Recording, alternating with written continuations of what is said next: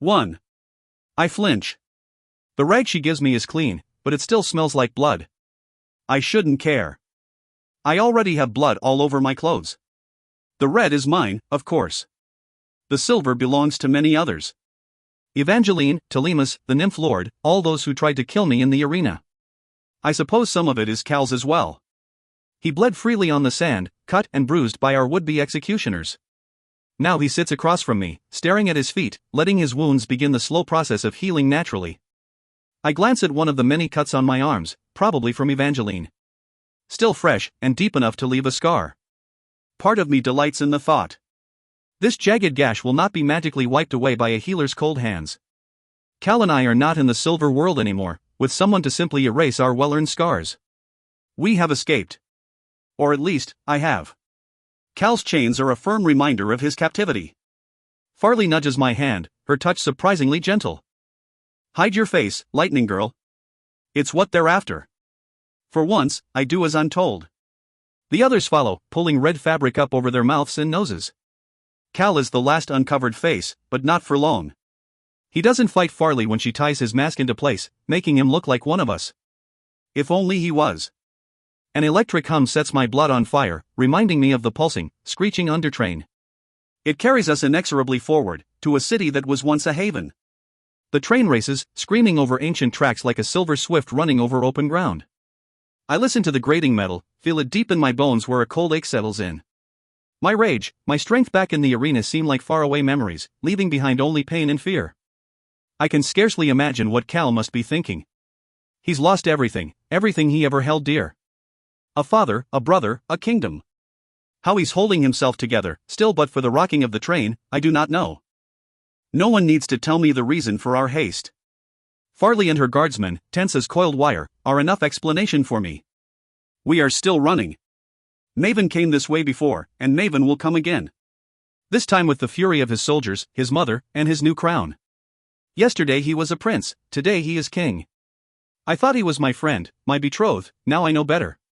Once, I trusted him. Now I know to hate him, to fear him. He helped kill his father for a crown, and framed his brother for the crime. He knows the radiation surrounding the ruined city is a lie, a trick, and he knows where the train leads. The sanctuary Farley built is no longer safe, not for us. Not for you. We could already be speeding into a trap. An arm tightens around me, sensing my unease. Shade. I still can't believe my brother is here, alive and, strangest of all, like me. Red and silver, and stronger than both. I won't let them take you again, he murmurs, so low I can barely hear him. I suppose loyalty to anyone but the Scarlet Guard, even family, is not allowed. I promise you that. His presence is soothing, pulling me backward in time. Past his conscription, to a rainy spring when we could still pretend to be children. Nothing existed but the mud, the village, and our foolish habit of ignoring the future. Now the future is all I think of, wondering what dark path my actions have set us upon. What are we going to do now? I direct the question at Farley, but my eyes find Killorn. He stands at her shoulder, a dutiful guardian with a clenched jaw and bloody bandages. To think he was a fisherman's apprentice not so long ago. Like Shade, he seems out of place, a ghost of a time before all this. There's always somewhere to run, Farley replies, more focused on Cal than anything else. She expects him to fight, to resist, but he does neither. You keep your hands on her, Farley says, turning back to Shade after a long moment. My brother nods, and his palm feels heavy on my shoulder. She cannot be lost. I am not a general or a tactician, but her reasoning is clear. I am the little lightning girl, living electricity, a lightning bolt in human form. People know my name, my face, and my abilities. I am valuable, I am powerful, and Maven will do anything to stop me from striking back. How my brother can protect me from the twisted new king, even though he is like me, even though he's the fastest thing I've ever seen, I do not know. But I must believe, even if it seems a miracle. After all, I have seen so many impossible things. Another escape will be the least of them. The click and slide of gun barrels echo down the train as the guard makes ready. Killorn shifts to stand over me, swaying slightly, his grip tight on the rifle slung across his chest. He glances down, his expression soft. He tries to smirk, to make me laugh, but his bright green eyes are grave and afraid. In contrast, Cal sits quietly, almost peaceful. Though he has the most to fear, chained, surrounded by enemies, hunted by his own brother, he looks serene. I'm not surprised. He's a soldier born and bred. War is something he understands, and we are certainly at war now. I hope you don't plan to fight, he says, speaking for the first time in many long minutes.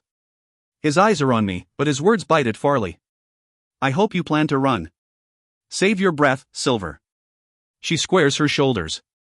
I know what we have to do. I can't stop the words from bursting out. So does he. The glare she turns on me burns, but I've dealt with worse. I don't even flinch. Cal knows how they fight, he knows what they'll do to stop us. Use him. How does it feel to be used? He spit those words at me in the prison beneath the bowl of bones and it made me want to die. Now it barely stings. She doesn't say anything, and that is enough for Cal. They'll have snapdragons, he says grimly. Killorn laughs aloud. Flowers? Airjets, Cal says, his eyes sparking with distaste. Orange wings, silver bodies, single pilot, easy to maneuver, perfect for an urban assault. They carry 4 missiles each. Times 1 squadron, that's 48 missiles you're going to have to outrun, plus light ammunition. Can you handle that? He's met only with silence. No, we can't. And the dragons are the least of our worries. They'll just circle, defend a perimeter, keep us in place until ground troops arrive. He lowers his eyes, thinking quickly. He's wondering what he would do if he were on the other side of this. If he were king instead of Maven. They'll surround us in present terms. Mare and I for your escape. Another sacrifice. Slowly, I suck in a breath. This morning, yesterday, before all this madness, I would have been glad to give myself over to save just Killorn and my brother.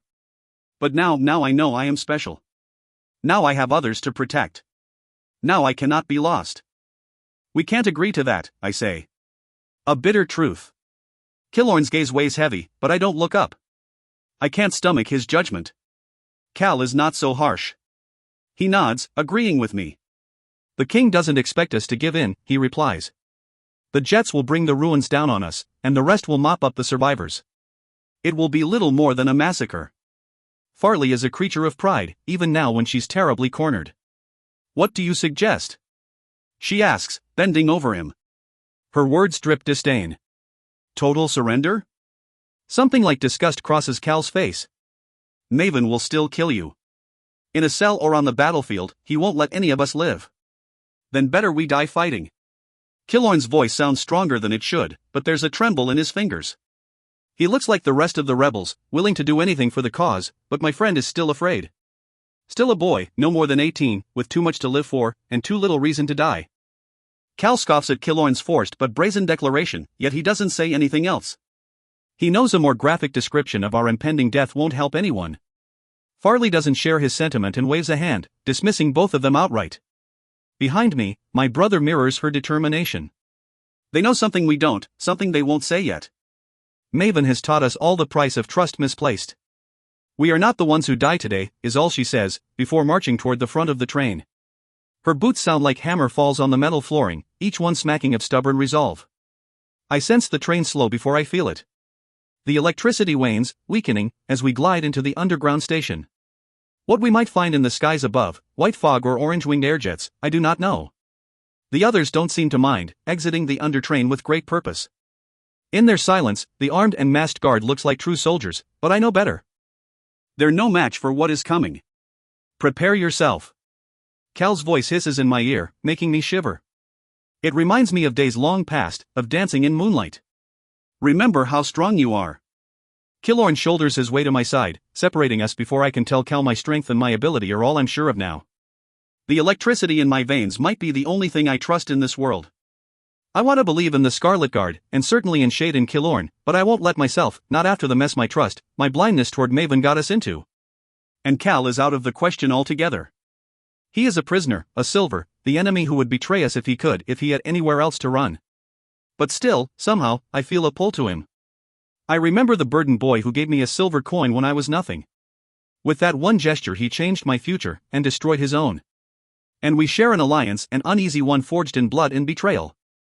We are connected, we are united against Maven, against all who deceived us, against the world about to tear itself apart. Silence waits for us.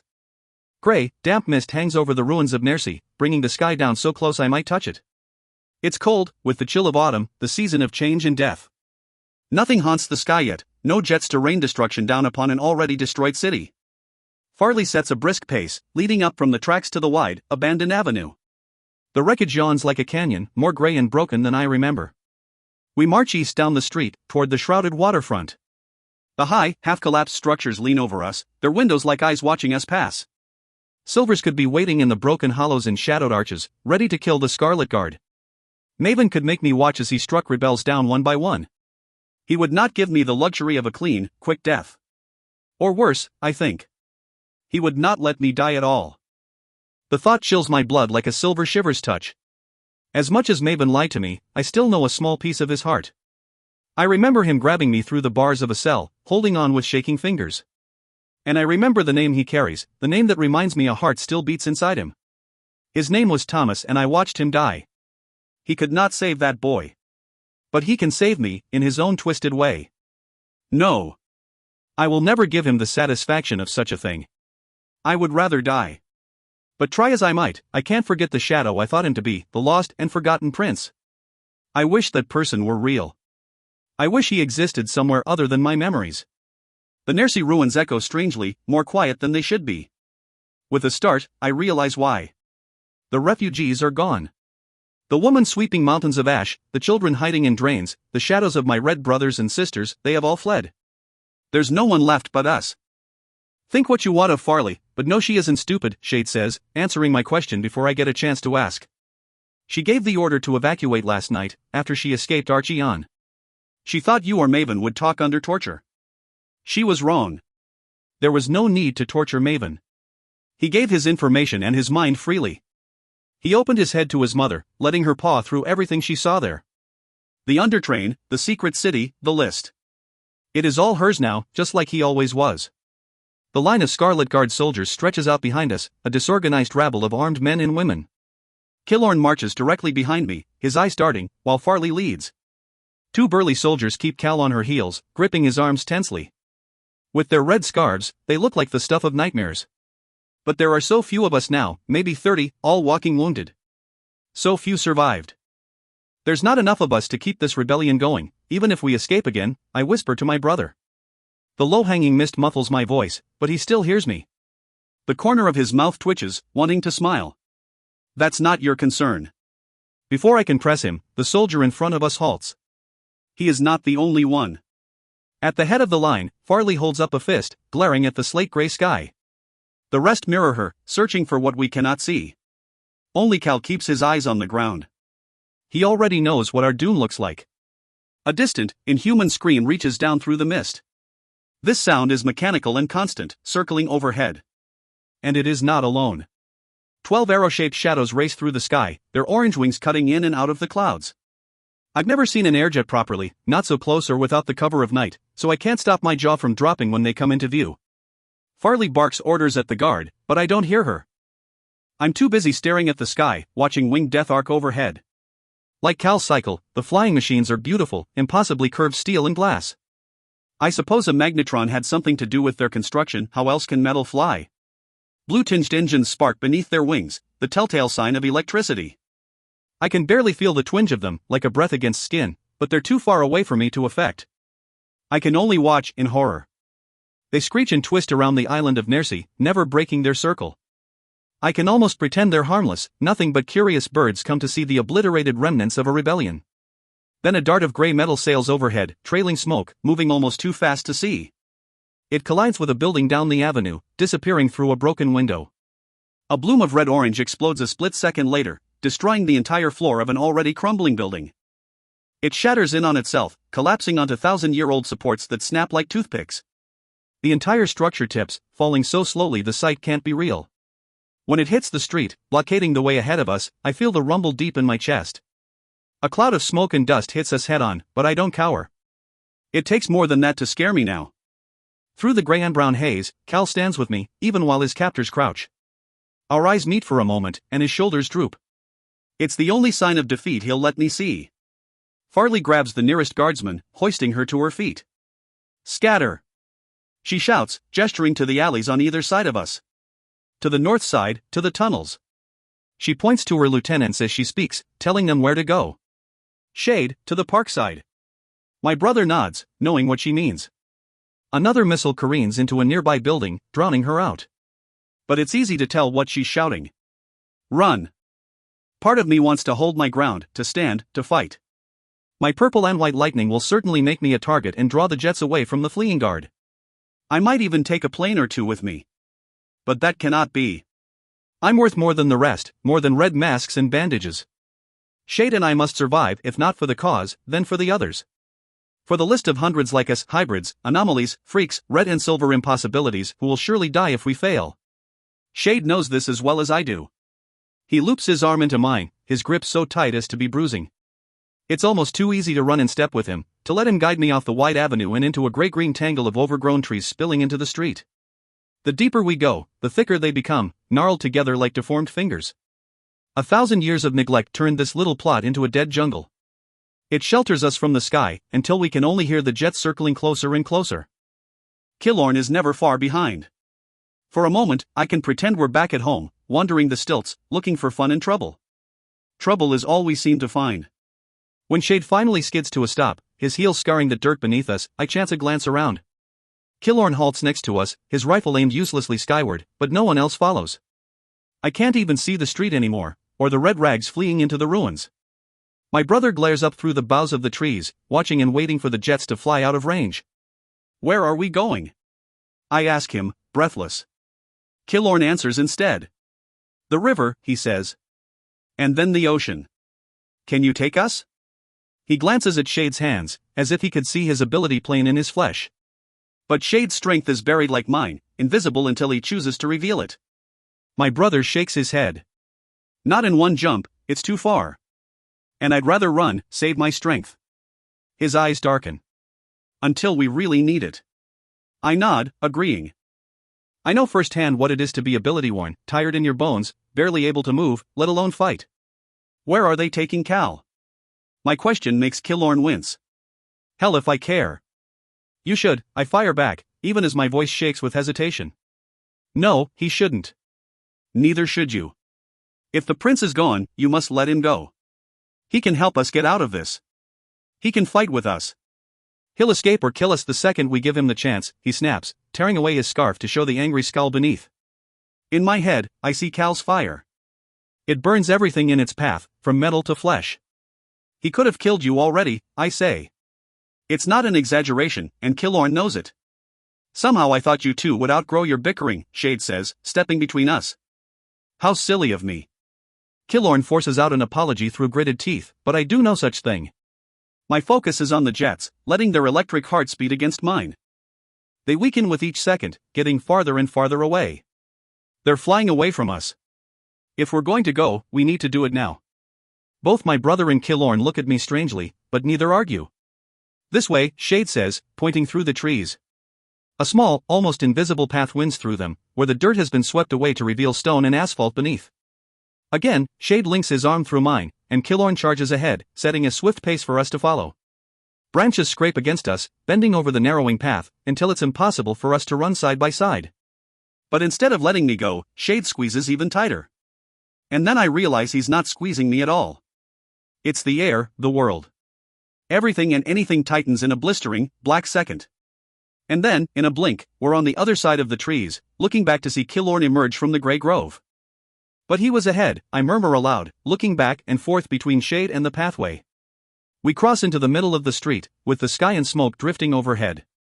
You. Shade grins. The action seems out of place against the distant scream of jets. Let's say I jumped.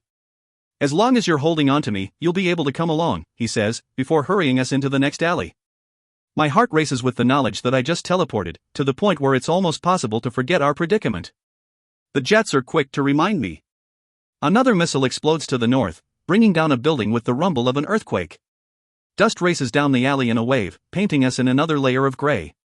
Smoke and fire are so familiar to me now that I barely smell it, even when ash begins to fall like snow. We leave our footprints in it. Perhaps they will be the last marks we make. Shade knows where to go and how to run. Killorn has no trouble keeping up, even with the rifle weighing him down.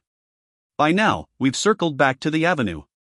To the east, a swirl of daylight breaks through the dirt and dust, bringing with it a salty gasp of sea air. To the west, the first collapsed building lies like a fallen giant, blocking any retreat to the train. Broken glass, the iron skeletons of buildings, and strange slabs of faded white screens rise around us, a palace of ruins. What was this? I dimly wonder. Julian would know. Just thinking his name hurts, and I push the sensation away. A few other red rags dart through the ashen air, and I look for a familiar silhouette. But Cal is nowhere to be seen, and it makes me so terribly afraid. I'm not leaving without him. Shade doesn't bother to ask who I'm talking about. He already knows. The prince is coming with us. I give you my word. My response cuts my insides. I don't trust your word. Shade is a soldier. His life has been anything but easy, and he is no stranger to pain. Still, my declaration wounds him deeply. I see it in his face. I'll apologize later, I tell myself. If later ever comes. Another missile sails overhead, striking a few streets away. The distant thunder of an explosion doesn't mask the harsher and more terrifying noise rising all around. The rhythm of 1,000 marching feet. 2. The air thickens with a cloak of ash, buying us a few seconds to stare down our oncoming doom. The silhouettes of soldiers move down the streets from the north.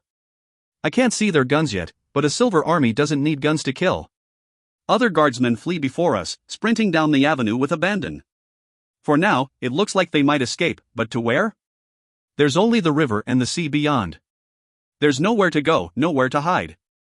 The army marches slowly, at a strange shuffling pace. I squint through the dust, straining to see them. And then I realize what this is, what Maven has done. The shock of it sparks in me, through me, forcing Shade and Killorn to jump back.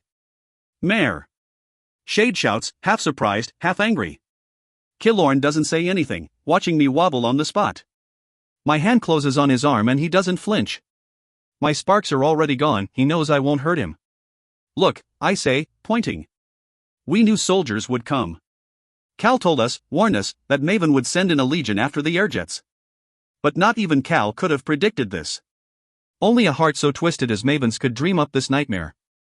The figures of the first line are not wearing the clouded gray of Cal's hard-trained silver soldiers. They are not even soldiers at all. They are servants in red coats, red shawls, red tunics, red pants, red shoes. So much red they could be bleeding. And around their feet, clinking against the ground, are iron chains. The sound scrapes against me, drowning out the airjets and the missiles and even the harsh-barked orders of the silver officers hiding behind their red wall. The chains are all I hear. Killorn bristles, growling. He steps forward, raising his rifle to shoot, but the gun shudders in his hands. The army is still across the avenue, too far for an expert shot even without a human shield. Now it's worse than impossible. We have to keep moving, Shade mutters. Anger flares in his eyes, but he knows what must be done, what must be ignored, to stay alive. Killorn, come with us now, or we'll leave you.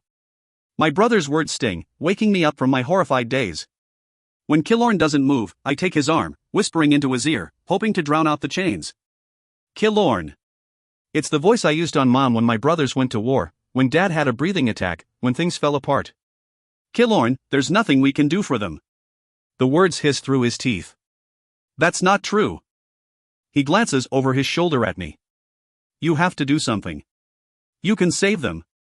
To my eternal shame, I shake my head. No, I can't. We keep running. And Killorn follows. More missiles explode, faster and closer with each passing second. I can barely hear over the ringing in my ears. Steel and glass sway like reeds in the wind, bending and breaking until biting silver rain falls down upon us. Soon, it's too dangerous to run, and Shade's grip tightens on me. He grabs Killorn too, jumping all three of us as the world collapses. My stomach twists every time the darkness closes in, and every time, the falling city gets closer. Ash and concrete dust choke our vision, making it difficult to breathe. Glass shatters in a bright storm, leaving shallow cuts across my face and hands, shredding my clothes. Killorn looks worse than I do, his bandage is red with fresh blood, but he keeps moving, careful not to outpace us. My brother's grip never weakens, but he begins to tire, paling with every new jump. I'm not helpless, using my sparks to deflect the jagged metal shrapnel that even Shade can't jump us away from. But we're not enough, not even to save ourselves. How much farther? My voice sounds small, drowned out by the tide of war. Against the haze, I can't see farther than a few feet. But I can still feel. And what I feel are wings, engines, electricity screaming overhead, swooping closer and closer. We might as well be mice waiting for hawks to pluck us from the ground. Shade stops us short, his honey-colored eyes sweeping back and forth. For one frightening second, I fear he might be lost. Wait, he says, knowing something we don't. He stares upward, at the skeleton of a once great structure. It's massive, taller than the highest spire of the Hall of the Sun, wider than the Great Caesar's Square of Archeon. A tremor runs down my spine when I realize it's moving. Back and forth, side to side, swaying on twisting supports already worn by centuries of neglect. As we watch, it starts to tip, slumping slowly at first, like an old man settling into his chair. Then faster and faster, falling above us and around us. Hold on to me, Shade shouts over the din, adjusting his grip on us both. He wraps his arm around my shoulders, crushing me to him, almost too tight to bear. I expect the now unpleasant sensation of jumping, but it never comes. Instead, I'm greeted by a more familiar sound. Gunfire. Now it isn't Shade's ability saving my life, but his flesh. A bullet meant for me catches him in the meat of his upper arm, while another strafes his leg. He roars in anguish, almost falling to the cracked earth beneath. I feel the shot through him, but I have no time for pain. More bullets sing through the air, too fast and numerous to fight. We can only run, fleeing both the collapsing building and the oncoming army. One cancels out the other, with the twisted steel falling between the Legion and us. At least, that's what should happen. Gravity and fire made the structure fall, but the might of magnetron stop it from shielding us. When I look back, I can see them, with silver hair and black armor, a dozen or so sweeping away every falling beam and steel support. I'm not close enough to see their faces, but I know House Samos well enough. Evangeline and Telemus direct their family, clearing the street so the Legion can press on. So they can finish what they started and kill us all. If only Cal had destroyed Telemus in the arena, if only I had shown Evangeline the same level of kindness she showed me. Then we might have a chance. But our mercy has a cost, and it might be our lives. I hold on to my brother, supporting him as best I can. Killorn does most of the heavy lifting. He takes the bulk of Shade's weight, half dragging him toward a still smoking impact crater. We gladly dive into it, finding some refuge from the storm of bullets. But not much. Not for long. Killorn pants and sweat beads on his brow. He rips off one of his own sleeves, using it to bandage up Shade's leg. Blood stains it quickly. Can you jump? My brother furrows his brow, feeling not his pain but his strength. I understand that well enough. Slowly he shakes his head, his eyes going dark. Not yet. Killorn curses under his breath. Then what do we do? It takes me a second to realize he's asking me and not my older brother. Not the soldier who knows battle better than us. But he's not really asking me either. Not Mare Barrow of the stilts, the thief, his friend. Killorn is looking to someone else now, to who I became in the halls of a palace and the sands of an arena. He's asking the Lightning Girl. Mare, what do we do? You leave me, that's what you do. Shade growls through clenched teeth, answering before I can. You run to the river, you find Farley. I'll jump to you as soon as I can. Don't lie to a liar, I say, trying my best to keep from shaking. My brother was only just returned to me, a ghost back from the dead. I won't let him slip away again, not for anything. We're getting out of here together. All of us. The Legion's march rumbles the ground. One glance over the edge of the crater tells me they're less than 100 yards away, advancing fast. I can see the silvers between the gaps in the red line. The foot soldiers wear the clouded gray uniforms of the army, but some have armor, the plates chased with familiar colors. Warriors from the high houses. I see bits of blue, yellow, black, brown, and more. Nymphs and Telkis and silks and strongarms, the most powerful fighters the silvers can throw at us. They think Cal the king's killer, me a terrorist, and they'll bring the whole city down to destroy us. Cal. Only my brother's blood and Killorn's uneven breathing keeps me from vaulting out of the crater. I must find him, I must. If not for myself then for the cause, to protect the retreat. He's worth 100 good soldiers. He's a golden shield. But he's probably gone, escaped, having melted his chains and run when the city began to crumble. No, he wouldn't run. He would never run from that army, from Maven, or from me. I hope I'm not wrong. I hope he isn't already dead. Get him up, Killorn. In the Hall of the Sun, the late Lady Blonos taught me how to speak like a princess. It is a cold voice, unyielding, leaving no room for contest.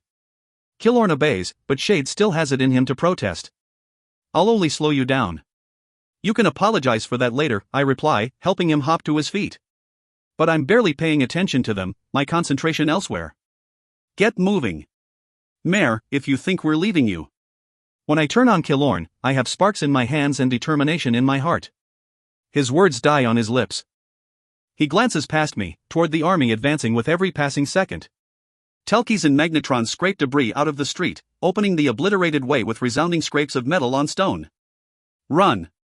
Again, he obeys, and Shade can do nothing but limp along, leaving me behind. As they clamber out of the crater, scrambling west, I take measured steps east. The army will stop for me. They must. After one terrifying second, the Reds slow, their chains clinking as they halt. Behind them, Silvers balance black rifles on their shoulders, as if they were nothing at all. The war transports, great machines with treaded wheels, grind to a screeching stop somewhere behind the army. I can feel their power thrum through my veins. The army is close enough now that I hear officers bark orders. The Lightning Girl. Keep the line, stand firm. Take aim. Hold your fire. The worst comes last, ringing out against the suddenly quiet street. Telemus's voice is familiar, full of hatred and rage. Make way for the king. He shouts. I stagger back. I expected Maven's armies, but not Maven himself. He is not a soldier like his brother, and he has no business leading an army. But here he is, stalking through the parting troops, with Telemus and Evangeline on his heels. When he steps out from behind the red line, my knees almost buckle. His armor is polished black, his cape crimson. Somehow he seems taller than he did this morning. He still wears his father's crown of flames, though it has no place on a battlefield. I suppose he wants to show the world what he's won with his lies, what a great prize he's stolen. Even from so far away, I can feel the heat of his glare and his roiling anger. It burns me from inside out. Nothing but the jet's whistle overhead, it is the only sound in the world. I see you're still brave, Maven says, his voice carrying down the avenue. It echoes among the ruins, taunting me. And foolish. Like in the arena, I will not give him the satisfaction of my anger and fear. They should call you the little quiet girl. He laughs coldly, and his army laughs with him. The Reds remain silent, their eyes fixed on the ground. They don't want to watch what's about to happen. Well, quiet girl, tell your rat friends it is over. They are surrounded. Call them out, and I will give them the gift of good deaths. Even if I could give such an order, I never would. They're already gone. Don't lie to a liar, and Maven is the grandest liar of all. Still, he looks unsure. The Scarlet Guard has escaped so many times already, in Caesar's Square, in Archeon. Perhaps they might escape even now. What an embarrassment that would be. What a disastrous start to his reign. And the traitor? His voice sharpens, and Evangeline moves closer to him. Her silver hair glints like the edge of a razor, brighter than her gilded armor. But he moves away from her, batting her aside like a cat would a toy. What about my wretched brother, the fallen prince? He never hears my answer, for I have none. Maven laughs again, and this time it stabs through my heart. Has he abandoned you too? Did he run away? The coward kills our father and tries to steal my throne, only to slink off and hide? He bristles, pretending for the sake of his nobles and soldiers. For them, he must still seem the tragic son, a king never meant for a crown, who wants nothing more than justice for the dead. I raise my chin in challenge. Do you think Cal would do such a thing? Maven is far from foolish. He is wicked but not stupid, and he knows his brother better than anyone else alive. Cal is no coward and never will be. Lying to his subjects will never change that. Maven's eyes betray his heart, and he glances sidelong, at the alleys and streets leading away from the war-torn avenue. Cal could be hiding in anyone, waiting to strike. I could even be the trap, the bait to draw out the weasel I once called my betrothed and my friend. When he turns his head, his crown slips, too big for his skull. Even the metal knows it does not belong to him. I think you stand alone, Mare. He speaks softly. Despite all he's done to me, my name in his mouth makes me shiver, thinking of days gone by. Once he said it with kindness and affection. Now it sounds like a curse. Your friends are gone. You have lost. And you are an abomination, the only one of your wretched kind. It will be a mercy to remove you from this world. More lies, and we both know it. I mirror his cold laugh. For a second, we look like friends again. Nothing is further from the truth. A jet overhead sweeps by, its wings almost scraping the tip of a nearby ruin. It's so close. Too close. I can feel its electric heart, its whirring engines somehow keeping it aloft. I reach for it as best I can, like I have so many times before. Like the lights, like the cameras, like every wire and circuit since I became the Lightning Girl, I take hold of it and shut it off. The airjet dips, nose down, gliding for a moment on heavy wings.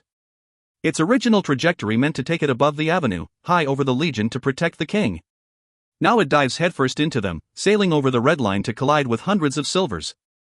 The same us magnetrons and Provost Telkis aren't quick enough to stop the jet as it plows into the street, sending asphalt and bodies flying. The resounding boom as it explodes nearly knocks me off my feet, pushing me farther away. The blast is deafening, disorienting, and painful.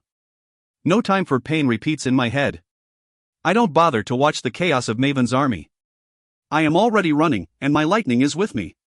Purple and white sparks shield my back, keeping me safe from the swifts trying to run me down. A few collide with my lightning, trying to break through. They fall back in piles of smoked flesh and twitching bone. I'm grateful I can't see their faces, or else I might dream of them later. Bullets come next, but my zigzagging sprint makes me a difficult target. The few shots that get close shriek apart in my shield, like my body was supposed to when I fell into the electric net at Queen's Trial. That moment seems so long ago. Overhead, the jets scream again, this time careful to keep their distance. Their missiles are not so polite. The ruins of Nersi stood for thousands of years, but will not survive this day. Buildings and streets crumble, destroyed by silver powers and missiles alike. Everything and everyone has been unleashed. The magnetrons twist and snap steel support beams, while Telkis and strong arms hurl rubble through the ashen sky. Water bleeds up from the sewers as nymphs attempt to flood the city, flushing out the last of the guardsmen hiding in the tunnels below us. The wind howls, strong as a hurricane, from the windweavers in the army. Water and rubble sting my eyes, the gusts so sharp they are nearly blinding. Oblivion's explosions rock the ground beneath me and I stumble, confused. I never used to fall. But now my face scrapes against the asphalt, leaving blood in my wake. When I get back up, a banshee's glass-shattering scream knocks me down again, forcing me to cover my ears. More blood there, dripping fast and thick between my fingers. But the banshee who flattened me has accidentally saved me. As I fall, another missile blasts over my head, so near I feel it ripple the air. It explodes too close, the heat pulsing through my hasty lightning shield. Dimly, I wonder if I'll die without eyebrows. But instead of burning through me, the heat stands constant, uncomfortable but not unbearable. Strong, bruising hands wrench me to my feet, and blonde hair glints in the firelight. I can just make out her face through the biting windstorm. Farley. Her gun is gone, her clothes torn, and her muscles quiver, but she keeps holding me up.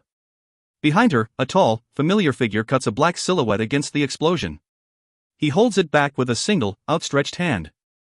His shackles are gone, melted, or cast away. When he turns, the flames grow, licking at the sky and the destroyed street, but never us. Cal knows exactly what he's doing, directing the firestorm around us like water around rock. As in the arena, he forms a burning wall across the avenue, protecting us from his brother and the Legion beyond. But now, his flames are strong, fed by oxygen and rage. They leap up into the air, so hot the base burns ghostly blue. More missiles drop, but again, Cal contains their power, using it to feed his own. It's almost beautiful, watching his long arms arc and turn, transforming destruction into protection with steady rhythm.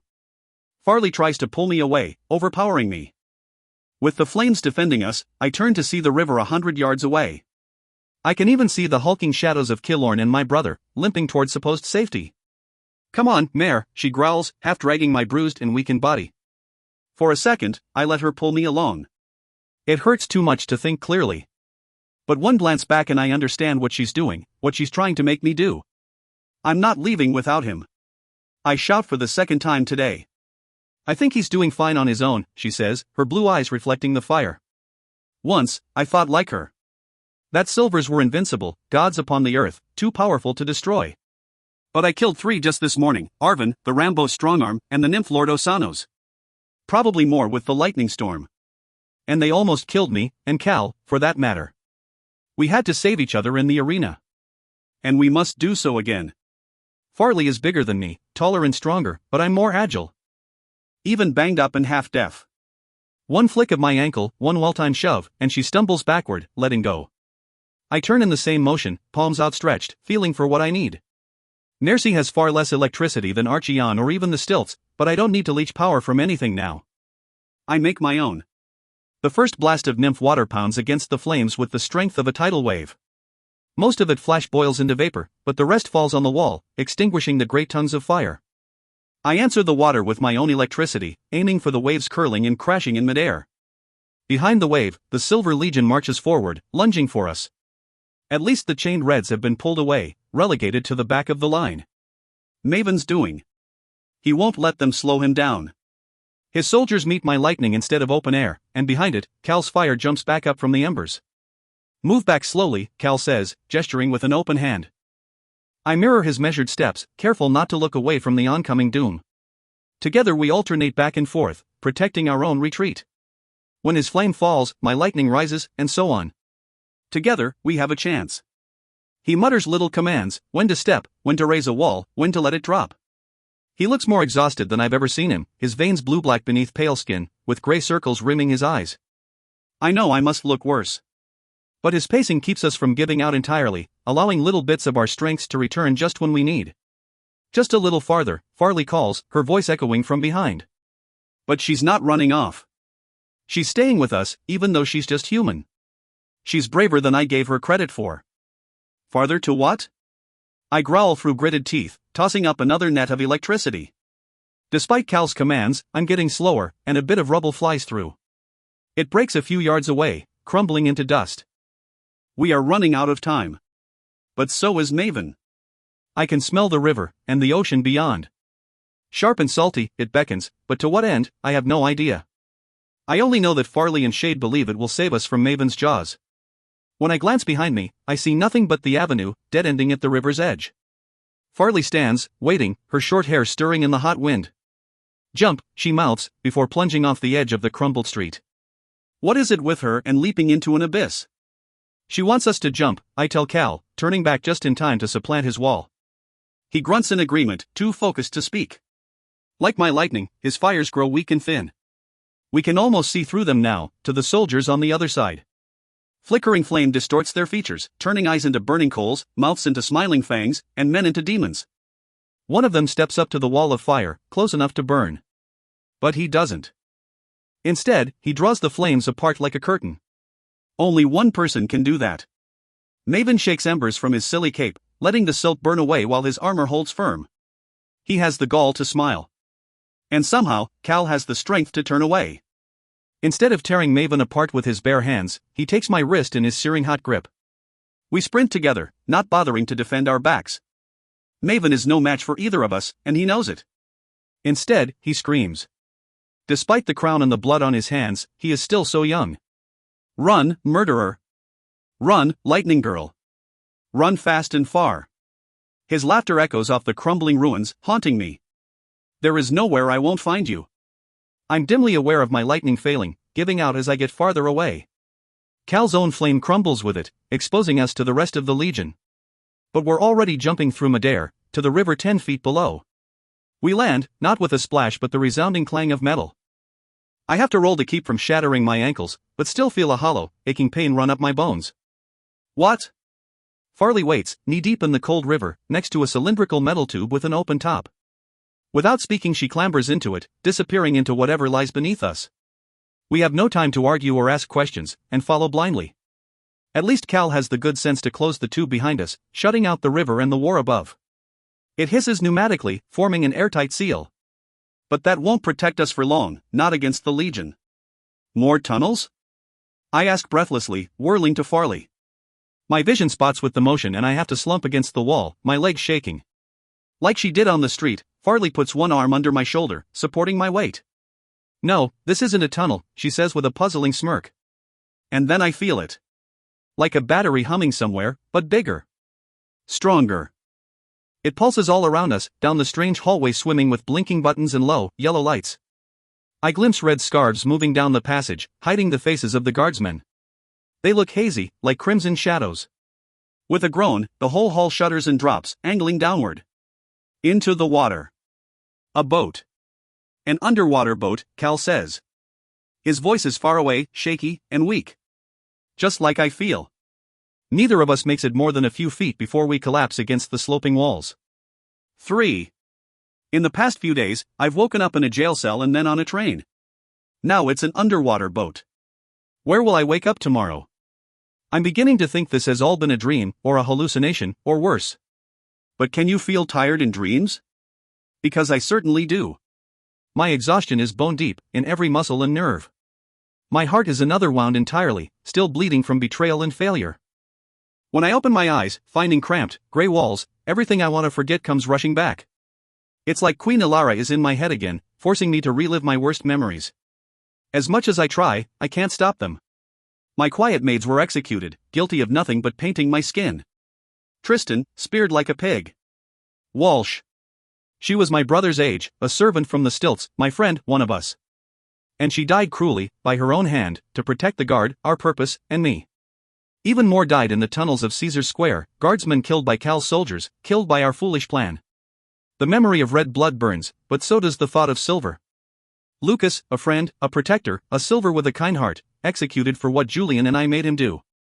Lady Blonos, decapitated because she taught me how to sit properly. Colonel Macanthos, Reynold Irel, Bellicose Larolin. Sacrificed for the cause.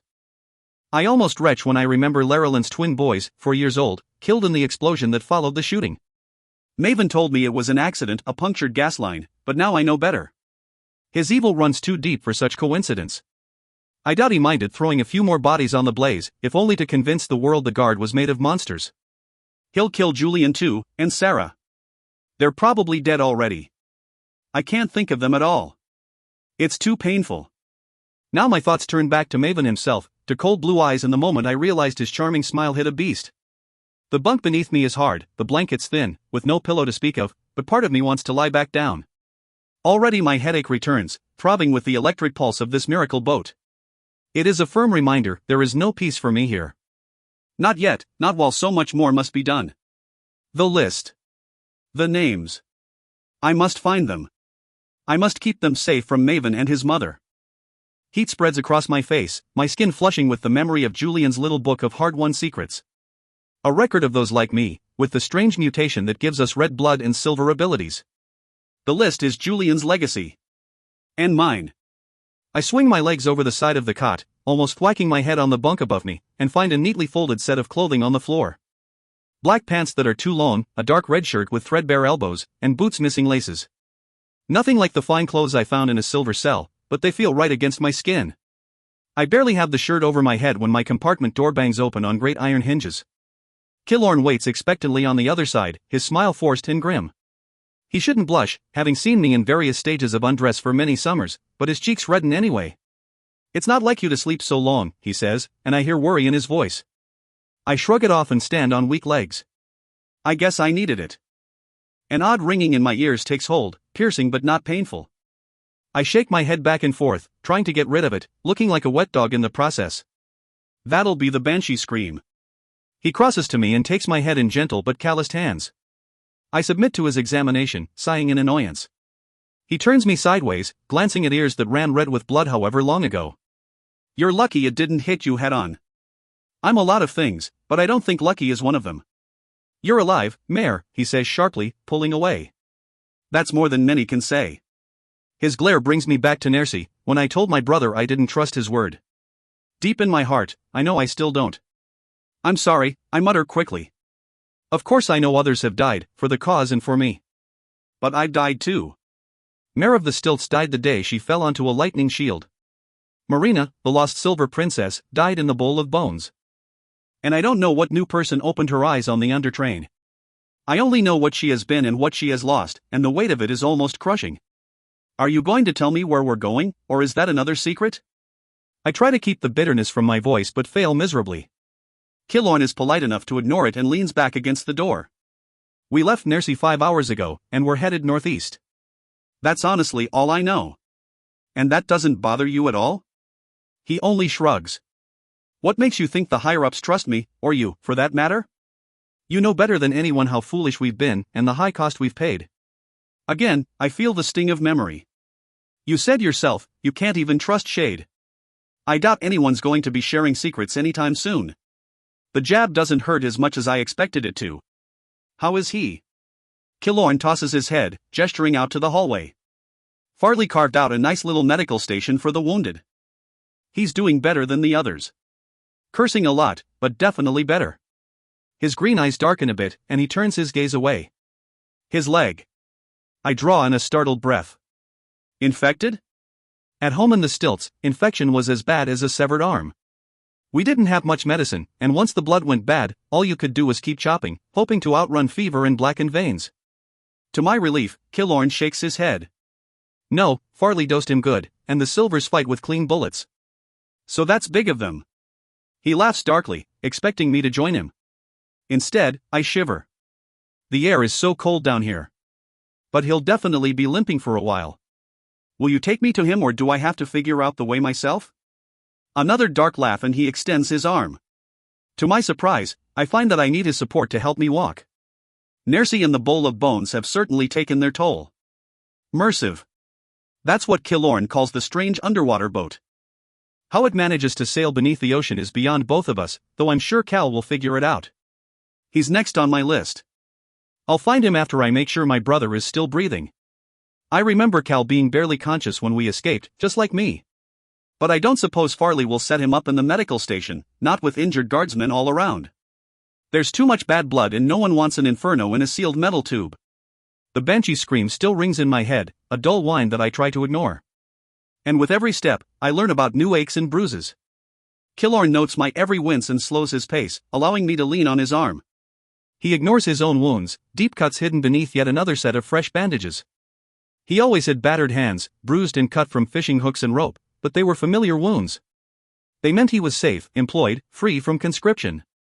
If not for one dead fishmaster, little scars would be his only burden. Once the thought would have made me sad. Now I feel only rage. The main passage of the Mersive is long but narrow, divided by several metal doors with thick hinges and pressurized seals. To close off portions if need be, to stop the entire vessel from flooding and sinking. But the doors give me no comfort whatsoever. I can't stop thinking about dying at the bottom of the ocean, locked in a watery coffin. Even Killorn, a boy raised on water, seems uncomfortable. The dim light set into the ceiling filters strangely, cutting shadows across his face to make him appear old and drawn. The other guardsmen aren't so affected, coming and going with great purpose. Their red scarves and shawls have been lowered, revealing faces set in grim determination.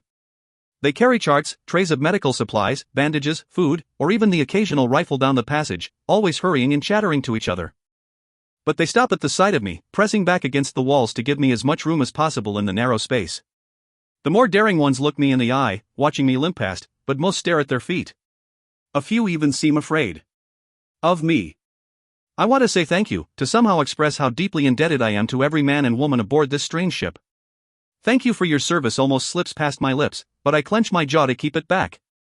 Thank you for your service. It's what they print in the notices, the letters sent to tell you your children have died for a useless war. How many parents did I watch weep over those words? How many more will receive them, when the measures send even younger children to the front? None, I tell myself.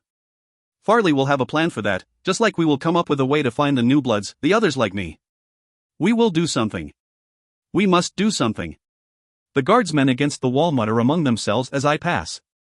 Even the ones who can't stand to look at me whisper to one another, not bothering to mask their words. I suppose they think what they're saying is a compliment.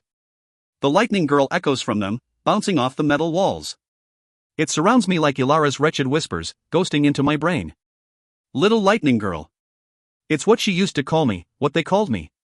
No. No, it isn't. Despite the pain, I straighten my spine, standing as tall as I can. I am not little anymore. The whispers follow us all the way to the medical station, where a pair of guardsmen keeps watch at the closed door. They're also watching the ladder, a heavy metal thing reaching up into the ceiling. The only exit and only entrance in this slow bullet of a ship. One of the guards has dark red hair, just like Tristan, though he's nowhere near as tall. The other is built like a boulder, with brown skin, angled eyes, a broad chest, and massive hands better suited to a strong arm. They bow their heads at the sight of me but, to my relief, don't spare me much more than a glance. Instead, they turn their attentions to Killorn, grinning at him like school friends. Back so soon, Warren? The redhead chuckles, waggling his eyebrows in suggestion. Lena's gone off her shift. Lena? Killorn tenses beneath my arm, but says nothing to betray his discomfort. Instead, he laughs along, grinning. But I know him better than any, enough to see the force behind his smile. To think, he's been spending his time flirting while I've been unconscious in shade lies wounded and bleeding. The boy's got enough on his plate without chasing pretty nurses, the boulder says. His deep voice echoes down the passage, probably carrying all the way to Lena's quarters. Farley's still making rounds, if you're after her, he adds, jabbing a thumb at the door. And my brother? I speak up, disentangling myself from Killorn's supporting grip. My knees almost buckle, but I stand firm. Shade Barrow? Their smiles fade, stiffening into something more formal. It's almost like being back in the silver court. The boulder grips the door, spinning the massive wheel lock so he doesn't have to look at me. He's recovering well, my lady. My stomach drops at the title. I thought I was done with such things.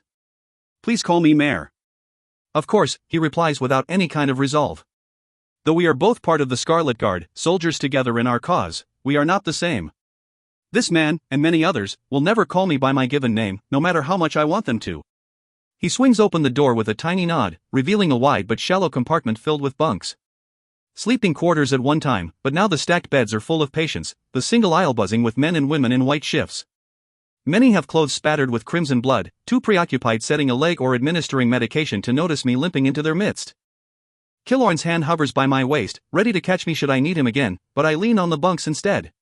If everyone's going to stare at me, I might as well try to walk on my own.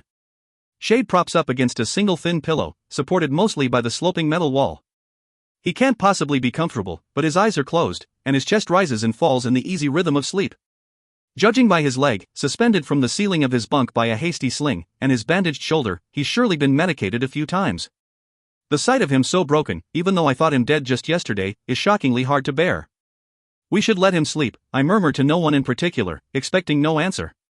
Yes, please do, Shade says without opening his eyes. But his lips quirk into a familiar, mischievous smile. Despite his grim, injured figure, I have to laugh. The trick is a familiar one. Shade would pretend to sleep through school or our parents' whispered conversations. I have to laugh at the memory, remembering how many little secrets Shade picked up in this particular way. I may have been born a thief, but Shade was born a spy. No wonder he ended up in the Scarlet Guard. Eavesdropping on nurses? My knee cracks as I sit on the side of his bunk, careful not to jostle him. Have you learned how many bandages they've got squirreled away? But instead of laughing at the joke, Shade opens his eyes. He draws Killorn and me closer with a beckoning hand. The nurses know more than you think, he says, his gaze flickering toward the far end of the compartment. I turn to find Farley busying herself over an occupied bunk. The woman in it is out cold, probably drugged, and Farley monitors her pulse closely. In this light, her scar stands out rudely, twisting one side of her mouth into a scowl before cutting down the side of her neck and under her collar. Part of it has split open and was hastily stitched up. Now the only red she wears is the swath of blood across her white nurse's shift and the half-washed stains reaching to her elbows. Another nurse stands at her shoulder, but his shift is clean, and he whispers hurriedly in her ear. She nods occasionally, though her face tightens in anger. What have you heard? Killorn asks, shifting so that his body blocks Shade entirely. To anyone else, it looks like we're adjusting his bandages. We're headed to another base, this time off the coast. Outside Norton territory. I strain to remember Julian's old map, but I can't think of much more than the coastline. An island? Shade nods. Called Tuck. It must not be much, because the Silvers don't even have an outpost there. They've all but forgotten it. Dread pools in my stomach. The prospect of isolating myself on an island with no means of escape scares me even more than the Mercive. But they know it exists. That's enough. Farley seemed confident in the base there. Killorn scoffs aloud. I remember her thinking Nercy was safe too. It wasn't her fault we lost Nercy, I say. It's mine. Maven tricked everyone, Mare, Killorn replies, nudging my shoulder. He got past me, you, and Farley. We all believed in him. With his mother to coach him, to read our minds and mold Maven to our hopes, it's no wonder we were all fooled. And now he is king. Now he will fool and control our whole world. What a world that will be, with a monster for its king, and his mother holding his leash. But I push through such thoughts. They can wait. Did Farley say anything else? What about the list? She still has it, doesn't she? Shade watches her over my shoulder, careful to keep his voice low. She does, but she's more concerned with the others we're meeting in Tuck, Mom and Dad included. A rush of warmth spreads through me, an invigorating curl of happiness. Shade brightens at the sight of my small but genuine smile, and he takes my hand. Giza too, and the lumps we call brothers. A cord of tension releases in my chest but is soon replaced by another. I tighten my grip on him, one eyebrow raised in question. Others? Who? How can that be? After the massacre beneath Caesar's Square and the evacuation of Nercy, I didn't think anyone else existed. But Killorn and Shade don't share my confusion, electing to exchange furtive glances instead. Yet again, I'm in the dark, and I don't like it one bit. But this time, it's my own brother and best friend keeping secrets, not an evil queen and scheming prince. Somehow, this hurts more. Scowling, I glare at them both until they realize I'm waiting for answers. Killorn grits his teeth and has the good sense to look apologetic. He gestures to Shade. Passing the blame. You know more than I do. The guard likes to play things close to the chest, and rightfully so. Shade adjusts himself, sitting up a little more. He hisses at the motion, clutching at his wounded shoulder, but waves me off before I can help him. We want to look small, broken, disorganized. I can't help but snort, eyeing his bandages. Well, you're doing a terrific job. Don't be cruel, Mare, Shade snaps back, sounding very much like our mother. I'm trying to tell you that things aren't so bad as they seem. Nercy was not our only stronghold and Farley is not our only leader. In fact, she's not even true command. She's just a captain. There are others like her and even more above her. Judging by the way she orders around her soldiers, I would think Farley was an empress. When I chance another glance at her, she's busy redoing a bandage, all while scolding the nurse who originally set the wound. But my brother's conviction can't be ignored. He knows much more than I do about the Scarlet Guard, and I'm inclined to believe what he says about them is true. There's more to this organization than what I see here. It's encouraging and frightening. The Silvers think they're 2 steps ahead of us, but they don't even know where we stand, Shade continues, his voice full of fervor. We seem weak because we want to. I turn back quickly. Maven tricked you, trapped you, slaughtered you, and ran you out of your own house. Or are you going to try and tell me that was all part of another plan? Merrick Killorn mumbles, putting his shoulder against mine in a display of comfort. But I shove him away. He needs to hear this too. I don't care how many secret tunnels and boats and bases you have. You're not going to win against him, not like this. Tears I didn't know I still had sting my eyes, prickling at Maven's memory. It's hard to forget him as he was. No. As he pretended to be. The kind, forgotten boy. The shadow of the flame. Then what do you suggest, Lightning Girl? Farley's voice shocks through me like my own sparks, setting every nerve on edge. For a brief, blistering second, I stare at my hands knotted in shade sheets. Maybe she'll leave if I don't turn around. Maybe she'll let me be. Don't be such a fool, Mare Barrow. Fight fire with fire, I tell her as I stand. Her height used to intimidate me. Now glaring up at her feels natural and familiar. Is that some kind of silver joke? She sneers, crossing her arms. Do I look like I'm joking? She doesn't reply, and that's answer enough. In her silence, I realize the rest of the compartment has gone quiet. Even the injured stifle their pain to watch the Lightning Girl challenge their captain. You thrive on looking weak and striking hard, yes? Well, they do everything they can to look strong, to seem invincible. But in the arena, I prove they are not. Again, stronger, so everyone can hear you. I call on the firm voice Lady Blonos brought to life in me. They are not invincible. Farley isn't stupid and finds it easy to follow my train of thought. You're stronger than they are, she says, matter of fact. Her eyes straight a shade, lying tense in his bunk. And you're not the only one who is. I nod sharply, pleased that she already knows what I want. Hundreds of names, hundreds of reds with abilities. Stronger, faster, better than they are, with blood as red as the dawn. My breath catches, as if it knows it stands on the edge of the future. Maven will try to kill them, but if we get to them first, they could be the greatest army this world has ever seen. Farley's eyes glass at the thought. An army of new bloods. When she smiles, her scar strains against its stitches, threatening to split open again. Her grin widens. She doesn't mind the pain. But I certainly do. I suppose I always will. 4. Farley's not as tall as Killorn, but her steps are faster, more deliberate, and harder to keep up with. I do my best, almost jogging to match her pace through the immersive corridor.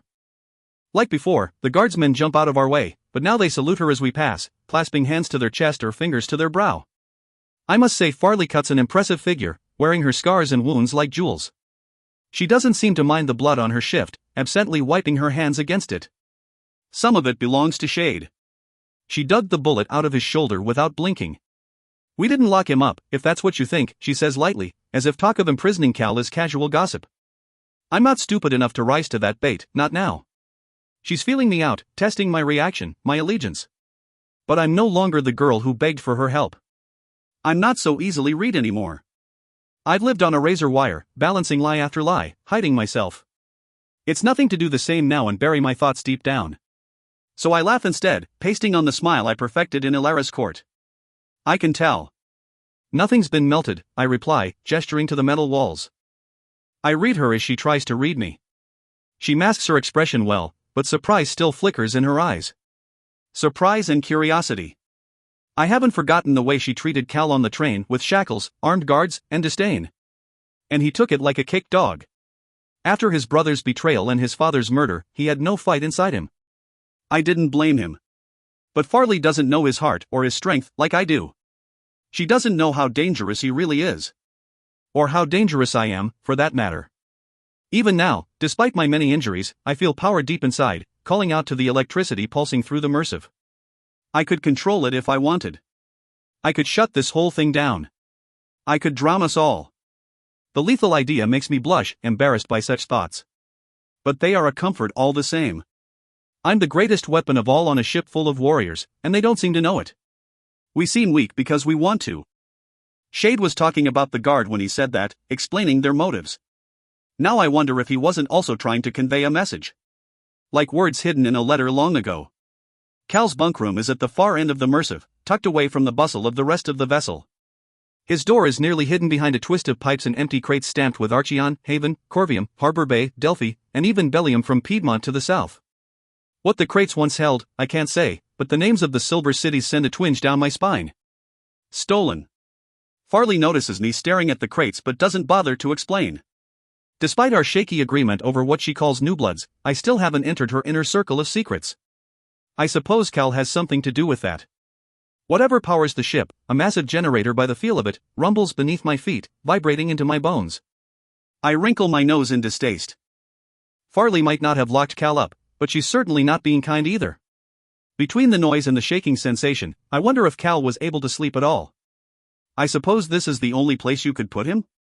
I ask, glaring at the cramped corner. She shrugs, banging a hand on his door.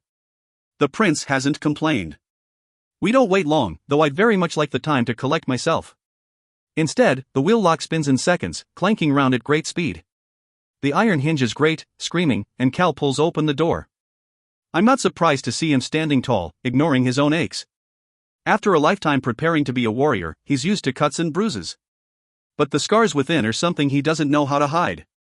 He avoids my gaze, focusing on Farley, who doesn't notice or doesn't care about the prince with a shattered heart. Suddenly my wounds seem a bit easier to bear.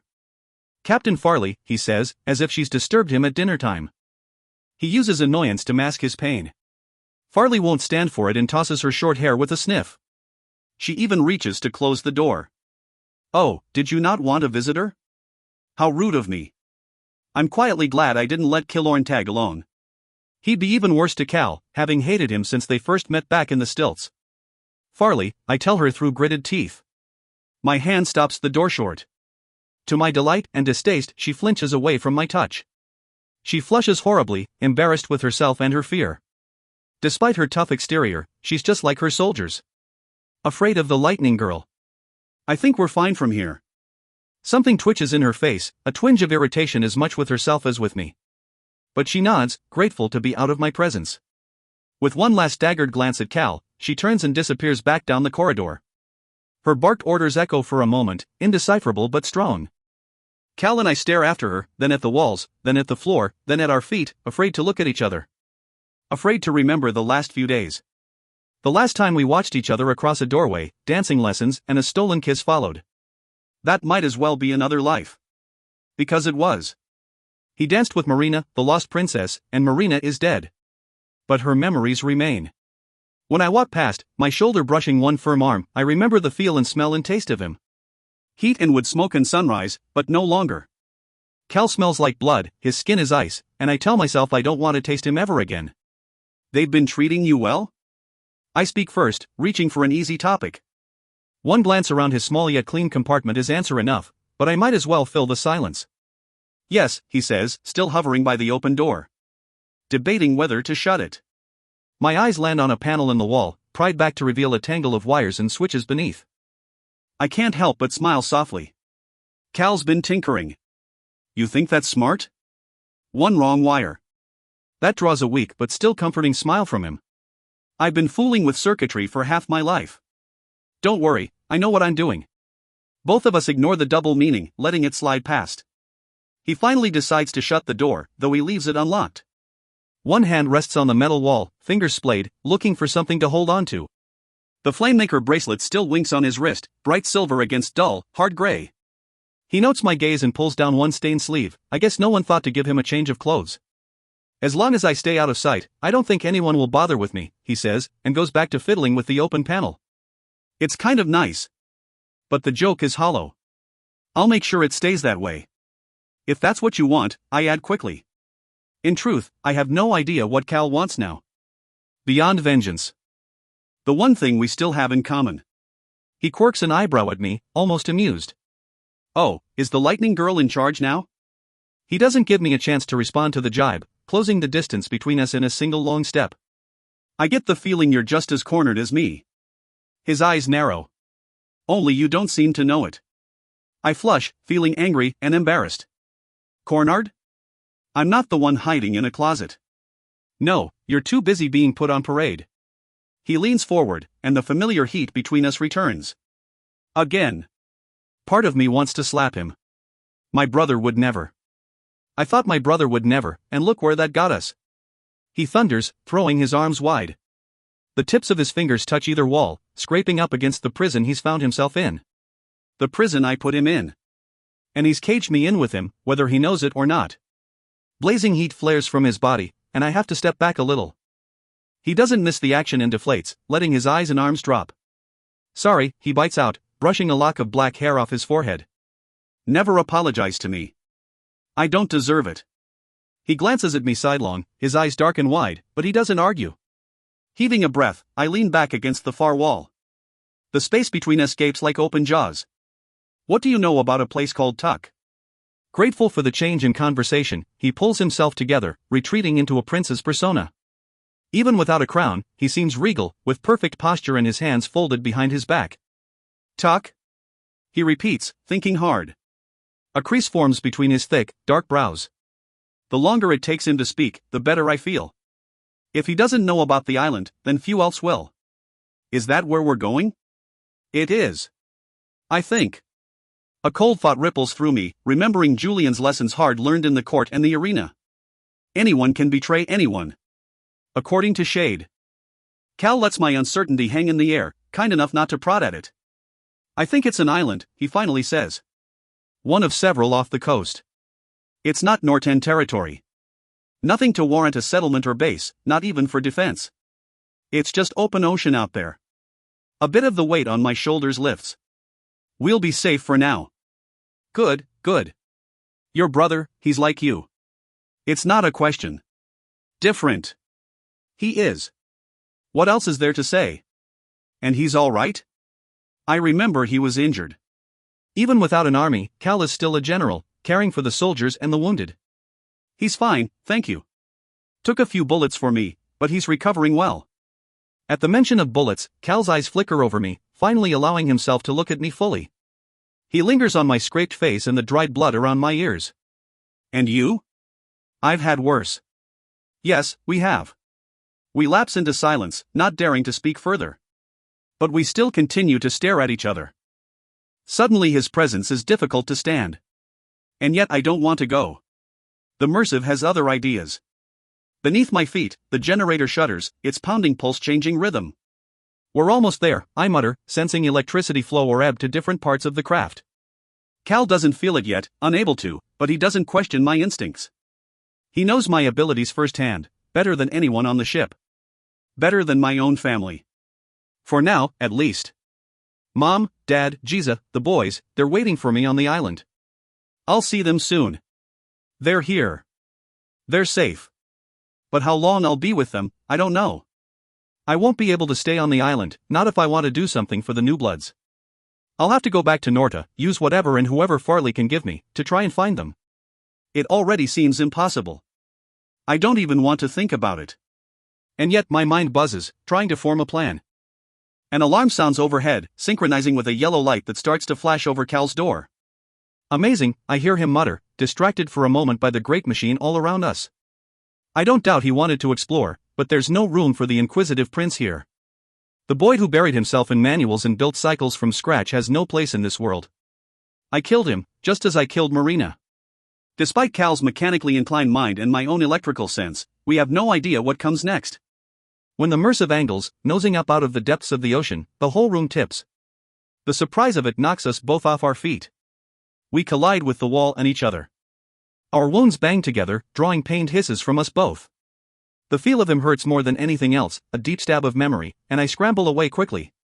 Wincing, I rub one of my many bruises. Where's Sarah Skonos when you need her? I grumble, wishing for the skin healer who could mend us both. She could chase away the aches with a single touch, returning us both to fighting form. More pain crosses Cal's face, but not from his injuries. Well done, Mare. Wonderful job, bringing up the woman who knew his mother was murdered by the queen. The woman no one believed. Sorry, I didn't mean.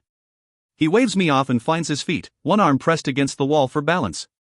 It's fine. The words are thick, stilted. I chose not to listen to her. I didn't want to listen. That was my fault. I met Sarah Skonos only once, when Evangeline almost exposed me to our entire training session. Julian summoned her Julian, who loved her, and watched as she mended my bloody face and bruised back. Her eyes were sad, her cheeks hollow, her tongue missing entirely. Taken for words spoken against the queen, for a truth no one believed. Ilara killed Cal's mother, Corian the singer queen. Julian's own sister, Sarah's best friend. And no one seemed to mind. It was so much easier to look away. Maven was there too, hating Sarah with every breath. I know now that was a crack in his shield, revealing who he truly was beneath practiced words and gentle smiles. Like Cal, I didn't see what was right in front of me. Like Julian, she is probably dead already. Suddenly the metal walls and the noise and the popping of my ears are too much. I need to get off this thing. Despite the strange angle of the room and the persistent ringing in my head, my feet know what to do. They have not forgotten the mud of the stilts, the nights spent in alleys, or the obstacle courses of training. I wrenched the door open, gasping for breath like a girl drowned. But the stale, filtered air of the Mersive offers me no respite.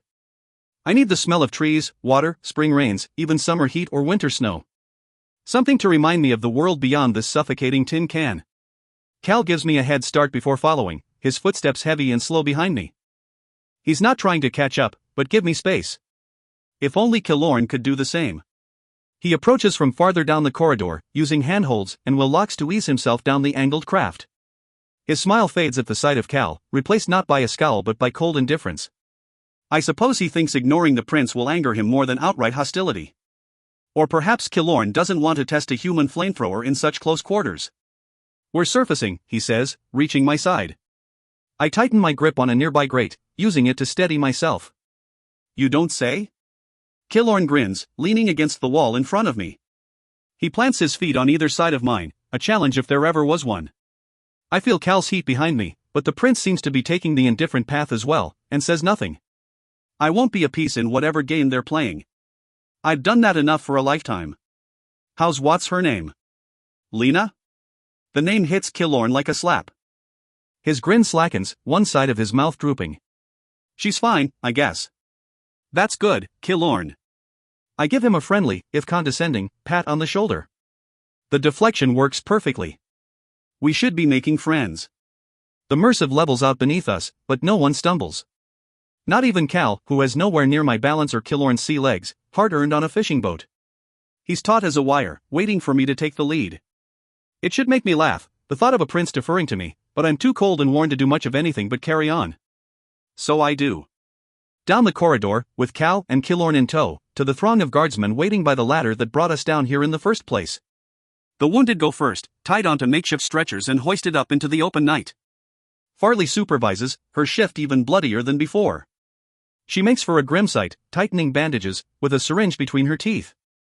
A few of the worse off get shots as they pass, medication to help with the pain of being moved up the narrow tube. Shade is the last of the injured, leaning heavily on the two guardsmen who teased Killorn about the nurse. I would push through to him, but the crowd is too tight, and I don't want any more attention today. Still too weak to teleport, he has to fumble on one leg and blushes furiously when Farley straps him onto a stretcher. I can't hear what she says to him, but it calms him somewhat. He even waves off her syringe, instead gritting his teeth against the jarring pain of being hoisted up the ladder. Once Shade is safely carried up, the process goes much faster.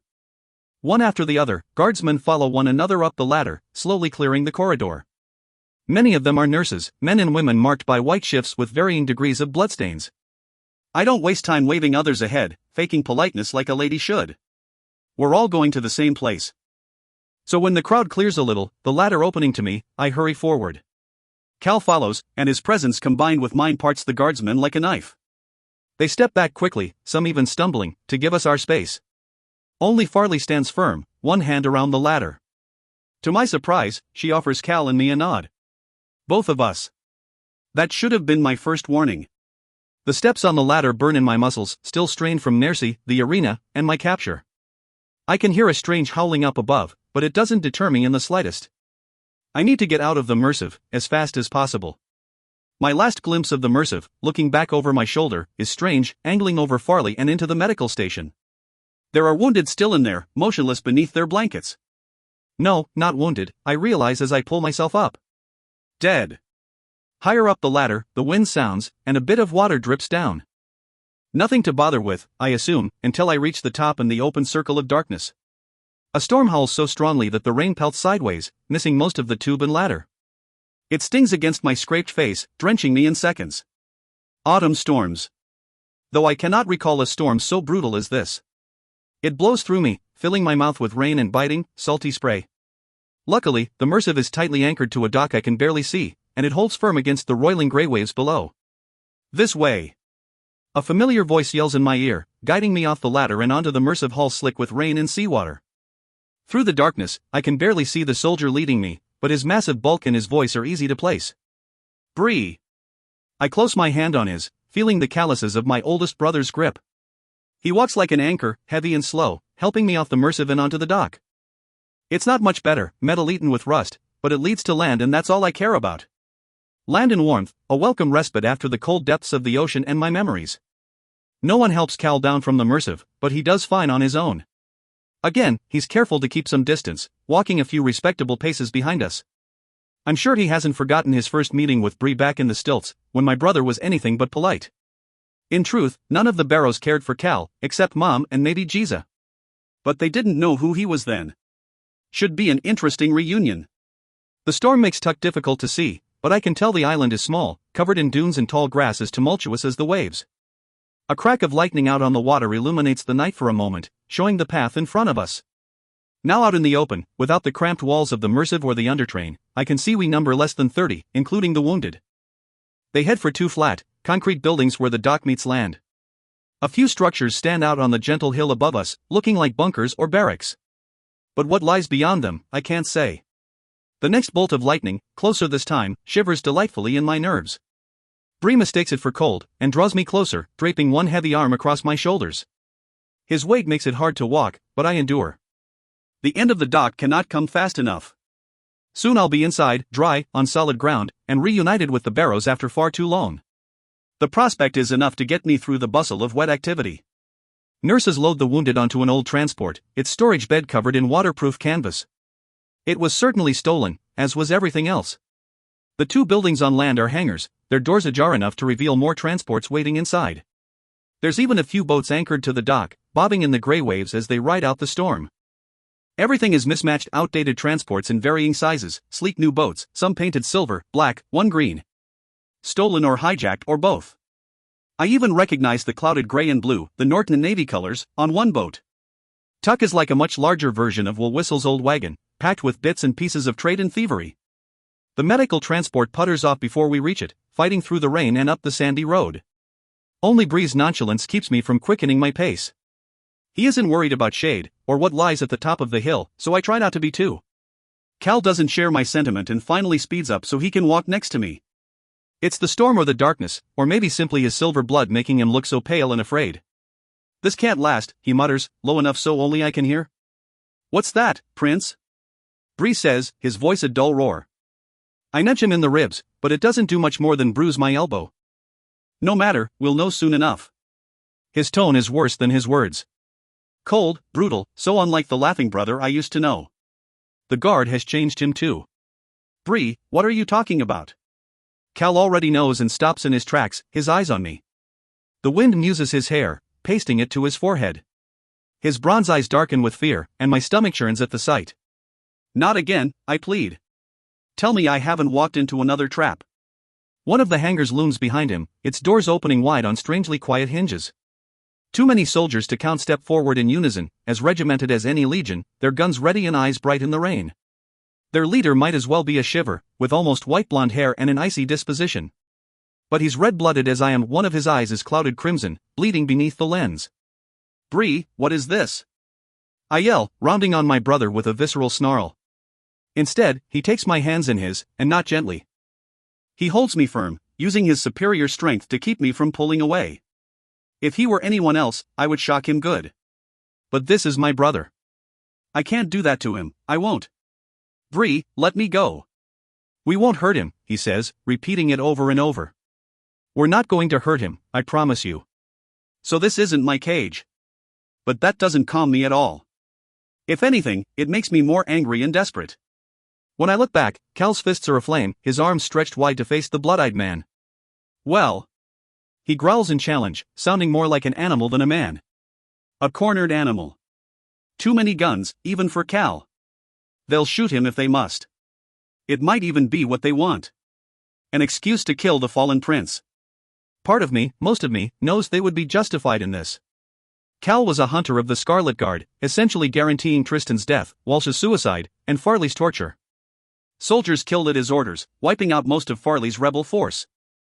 And who knows how many he sent to die on the warfront, trading red soldiers for a few measly miles of the Lakelands. He owes no allegiance to the cause. He is a danger to the Scarlet Guard. But he is a weapon as well as I am, one we can use in the days to come. For the New Bloods, against Maven, a torch to help lift the darkness. He can't fight out of this, Mare. That's Killorn, choosing the worst of moments to sidle back. He whispers in my ear, acting like his closeness can influence me. He'll die if he tries. His logic is hard to ignore. On your knees, Tiberius, the blood-eyed man says, taking bold steps toward the flaming prince. Steam rises from his fire, as if the storm is trying to stamp him out. Hands behind your head. Cal does neither, and he flinches at the mention of his birth name. He stands firm, strong, proud, though he knows the battle is lost. Once he might have surrendered, trying to save his own skin. Now he believes that skin worthless. Only I seem to think otherwise. Cal, do as he says. The wind carries my voice so that the whole hangar hears. I'm afraid they can hear my heart too, hammering like a drum in my chest. Cal. Slowly, reluctantly, a statue crumbling to dust, Cal sinks to his knees and his fire sputters out. He did the same thing yesterday, kneeling next to his father's decapitated corpse. The blood-eyed man grins, his teeth gleaming and straight. He stands over Cal with relish, enjoying the sight of a prince at his feet. Enjoying the power it gives him. But I am the lightning girl, and he knows nothing of true power. 5. They try to convince me it's for the best, but their poor excuses fall on unsympathetic ears. Killorn and Bree quickly use every argument they've been told to say. He's dangerous, even to you. But I know better than any that Cal would never hurt me. Even when he had reason to, I feared nothing from him. He's one of them. We can't trust him. After what Maven's done to his legacy and reputation, Cal has nothing and no one but us now, even if he refuses to admit it. He is valuable. A general, a prince of Norta, and the most wanted man in the kingdom. That one gives me pause, and strikes a chord of fear deep down. If the blood-eyed man decides to use Cal as leverage against Maven, to trade him or sacrifice him, it will take all I have to stop him. All my influence, all my power, and I don't know if it will be enough. So I do nothing but nod along with them, slowly at first, pretending to agree. Pretending to be controlled. Pretending to be weak. I was right. Shade was warning me before. Once again, he saw the turn of the tide long before it rolled in. Cal is power, fire made flesh, something to be feared and defeated. And I am lightning. What will they try to do to me if I don't play my part? I have not stepped into another jail, not yet, but I can feel the key in the lock, threatening to turn. Luckily, I have experience in this kind of thing. The blood-eyed man and his soldiers march Cal into the hangar, not stupid enough to try and bind his hands. But they never lower their guns or their guard, careful to keep their distance lest one of them be burned for their boldness. I can only watch, eyes wide but mouth shut, when the hangar door slides closed again, separating the two of us. They won't kill him, not until he gives them a reason. I can only hope Cal behaves. Go easy on him, I whisper, leaning into Bree's warmth. Even in the cold autumn rain, he feels like a furnace. Long years fighting on the northern front have made him immune to wet and cold. I think back to Dad's old saying. The war never leaves. Now I know it firsthand, though my war is very different from his. Bree pretends not to hear me, hurrying us both from the docks. Killorn follows close behind, his boots catching my heels once or twice. I resist the urge to kick him, and focus on climbing the wooden steps leading to the barracks on the hill above. The steps are worn down, beaten by too many feet to count. How many came this way? I wonder. How many are here now? We crest the hill and the island stretches out before us, revealing a military base larger than I expected. The barracks on the ridge was one of at least a dozen I see now, organized in 2 even rows separated by a long, concrete yard. It's flat and well maintained, not like the steps or the dock. There's a white line painted down the middle of the yard, perfectly straight, leading away into the stormy night. What it goes to, I have no idea. The whole island has an air of stillness, momentarily frozen by the storm. Come the morning, when the rain breaks and the darkness lifts, I suppose I'll see the base in all its glory and finally understand the people I'm dealing with. I'm developing a bad habit of underestimating others, particularly where the Scarlet Guard is concerned. And like Nercy, Tuck is far more than it seems. The cold I felt on the Merciv and in the rain persists, even when I'm ushered into the doorway of the barracks marked with a painted black 3. I'm cold in my bones, in my heart. But I can't let my parents see that, for their sake. I owe them this much. They must think me whole, unbroken, unaffected by Cal's imprisonment and my own ordeals in a palace and an arena. And the guard must think I'm on their side, relieved to be safe. But aren't I? Didn't I swear an oath to Farley and the Scarlet Guard? They believe as I do, in an end to silver kings and red slaves. They sacrificed soldiers for me, because of me. They are my allies, my brethren, brothers and sisters in arms, but the blood-eyed man gives me pause. He is not Farley. She might be gruff and single-minded, but she knows what I've been through. She can be reasoned with. I doubt reason lives in the heart of the blood-eyed man. Killorn is strangely quiet. This silence is not like us at all. We're used to filling the space with insults, with teasing, or in Killorn's case, with utter nonsense. It's not in our nature to be quiet around each other, but now we have nothing to say. He knew what they planned to do to Cal and agreed with it. Worse, he didn't even tell me. I would feel angry but for the cold. It eats at my emotions, dulling them into something like the electrical hum in the air. Bree doesn't notice the strangeness between us, not that he would. Besides being pleasantly foolish, my oldest brother left when I was a gangly 13-year-old who thieved for fun, not necessity, and wasn't so cruel as I'd become. Bree doesn't know me as I am now, having missed almost 5 years of my life. But then, my life has changed more in the last 2 months than ever before. And only 2 people were with me through it. The first is imprisoned and the second wears a crown of blood. Any sensible person would call them my enemies. Strange, my enemies know me best, and my family doesn't know me at all.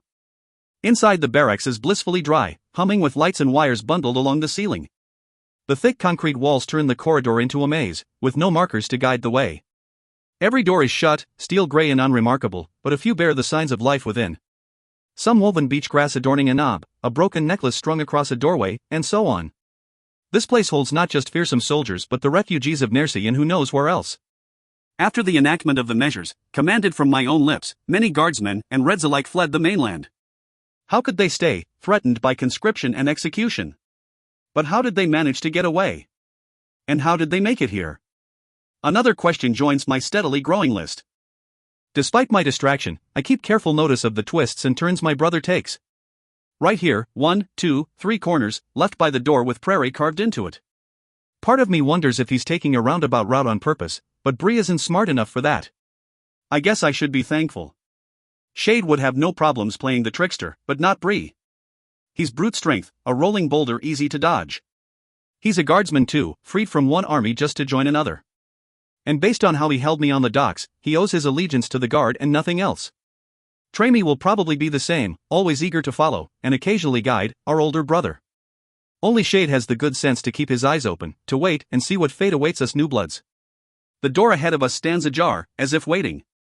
Bree doesn't need to tell me this is our family's bunk, because there's a purple scrap of fabric tied around the doorknob. It's frayed at the edges and clumsily embroidered. Lightning bolts of thread spark across the rag, a symbol that is neither red nor silver, but mine. A combination of the colors of House Titanos, my mask, and the lightning that surges inside of me, my shield. As we approach, something wheels behind the door, and a bit of warmth moves through me. I would know the sound of my father's wheelchair anywhere. Bree doesn't knock. He knows everyone's still awake, waiting for me. There's more room than in the Mersive, but the bunk is still small and cramped. At least there's space to move, and plenty of beds for the Barrows, with even a bit of living space around the doorway. A single window, cut high in the far wall, is closed tight against the rain, and the sky seems a bit lighter. Dawn is coming. Yes, it is, I think, taking in the overwhelming amount of red. Scarves, rags, scraps, flags, banners, red on every surface and hanging from every wall. I should have known it would come to this. Jesus sewed dresses for Silvers once, now she painstakingly makes flags for the Scarlet Guard, decorating whatever she can find with the torn son of resistance. They aren't pretty, with uneven stitches and simple patterns. Nothing compared to the art she used to weave. That's my fault too. She sits at the little metal table, frozen with a needle in her half-healed claw of a hand. For a moment, she stares, and so do the rest. Mom, Dad, Trainee, staring but not knowing the girl they're looking at. The last time they saw me, I couldn't control myself. I was trapped, weak, confused. Now I am injured, nursing bruises and betrayals, but I know what I am, and what I must do. I have become more than we could ever have dreamed. It frightens me. Mare. I can barely hear my mother's voice. My name trembles on her lips. Like back in the stilts, when my sparks threatened to destroy our home, she is the first to embrace me. After a hug that isn't nearly long enough, she pulls me to an empty chair. Sit, baby, sit, she says, her hands shaking against me. Baby. I haven't been called that in years. Strange that it returns now, when I'm anything but a child. Her touch ghosts over my new clothes, feeling for the bruises beneath like she can see right through the fabric. You're hurt, she mutters, shaking her head. I can't believe they let you walk, after all that. I'm quietly glad she doesn't mention Nercy, the arena, or before. I don't think I'm strong enough to relive them, not so soon. Dad chuckles darkly. She can do as she pleases. There's no let to it. He shifts and I notice more gray in his hair than ever. He's thinner too, looking small in the familiar chair. Just like Shade.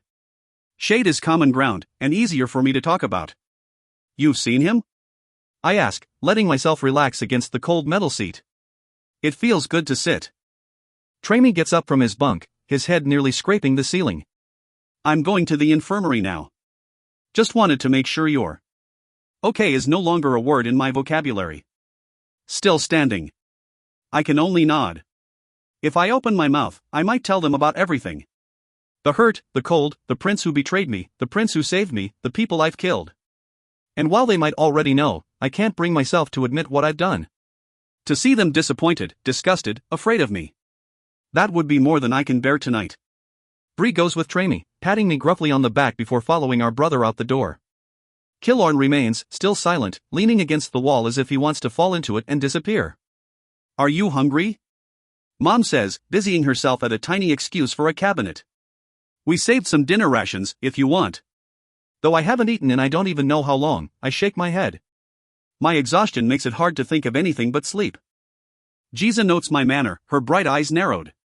She pushes back a piece of rich, red hair the color of our blood. You should sleep.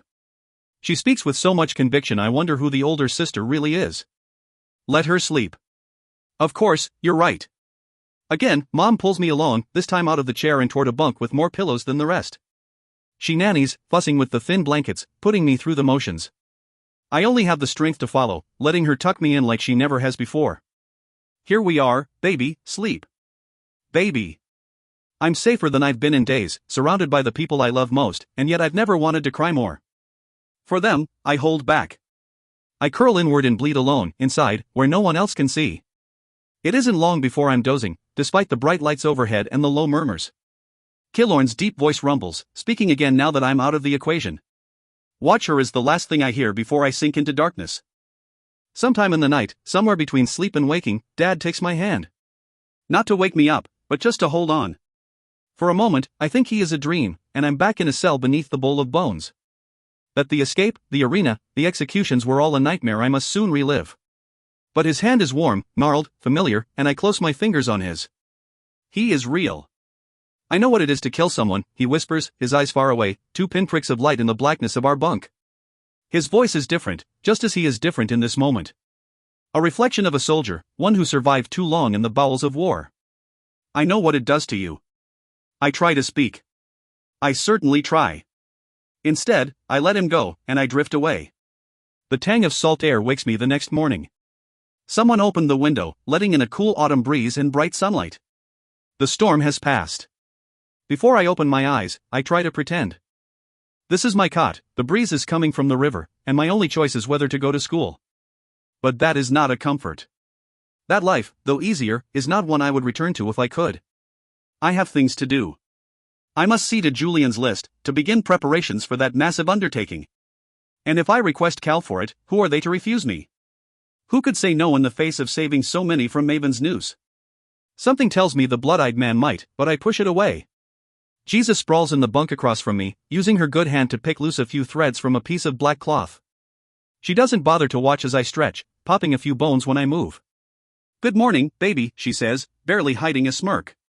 She gets a pillow to the face for her trouble. "Don't start," I grumble, secretly glad for the teasing. If only Killorn would do that, and be a little bit of the Fisher boy I remember. Everyone's in the mess hall. Breakfast is still on. Where's the infirmary? I ask, thinking of Shade and Farley. For the moment, she's one of the best allies I have here. "You need to eat, Mare," Jesus says sharply, finally sitting up. "Really?" The concern in her eyes stops me short. I must look worse than I thought, for Jesus to treat me so gently. "Then where's the mess?" She huffs as she stands, tossing her project down on the bunk. "I knew I'd get stuck babysitting," she mutters, sounding very much like our exasperated mother. This time she dodges the pillow. The maze of the barracks goes by quicker now. I remember the way, at least, and mentally note the doors as we pass. Some are open, revealing empty bunk rooms or a few idling Reds. Both tell the tale of Barracks 3, which seems to be the designated family structure. The people here don't look like soldiers of the guard, and I doubt most of them have ever been in a fight. I see evidence of children, even a few babies, who fled with their families or were taken to tuck. One room in particular overflows with old or broken toys, its walls hastily painted a sickly yellow in an attempt to brighten the concrete. There's nothing written on the door, but I understand who the room is for. Orphans. I quickly avert my eyes, looking anywhere but the cage for living ghosts. Piping runs the length of the ceiling, carrying with it a slow but steady pulse of electricity. What powers this island, I don't know, but the deep hum is a comfort, reminding me of who I am. At least that is something no one can take away, not here, so far from the silencing ability of the now dead Silver Arvin.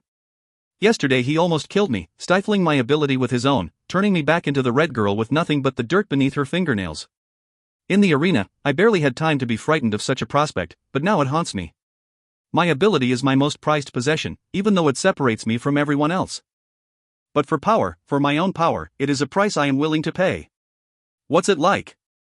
Jesus says, following my gaze to the ceiling. She focuses on the wiring, trying to feel what I can, but comes back empty.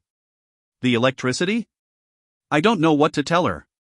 Julian would explain quite easily, probably debating himself in the process, all while detailing the history of abilities and how they came to be. But Maven told me only yesterday that my old teacher never escaped. He was captured. And knowing Maven, not to mention Ilara, Julian is most likely dead, executed for all he gave to me, and for crimes committed long ago. For being the brother of the girl the old king truly loved. Power, I finally say, wrenching open the door to the outside world. Sea air presses against me, playing in my ratty hair. Strength. Silver words, but true all the same. Giza is not one to let me off the hook so easily. Still, she falls silent. She understands her questions are not any I want to answer. In the daylight, Tuck seems both less and more ominous. The sun shines bright overhead, warming the autumn air, and past the barracks, the sea grass gives way to a sparse collection of trees. Nothing like the oaks and pines of home, but good enough for now. Giza leads us across the concrete yard, navigating through the bustle of activity. Guardsmen in their red sashes unload mobiles, stacking more crates like the ones I saw on the Mersive. I slow a little, hoping to get a glance of their cargo, but strange soldiers in new uniforms give me pause. They wear blue, not the bright color of House Osanos, but something cold and dark. It's familiar but I can't place it. They look like Farley, tall and pale, with bright blonde hair cut aggressively short. Foreign, I realize. They stand over the cargo piles, rifles in hand, guarding the crates. But guarding them from who? Don't look at them, Giza mutters, grabbing onto my sleeve. She tugs me along, eager to get away from the blue soldiers. One in particular watches us go, his eyes narrowed. Why not? Who are they? She shakes her head, tugging again. Not here. Naturally, I want to stop, to stare at the soldier until he realizes who and what I am. But that is a foolish, childish need. I must maintain my mask, must seem the poor girl broken by the world. I let Giza lead on and away. The colonel's men, she whispers as soon as we're out of earshot. They came down with him from the north. The north. Lakelanders? I reply, almost gasping in surprise. She nods, stoic. Now the uniforms, the color of a cold lake, make sense. They are soldiers of another army, another king, but they're here, with us. Norta has been at war with the Lakelands for a century, fighting over land, food, and glory. The kings of fire against the kings of winter, with both red and silver blood in between. But the dawn, it seems, is coming for them all. The colonel's a Lakelander. After what happened in Archeon, her face pains, though she doesn't know the half of my ordeal there. He came to sort things out, according to Tramy. There's something wrong here, tugging at my brain like Giza tugging on my sleeve. Who is the colonel, Giza? It takes me a moment to realize we've reached the mess, a flat building just like the barracks. The din of breakfast echoes behind the doors, but we don't pass through. Even though the smell of food makes my stomach rumble, I wait for Giza's answer. The man with the bloody eye, she finally says, pointing to her own face. He's taken over. Command. Shade whispered the word back on the Mersive, but I didn't think much of it. Is this what he meant? Is the colonel who he was trying to warn me about? After his sinister treatment of Cal last night, I have to think so. And to know such a man is in charge of this island, and everyone on it, is no particular comfort. So Farley's out of a job. She shrugs. Captain Farley failed. He didn't like that. Then he'll hate me. She reaches for the door, one small hand outstretched. The other has healed better than I thought it would, with only her fourth and fifth fingers still oddly twisted, curled inward. Bones gone wrong, in punishment for trusting her sister in a time long ago. Giza, where did they take Cal? My voice is so low I'm afraid she doesn't hear me. But then her hand stills. They talked about him last night, when you went to sleep. Killorn didn't know, but Tramy, he went to see him. To watch. A sharp pain shoots through my heart. Watch what? He said just questions for now. Nothing that would hurt. Deep inside, I scowl. I can think of many questions that would hurt Cal more than any wound. Where? I ask again, putting a bit of steel in my voice, speaking like a silver-born princess should. Barracks 1, she whispers. I heard them say Barracks 1, but. As she opens the door to the mess, I look past her, to the line of barracks marching toward the trees. Their numbers are clearly painted, black against sun-bleached concrete, 2, 3, 4. A sudden chill runs down my spine. There is no Barracks 1. 6. Most of the food is bland, grey porridge and lukewarm water. Only the fish is good, cod taken straight from the sea. It bites of salt and ocean, just like the air. Killorn marvels at the fish, idly wondering what kind of nets the guard uses. We're in a net, you idiot, I want to shout, but the mess is no place for such words. There are Lakelanders in here as well, stoic in their dark blue.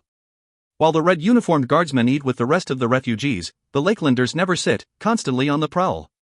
They remind me of security officers, and I feel a familiar chill. Tuck is not so different from Archeon. Different factions vie for control, with me right in the middle. And Killorn, my friend, my oldest friend, might not believe this is dangerous. Or worse, he could understand, and not care. My silence persists, broken only by steady bites of fish. They're watching me closely, as instructed. Mom, Dad, Killorn, Giza, all pretending not to stare, and failing. The boys are gone, still at Shade's bedside. Like me, they thought him dead, and are making up for lost time. So how did you get here? The words stick in my mouth, but I force them out. Better I ask the questions before they start in on me. Boat, Dad says gruffly around a slurp of porridge. He chuckles at his joke, pleased with himself. I smile a little, for his sake.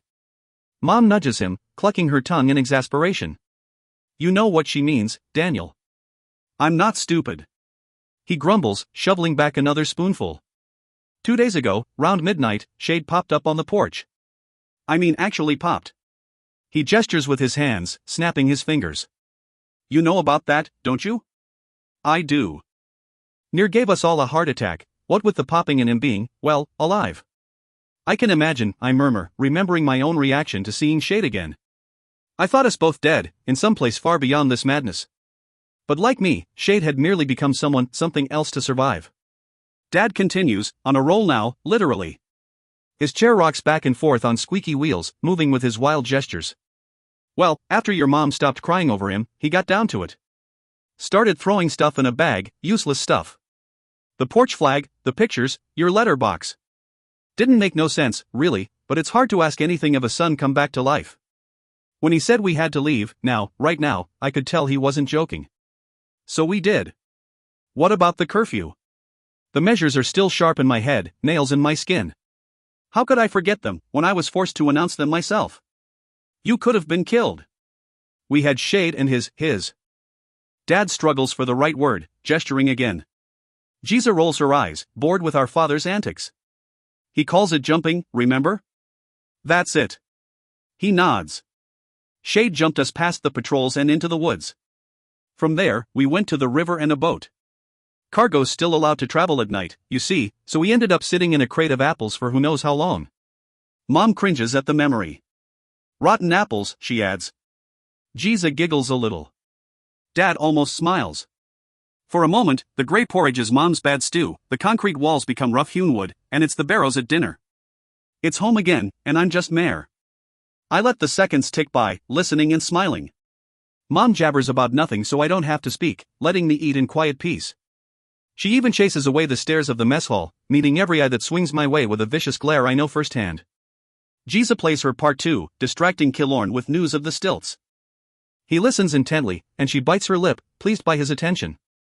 I guess her little crush hasn't gone away just yet. That leaves only Dad, glopping through his second bowl of porridge with abandon. He stares at me over the rim of his bowl, and I glimpse the man he was. Tall, strong, a proud soldier, a person I barely remember, so far from what he is now. But like me, like Shade, like the guard, Dad is not the ruined, foolish thing he seems. Despite the chair, the missing leg, and the clicking contraption in his chest, he's still seen more battles and survived longer than most. He lost the leg and lung only 3 months before a full discharge, after near 20 years of conscription. How many make it that far? We seem weak because we want to. Perhaps those are not Shade's words at all, but our father's. Though I've only just come into my own strength, he's been hiding his since he came home. I remember what he said last night, half hidden in dreams. I know what it is to kill someone. I certainly don't doubt it. Strange, it's the food that reminds me of Maven. Not the taste, but the act of eating itself. My last meal was at his side, in his father's palace. We drank from crystal glasses and my fork had a pearl handle. We were surrounded by servants, but still very much alone. We couldn't talk about the night to come, but I kept stealing glances at him, hoping I wouldn't lose my nerve. He gave me such strength in that moment. I believed he had chosen me, and my revolution. I believed Maven was my savior, a blessing. I believed in what he could help us do. His eyes were so blue, full of a different kind of fire. A hungry flame, sharp and strangely cold, tinged with fear. I thought we were afraid together, for our cause, for each other. I was so wrong. Slowly, I pushed the plate of fish away, scraping the table. Enough. The noise draws Killorn's eye like an alarm, and he swings back around to face me. All done? He asks, glancing at my half-eaten breakfast. In response, I stand up, and he jumps to his feet along with me. Like a dog following commands. But not mine. Can we go to the infirmary? Can we? The words are carefully chosen, a smokescreen to make him forget who and what I am now. He nods, grinning. Shade's doing better by the second. Well, Barrows, care for a trip? He adds with a glance toward the closest thing he has to a family. My eyes widen. I need to speak to Shade, to find out where Cal is and what the Colonel plans for him. As much as I missed my family, they'll only get in the way. Luckily, Dad understands. His hand moves swiftly beneath the table, stopping Mom before she can speak, communicating without words.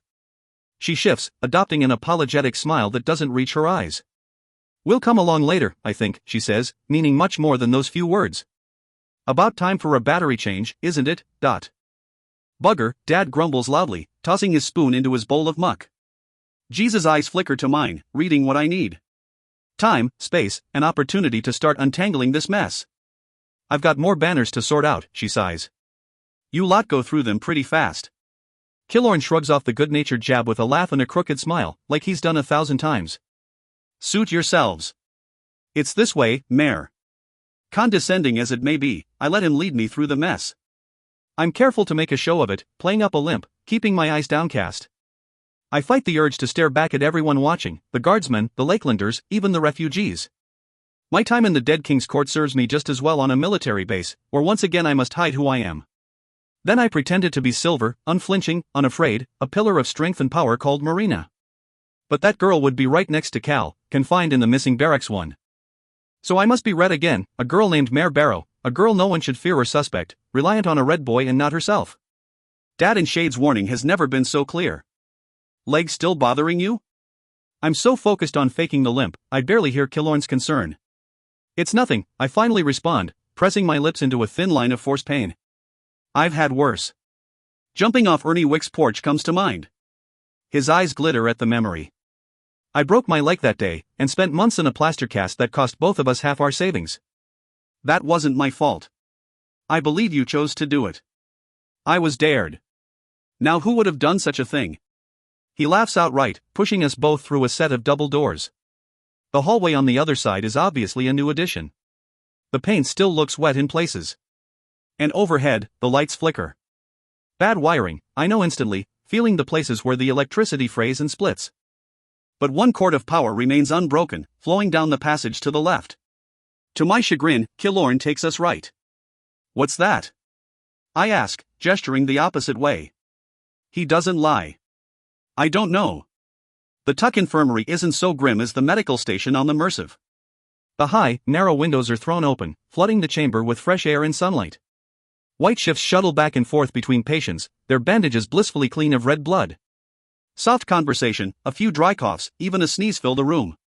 Not a single yelp of pain or crack of bone interrupts the gentle noise. No one is dying here. Or they have simply died already. Shade isn't hard to find, and this time, he isn't pretending to sleep. His leg is still elevated, held up by a more professional sling, and his shoulder bandage is fresh. He angles to the right, facing the bed next to him with a stoic expression. Who he's addressing, I can't tell yet. A curtain surrounds the bed on two sides, hiding the occupant from the rest of the infirmary. As we approach, Shade's mouth moves quickly, whispering words I can't decipher. He stops short at the sight of me, and it feels like a betrayal. You just missed the brutes, he calls out, adjusting himself so there's room for me on the bed. A nurse moves to help, but Shade waves him off with a bruised hand. The brutes, his old nickname for our brothers. Shade grew up small, and was often Bree's punching bag. Tramy was kinder, but always followed in Bree's lumbering footsteps. Eventually Shade grew smart and quick enough to evade them both, and taught me to do the same. I don't doubt he sent them from his bedside, allowing him enough privacy to talk with me and whoever it is behind the curtain. Good, they're on my nerves already, I reply with a good-natured smile. To outsiders, we look like jawing siblings. But Shade knows better, his eyes darkening as I reach the foot of his bed. He notes my forced limp and nods infinitesimally. I mirror the action. I got your message, Shade, loud and clear. Before I can even hint at asking him about Cal, another voice cuts me off. I grit my teeth at the sound of her, willing myself to keep calm. How do you like Tuck, Lightning Girl? Farley says from the secluded bed next to Shade. She swings her legs over the side, facing me fully, with both hands clenched in her bedsheets. Pain streaks across her pretty face ruined by a scar. The question is easy to dodge. I'm still deciding. And the Colonel? How do you like him? She continues, dropping her voice. Her eyes are guarded, unreadable. There's no telling what she wants to hear. So I shrug, busying myself with arranging Shade's blankets instead. Something like a smile twists her lips. He makes quite a first impression. Needs to prove he's in control with every breath, especially next to people like you two, but... I round Shade's bed in an instant, planting myself between Farley and my brother. In my desperation, I forget to limp. Is that why he took Cal away? The words come sharp and fast. Can't have a warrior like him running around, making him look bad? She lowers her eyes, as if ashamed. No, she murmurs. It sounds like an apology, but for what, I don't know yet. That's not why he took the prince. Fear blossoms in my chest. Then why? What has he done? She doesn't get the chance to tell me. A strange quiet descends on the infirmary, the nurses, my heart, and Farley's words. Her curtains hide the door from us, but I hear the stomp of boots marching in quick time. No one speaks, though a few soldiers salute from their beds as the boots close in. I can see them through the gap between the curtain and floor. Black leather, caked in wet sand, and getting closer by the second. Even Farley shivers at the sight, digging her nails into the bed. Killorn draws closer, half concealing me with his bulk, while Shade does his best to sit up. Though this is a medical ward filled with red wounded and my so-called allies, a little piece of me calls to the lightning. Electricity flares in my blood, close enough to reach for if I need it. The colonel rounds the curtain, his red eye fixed in a constant glare. To my surprise, it lands on Farley, forsaking me for the moment. His escorts, Lakelanders by their uniforms, look like pale, grim versions of my brother Bree. Hewn of muscle, tall as trees, and obedient. They flank the colonel in practiced motion, taking up positions at the end of Shade's and Farley's beds. The colonel himself stands in between, boxing in Killorn and me. Proving he's in control. Hiding, Captain? The colonel says, fingering the curtain around Farley's bed. She bristles at the name and the insinuation. When he tsks aloud, she visibly cringes. You're smart enough to know an audience won't protect you, . I tried to do all you've asked, the difficult and the impossible, she fires back. Her hands quiver in the blankets, but with rage, not fear. You left me 100 soldiers to overthrow Norta, an entire country. What did you expect, Colonel? I expected you to return with more than 26 of them. The retort lands hard. I expected you to be smarter than a 17-year-old princeling. I expected you to protect your soldiers, not throw them to a den of silver wolves. I expected much and more from you, Diana, much and more than what you gave. Diana. The name is his killing blow. Her real name. Her shivers of rage turn to shame, reducing Farley to a hollow shell. She stares at her feet, fixating on the floor below. I know her look well, the look of a shattered soul. If you speak, if you move, you'll collapse. Already, she's starting to crumble, leveled by the colonel, his words, and her own name. I convinced her, Colonel. Part of me wishes my voice would shake, to make this man think I fear him. But I faced worse than a soldier with a bloody eye and a bad temper. Much, much worse. Gently, I pushed Killorn to the side, moving forward. I vouched for Maven and his plan. If not for me, your men and women would be alive. Their blood is on my hands, not hers. To my surprise, the colonel only chuckles at my outburst. Not everything revolves around you, Miss Barrow. The world does not rise and fall at your command. That's not what I meant. It sounds foolish, even in my own head. These mistakes are her own and no one else's, he continues, turning back to face Farley. I strip you of your command, Diana. Do you challenge this? For a brief, simmering moment, it looks like she might. But she drops her head in her gaze, retreating inward. I do not, sir. Your best choice in weeks, he snaps, turning to go. But she isn't finished. She looks up once more. What of my mission, ? Mission? What mission? The colonel seems more intrigued than angry, his one good eye darting in its socket. I was not made aware of any new orders. Farley turns her gaze back to me and I feel an odd kinship to her. Even defeated, she's still fighting. Miss Barrow had an interesting proposition, one I plan to pursue. I believe command will agree. I almost grin at Farley, emboldened by her declaration in the face of such an opponent. What proposition is this? The colonel says, squaring his shoulders to me. From this close, I see the distinct swirls of blood in his eye, moving slowly, clouds on the wind. I was given a list of names. Of reds like my brother and me, born with the mutation that enables our own abilities. I must convince him, I must.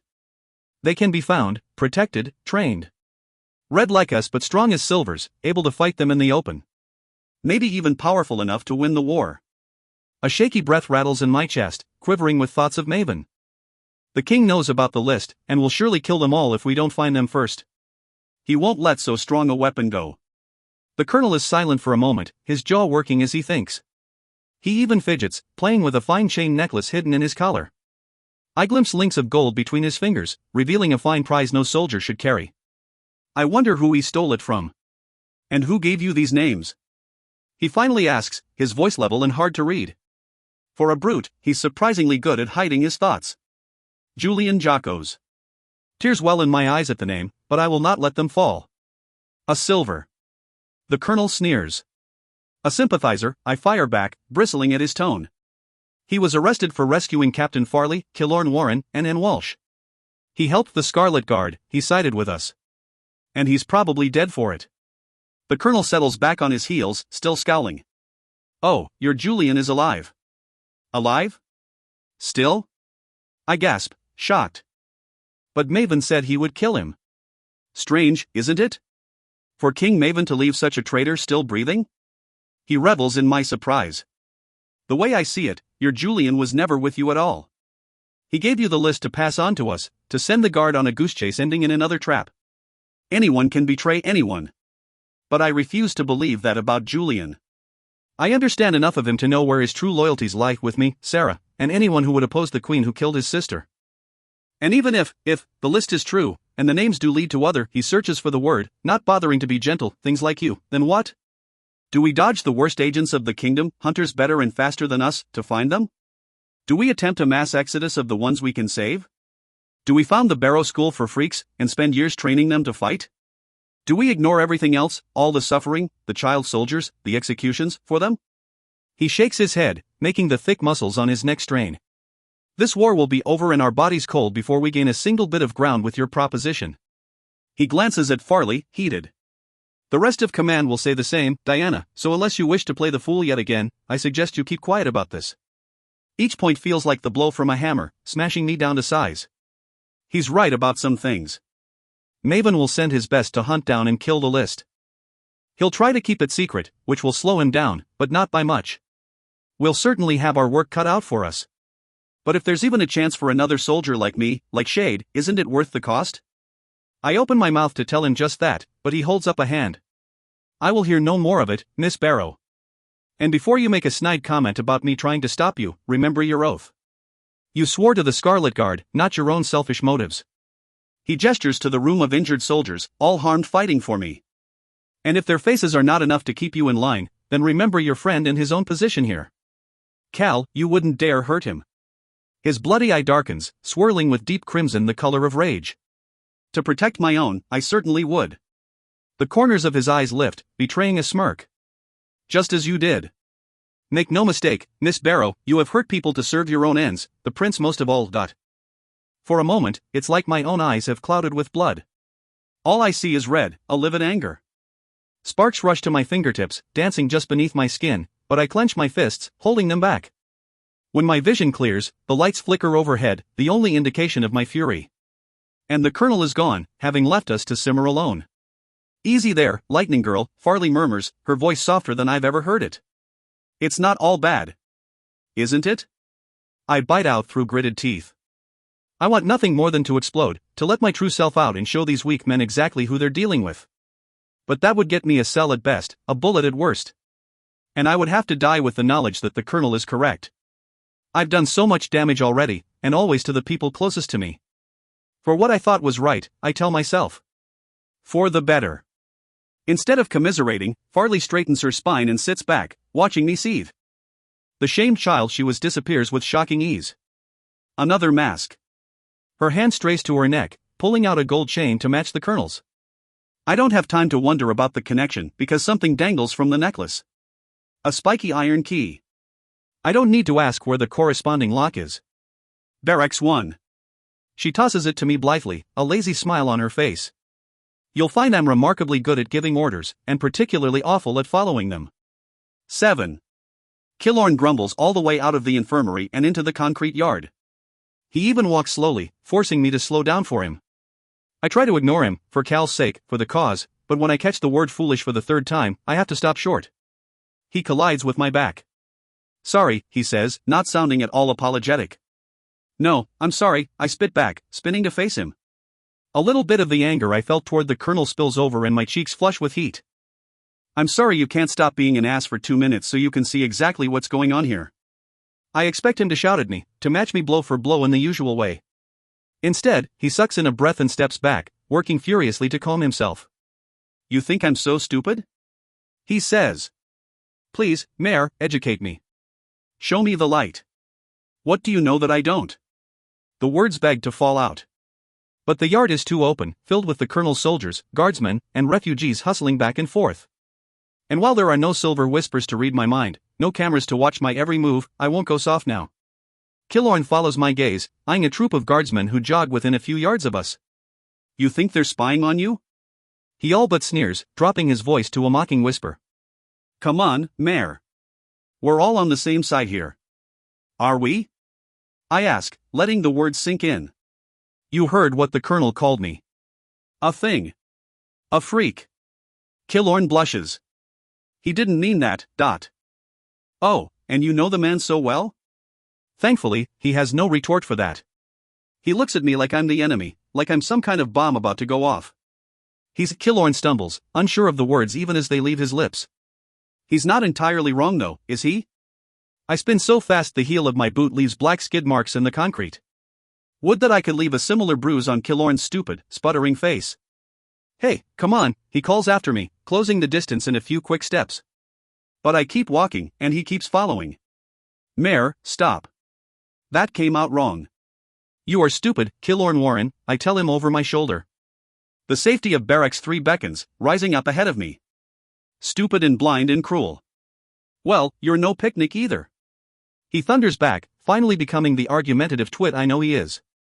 When I don't reply, nearly sprinting for the barracks door, his hand closes on my upper arm, stopping me cold. I try to twist out of his grasp, but Killorn knows all my tricks. He pulls, dragging me away from the door, and into the shaded alley between Barracks 3 and 4. Let go of me, I command, indignant. I hear a little bit of Marina come back to life in the cold, royal tone of my voice. There it is, he growls, pointing a finger in my face. That. Horror. With a mighty shove, I push him back, breaking his grip on me. He sighs, exasperated, and runs a hand through his tawny hair. It sticks up on end. You've been through a lot, I know that. We all know that. What you had to do to stay alive with them, all while helping us, finding out what you are, I don't know how you came out on the other side. But it changed you. So perceptive, Killorn. Just because Maven betrayed you doesn't mean you have to stop trusting people altogether. He drops his eyes, fiddling with his hands. Especially me. I'm not just something for you to hide behind, I'm your friend, and I'm going to help you with whatever you need, however I can. Please, trust me. I wish I could. Killorn, grow up, comes out instead, so sharp it makes him flinch. You should have told me what they were planning. But you made me an accomplice, you made me watch when they marched him away at gunpoint, and now you tell me to trust you?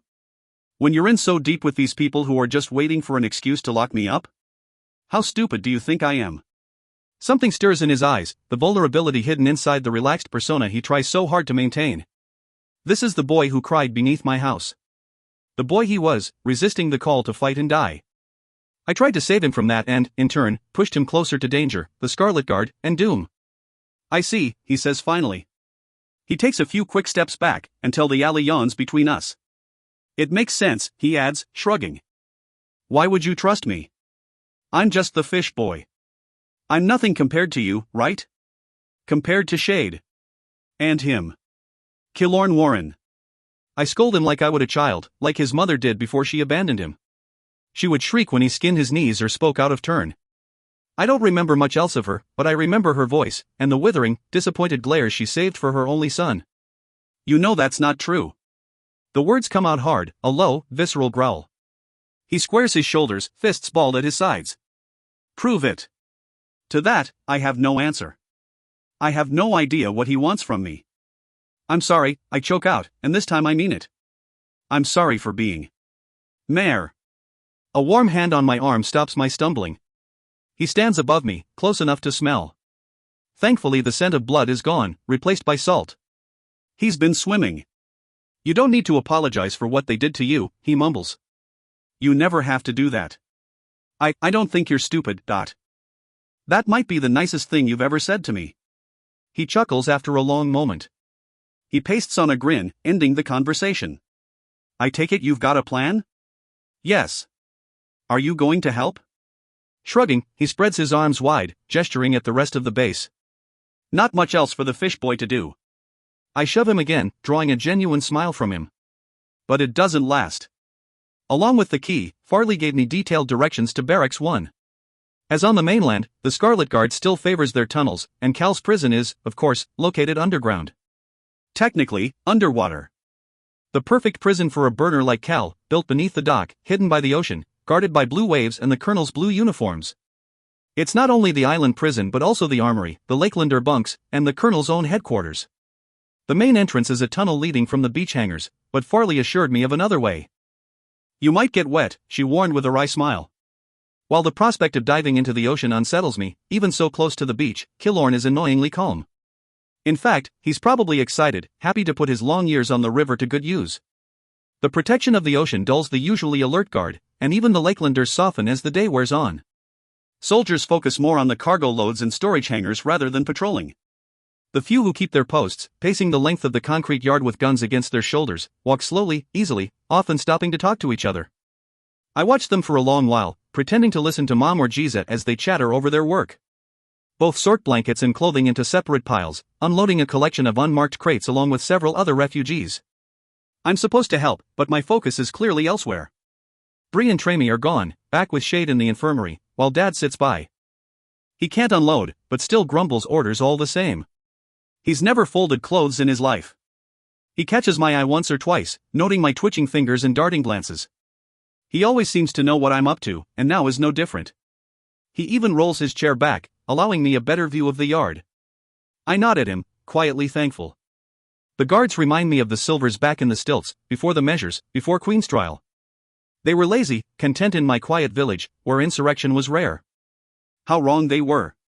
Those men and women were blind to my thieving, to the black market, to a whistle and the slow creep of the Scarlet Guard. And these guardsmen are blind too, this time to my advantage. They don't notice me watching, or Killorn when he approaches with a tray of fish stew. My family eats gratefully, Giza most of all. She twists her hair when Killorn isn't looking, letting it curl over one shoulder in a ruby fall of red. Fresh catch? She says, indicating the bowl of stew. He wrinkles his nose and pretends to grimace at the grey glops of fish meat. Not from me, gee. My old master, Cully, would never sell this. Except to the rats, maybe. We laugh together, me out of habit, following a half-second later. For once, Giza is less ladylike than I am and she giggles openly, happily. I used to envy her practiced, perfect ways. Now I wish I wasn't so trained and could shed my forced politeness as easily as she has. While we force down the lunch, Dad pours out his bowl when he thinks I'm not looking. No wonder he's getting thin. Before I, or worse, Mom can scold him, he runs a hand over a blanket, feeling the fabric. These are Piedmont made. Fresh cotton. Expensive, he mutters when he realizes I'm standing next to him.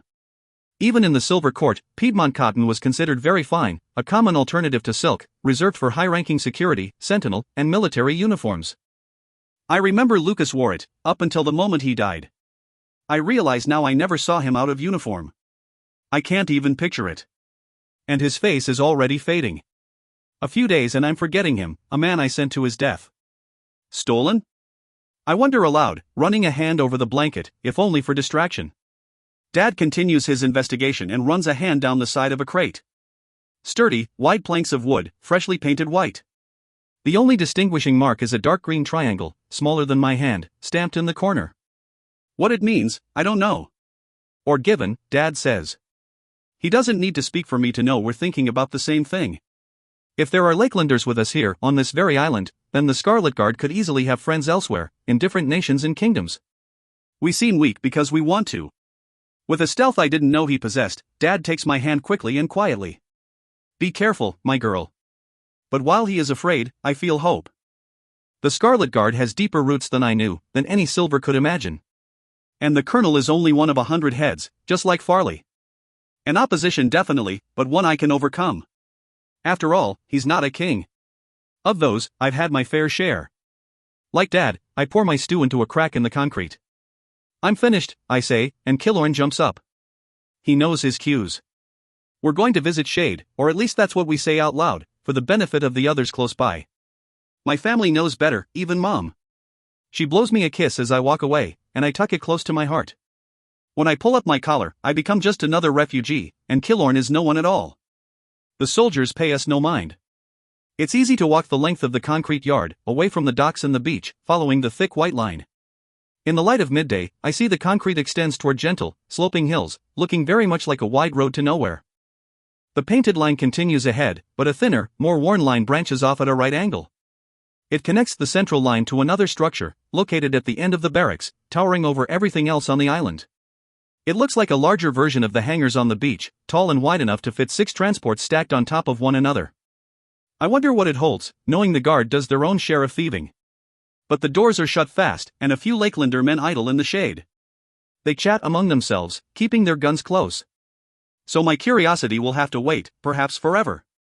Killorn and I turn right, toward the gap between Barracks 8 and 9. The high windows of both are dark, abandoned, the buildings are empty. Waiting for more soldiers, more refugees, or worse, more orphans. I shiver as we pass through their shadows. The beach isn't hard to get to. After all, this is an island. And while the main base is well developed, the rest of Tuck is empty, covered only in dunes, hills swathed in tall grass, and a few pockets of ancient trees. There aren't even paths through the grass, with no animals large enough to make them. We disappear nicely, winding through the swaying plants until we reach the beach. The dock stands a few hundred yards away, a wide knife jutting out into the waves. From this distance, the patrolling Lakelanders are only smudges of dark blue pacing back and forth. Most focus on the cargo ship approaching from the far side of the dock. My jaw drops at the sight of such a large vessel obviously controlled by Reds. Killorn is more focused. Perfect cover, he says, and starts to take off his shoes. I follow suit, kicking off my laceless boots and worn socks. But when he pulls his shirt over his head, exposing familiar, lean muscles shaped by hauling nets, I'm not so inclined to follow. I don't fancy running around a secret bunker shirtless. He folds his shirt over his shoes, fiddling a bit. I take it this isn't a rescue mission. How could it be? There's nowhere to go. I just need to see him. Tell him about Julian. Let him know what's going on. Killorn winces, but he nods all the same. Get in, get out. Shouldn't be too hard, especially since they won't expect anything from the ocean side. He stretches back and forth, shaking out his feet and fingers to make ready for the swim. All the while, he goes over Farley's whispered instructions. There's a moon pool at the bottom of the bunker, opening up into a research lab. Once used to study marine life, now it serves as the colonel's own quarters, though he never visits them during the day. It'll be locked from the inside, easy to open, and the corridors are simple to navigate. At this time of day, the bunks will be empty, the passage from the docks sealed, and very few guards will remain behind.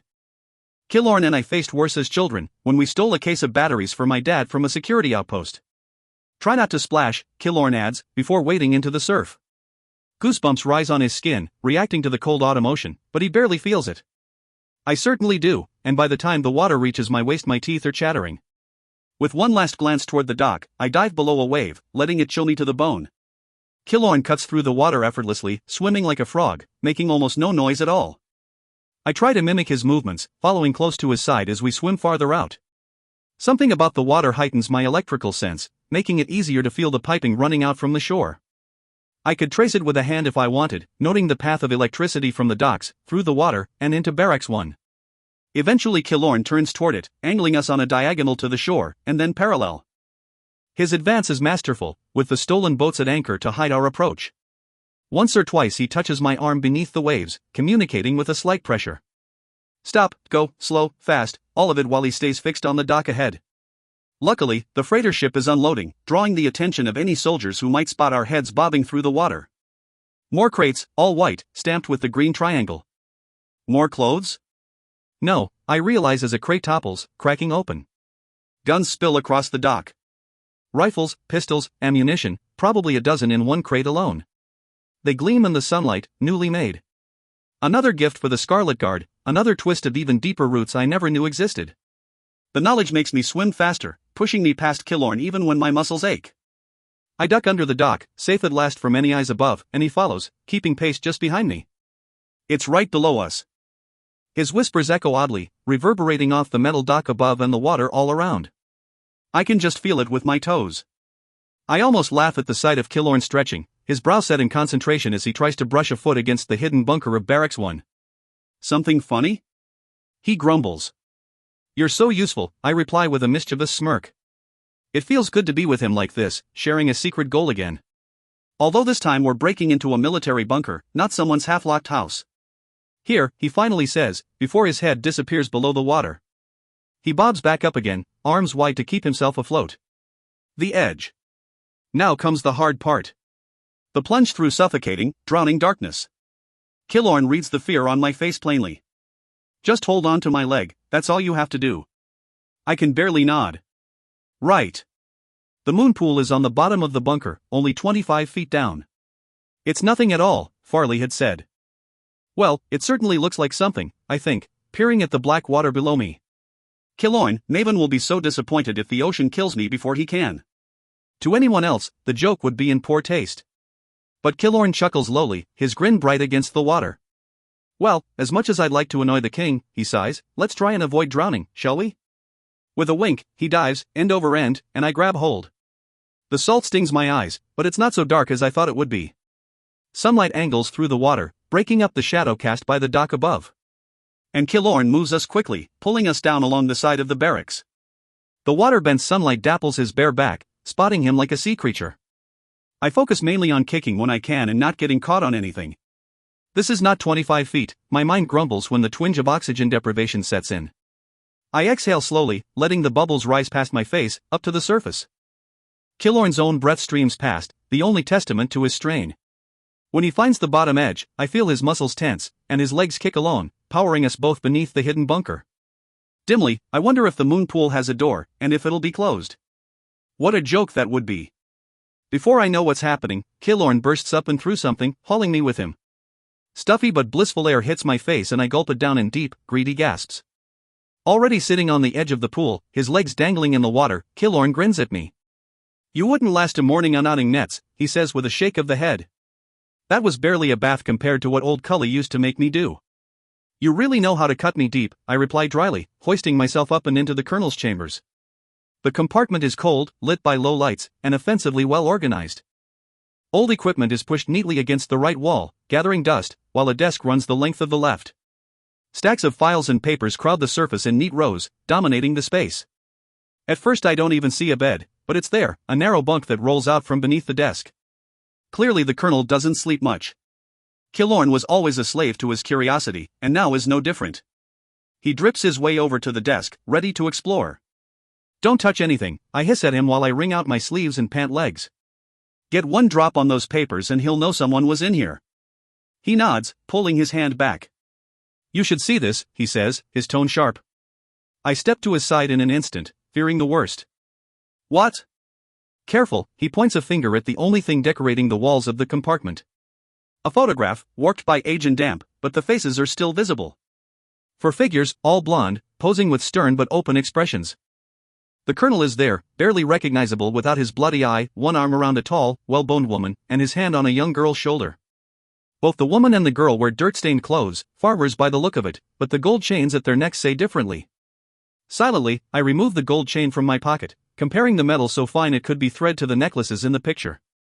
But for the mismatched key dangling from the end, they are identical. Gently, Killoyne takes the key from my hand, puzzling over what it could mean. The third figure explains it all. A teenager with a long, golden braid, she stands shoulder to shoulder with the colonel and wears a smirk of satisfaction. She looks so young, so different without her short hair and scars. Farley. She's his daughter, Killoyne says aloud, too shocked for much else.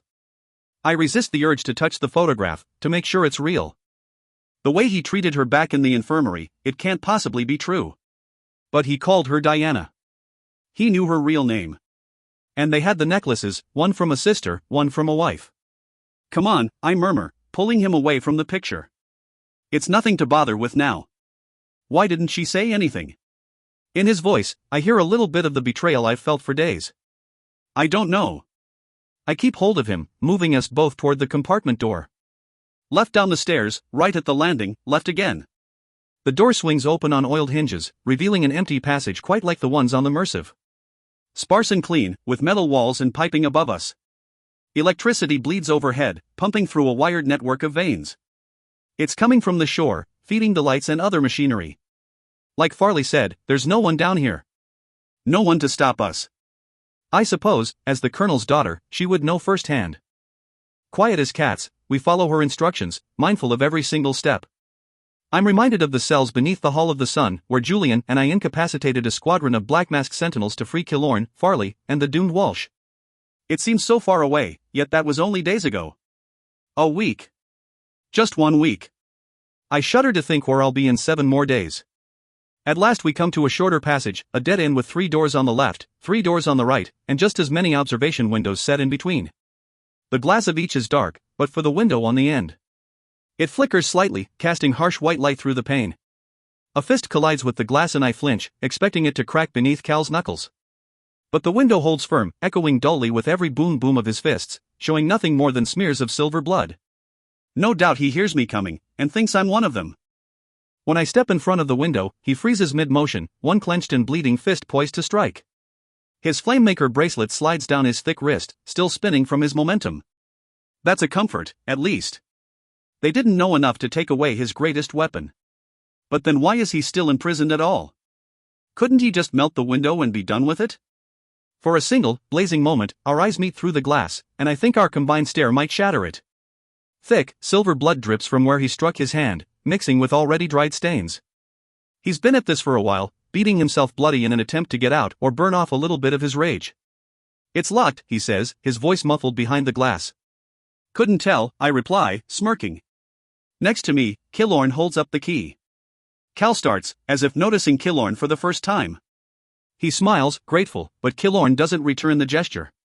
He won't even meet his eyes. From somewhere down the hall, I hear shouting. Footsteps. They echo strangely in the bunker but grow closer with every heartbeat. Coming for us. They know we're here, Killorn hisses, looking back. Quickly, he jams the key in the lock and turns it. It doesn't budge and I throw my shoulder against the door, slamming into cold, unforgiving iron. Killorn forces the key again, twisting. This time I'm close enough to hear the mechanism click. The door swings inward as the first soldier rounds the corner, but my thoughts are only of Cal. It seems princes make me blind. The invisible curtain drops the moment Killorn shoves me into the cell. It's a familiar sensation but I can't place it. I've felt it before, I know I have, but where? I don't have time to wonder. Cal surges past me, a strangled yell erupting from his lips, his long arms outstretched. Not to me, or the window. To the door as it yanks shut. The click of the lock echoes inside my skull, again and again and again. What? I ask the heavy, stale air. But the only answer I need is Killorn's face, staring at me from the other side of the glass. The key hangs from one clenched fist, and his face curls into something between a scowl and a sob. I'm sorry, he mouths, and the first Lakelander soldier appears through the window. More follow, flanking the colonel. His satisfied smirk matches the one his daughter wore in the photograph, and I begin to understand what just happened. The colonel even has the audacity to laugh. Cal hurls himself at the door in vain, driving his shoulder against solid iron. He swears through the pain, cursing Killorn, me, this place, himself. I barely hear him over Julian's voice in my head. Anyone can betray anyone. Without thought, I call for the lightning. My sparks will free me and turn the colonel's laughter into screams. But they don't come. There's nothing. Bleak nothing. Like in the cells, like the arena. Silent stone, Cal says, leaning heavily against the door. He points with one bloody fist to back corners of the floor and ceiling. They have silent stone. To make you weak. To make you like them. Now it's my turn to pound my fists against the window, punching at Killorn's head. But I hit glass, not flesh, and hear only the cracking of my own knuckles instead of his stupid skull. Despite the wall between us, he flinches. He can barely look at me. He shivers when the colonel puts one hand on his shoulder, whispering into his ear. Killorn can only watch as I scream, an indecipherable roar of frustration, and my blood joins Cal's on the glass. Red running through silver, joining into something darker. 8. The legs of the metal chair scrape against the floor, the only sound in the square cell. I leave the other chair where it lies, upended and battered after being thrown against the wall. Cal did quite a number on the cell before I got here, hurling both chairs and a now dented table.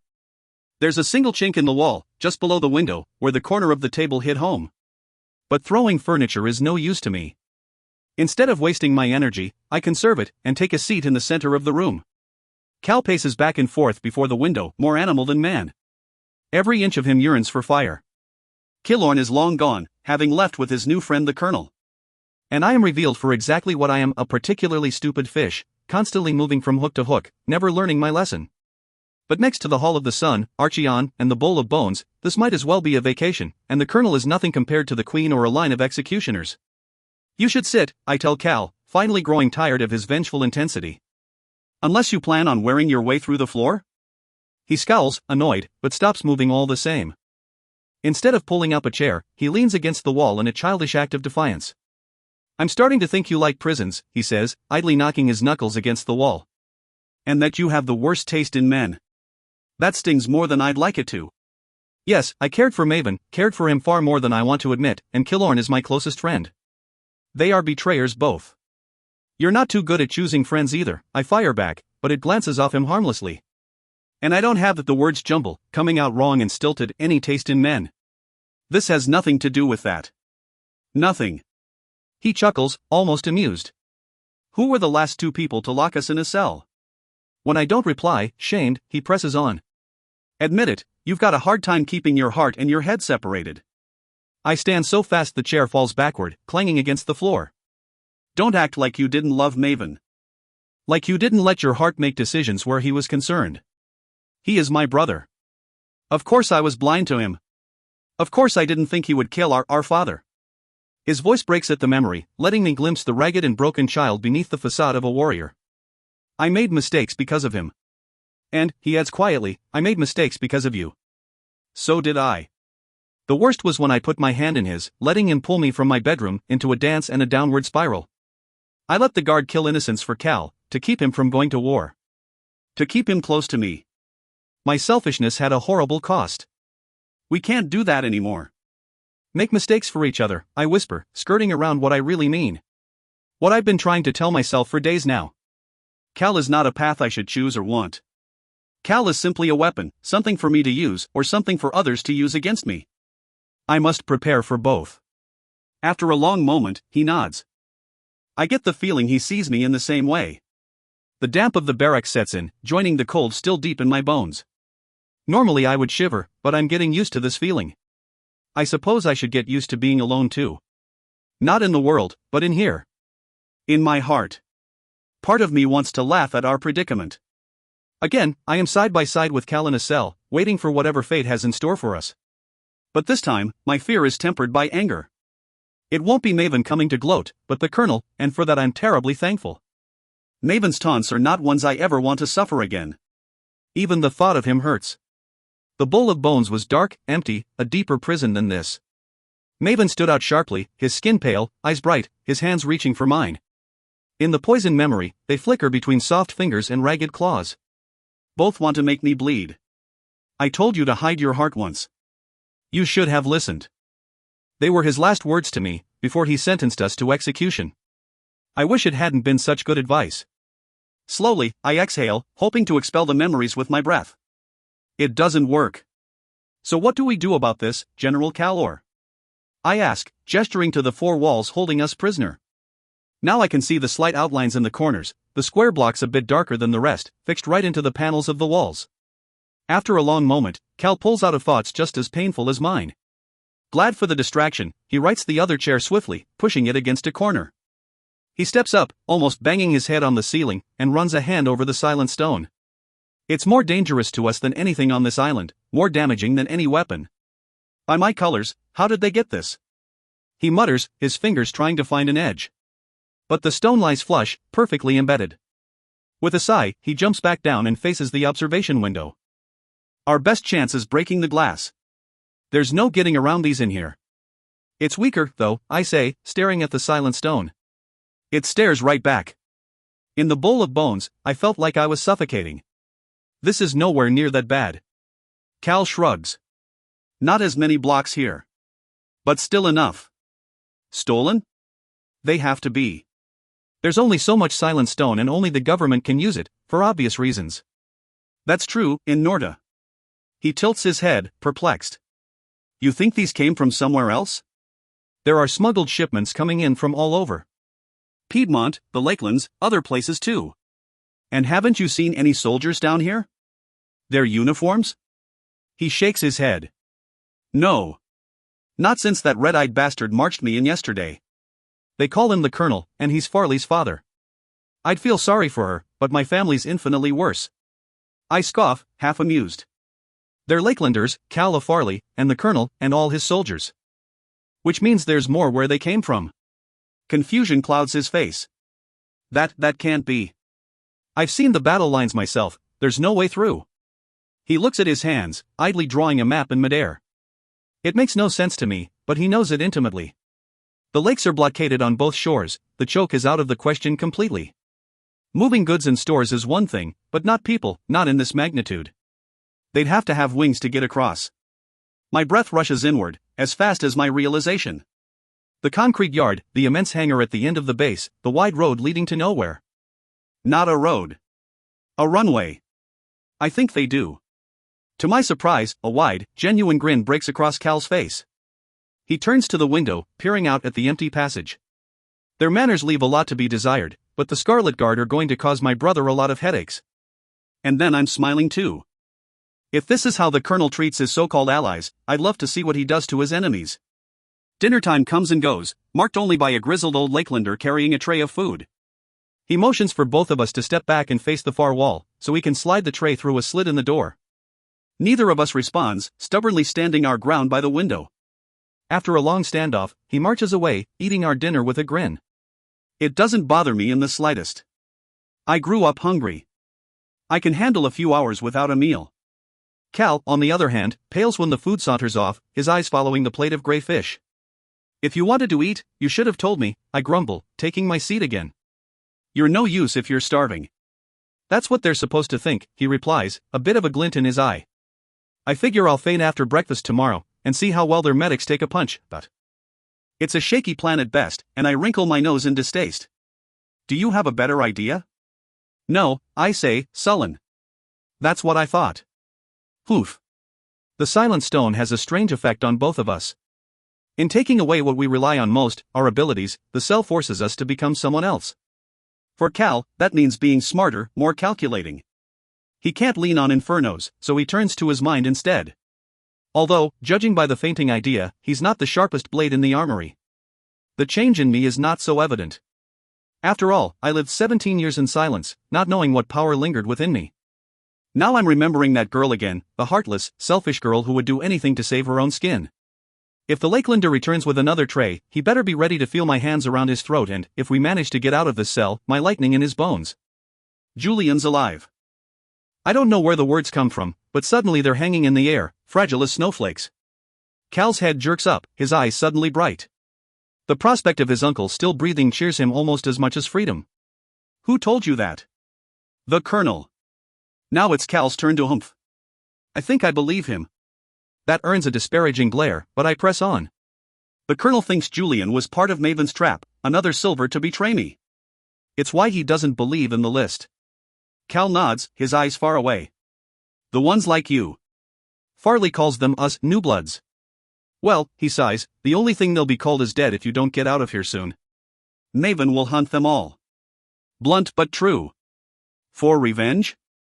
To my surprise, he shakes his head. He's a new king following a murdered father. Not the most stable place to start his reign. The high houses, Samos and Irel especially, would leap at a chance to weaken him. And the discovery of new bloods, after he publicly denounced you, would certainly do that. Though Cal was raised to be a soldier, trained in the barracks of a living war, he was also born to be a king. He might not be so conniving as Maven, but he understands statecraft better than most. So every person we save will hurt him, not just on the battlefield, but on the throne. He smirks crookedly, leaning his head back against the wall. You're throwing me around quite a bit. Does that bother you? I ask, testing the waters. If I can rope Cal into tracking down the new bloods with me, we might actually have a chance of outpacing Maven. A muscle in his cheek twitches, the only indication of his indecision. He doesn't get a chance to answer before the now familiar march of boots cuts him off. Cal groans to himself, annoyed at the Colonel's return. When he starts to rise, my hand shoots out, pushing him back into his seat. Don't stand for him, I mutter, leaning back in my own chair. Cal does as he's told and settles in, arms crossed over his broad chest.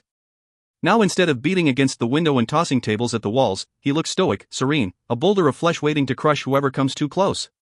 If only he could. But for the silent stone, he would be a blazing inferno, burning hotter and brighter than the sun. And I would be a storm. Instead, we're reduced to our bones, to two teenagers grumbling in a cage. I do my best to keep still when the Colonel appears in the window. I don't want to give him the satisfaction of my anger, but when Killorn appears at his shoulder, his expression cold and stern, my body jolts. Now it's Cal's turn to hold me back, his hand a slight pressure on my thigh, keeping me seated. The Colonel stares for a moment, as if memorizing the sight of the prince and the lightning girl imprisoned. I'm seized by the urge to spit on the blood-stained glass but refrain. Then he turns away from us, gesturing with long, crooked fingers. They twitch once, twice, beckoning for someone to step forward. Or be brought forth. She fights like a lion, forcing the colonel's bodyguards to hold her clean off the ground. Farley's fist catches one of them in the jaw, sending him sprawling, breaking his grip on her arm. She slams the other into the passage wall, crushing his neck between her elbow and the window of another cell. Her blows are brutal, meant to inflict as much damage as she can, and I can see purple bruises already blooming on her captors. But the bodyguards are careful not to hurt her, doing their best to keep her merely restrained. Colonel's orders, I suppose. He'll give his daughter a cell, but not bruises.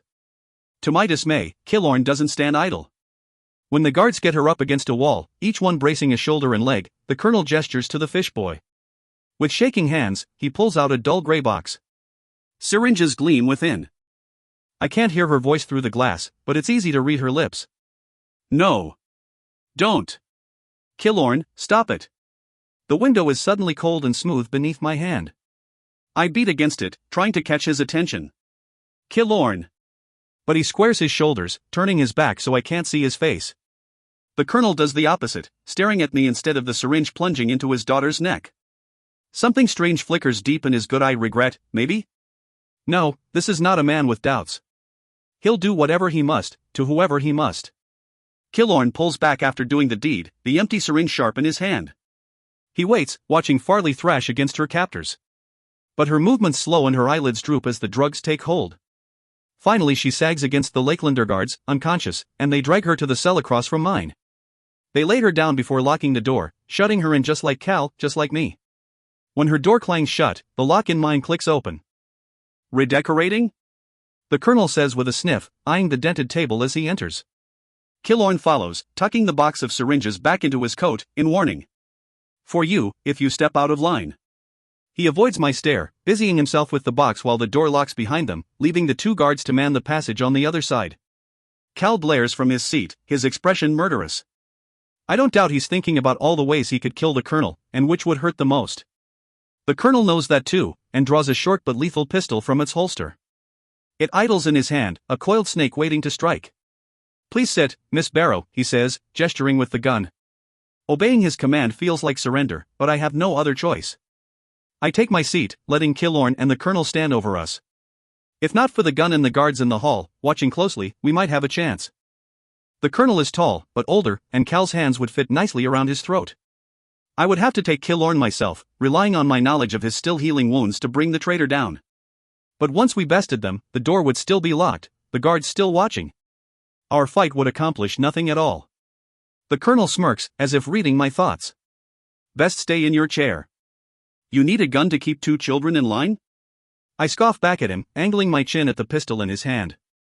There isn't a soul on earth who would dare call Cal a child, even without his abilities. His military training alone makes him deadly, something the colonel knows well enough. He ignores the insult and plants his feet in front of me, so his bloody eye bores into mine. You know, you're lucky I'm a progressive man. There aren't many who would let him live, he nods toward Cal, before sweeping back to me, and a few who would kill you as well. I glance at Killorn, hoping he realizes what side he's on. He fidgets like a little boy.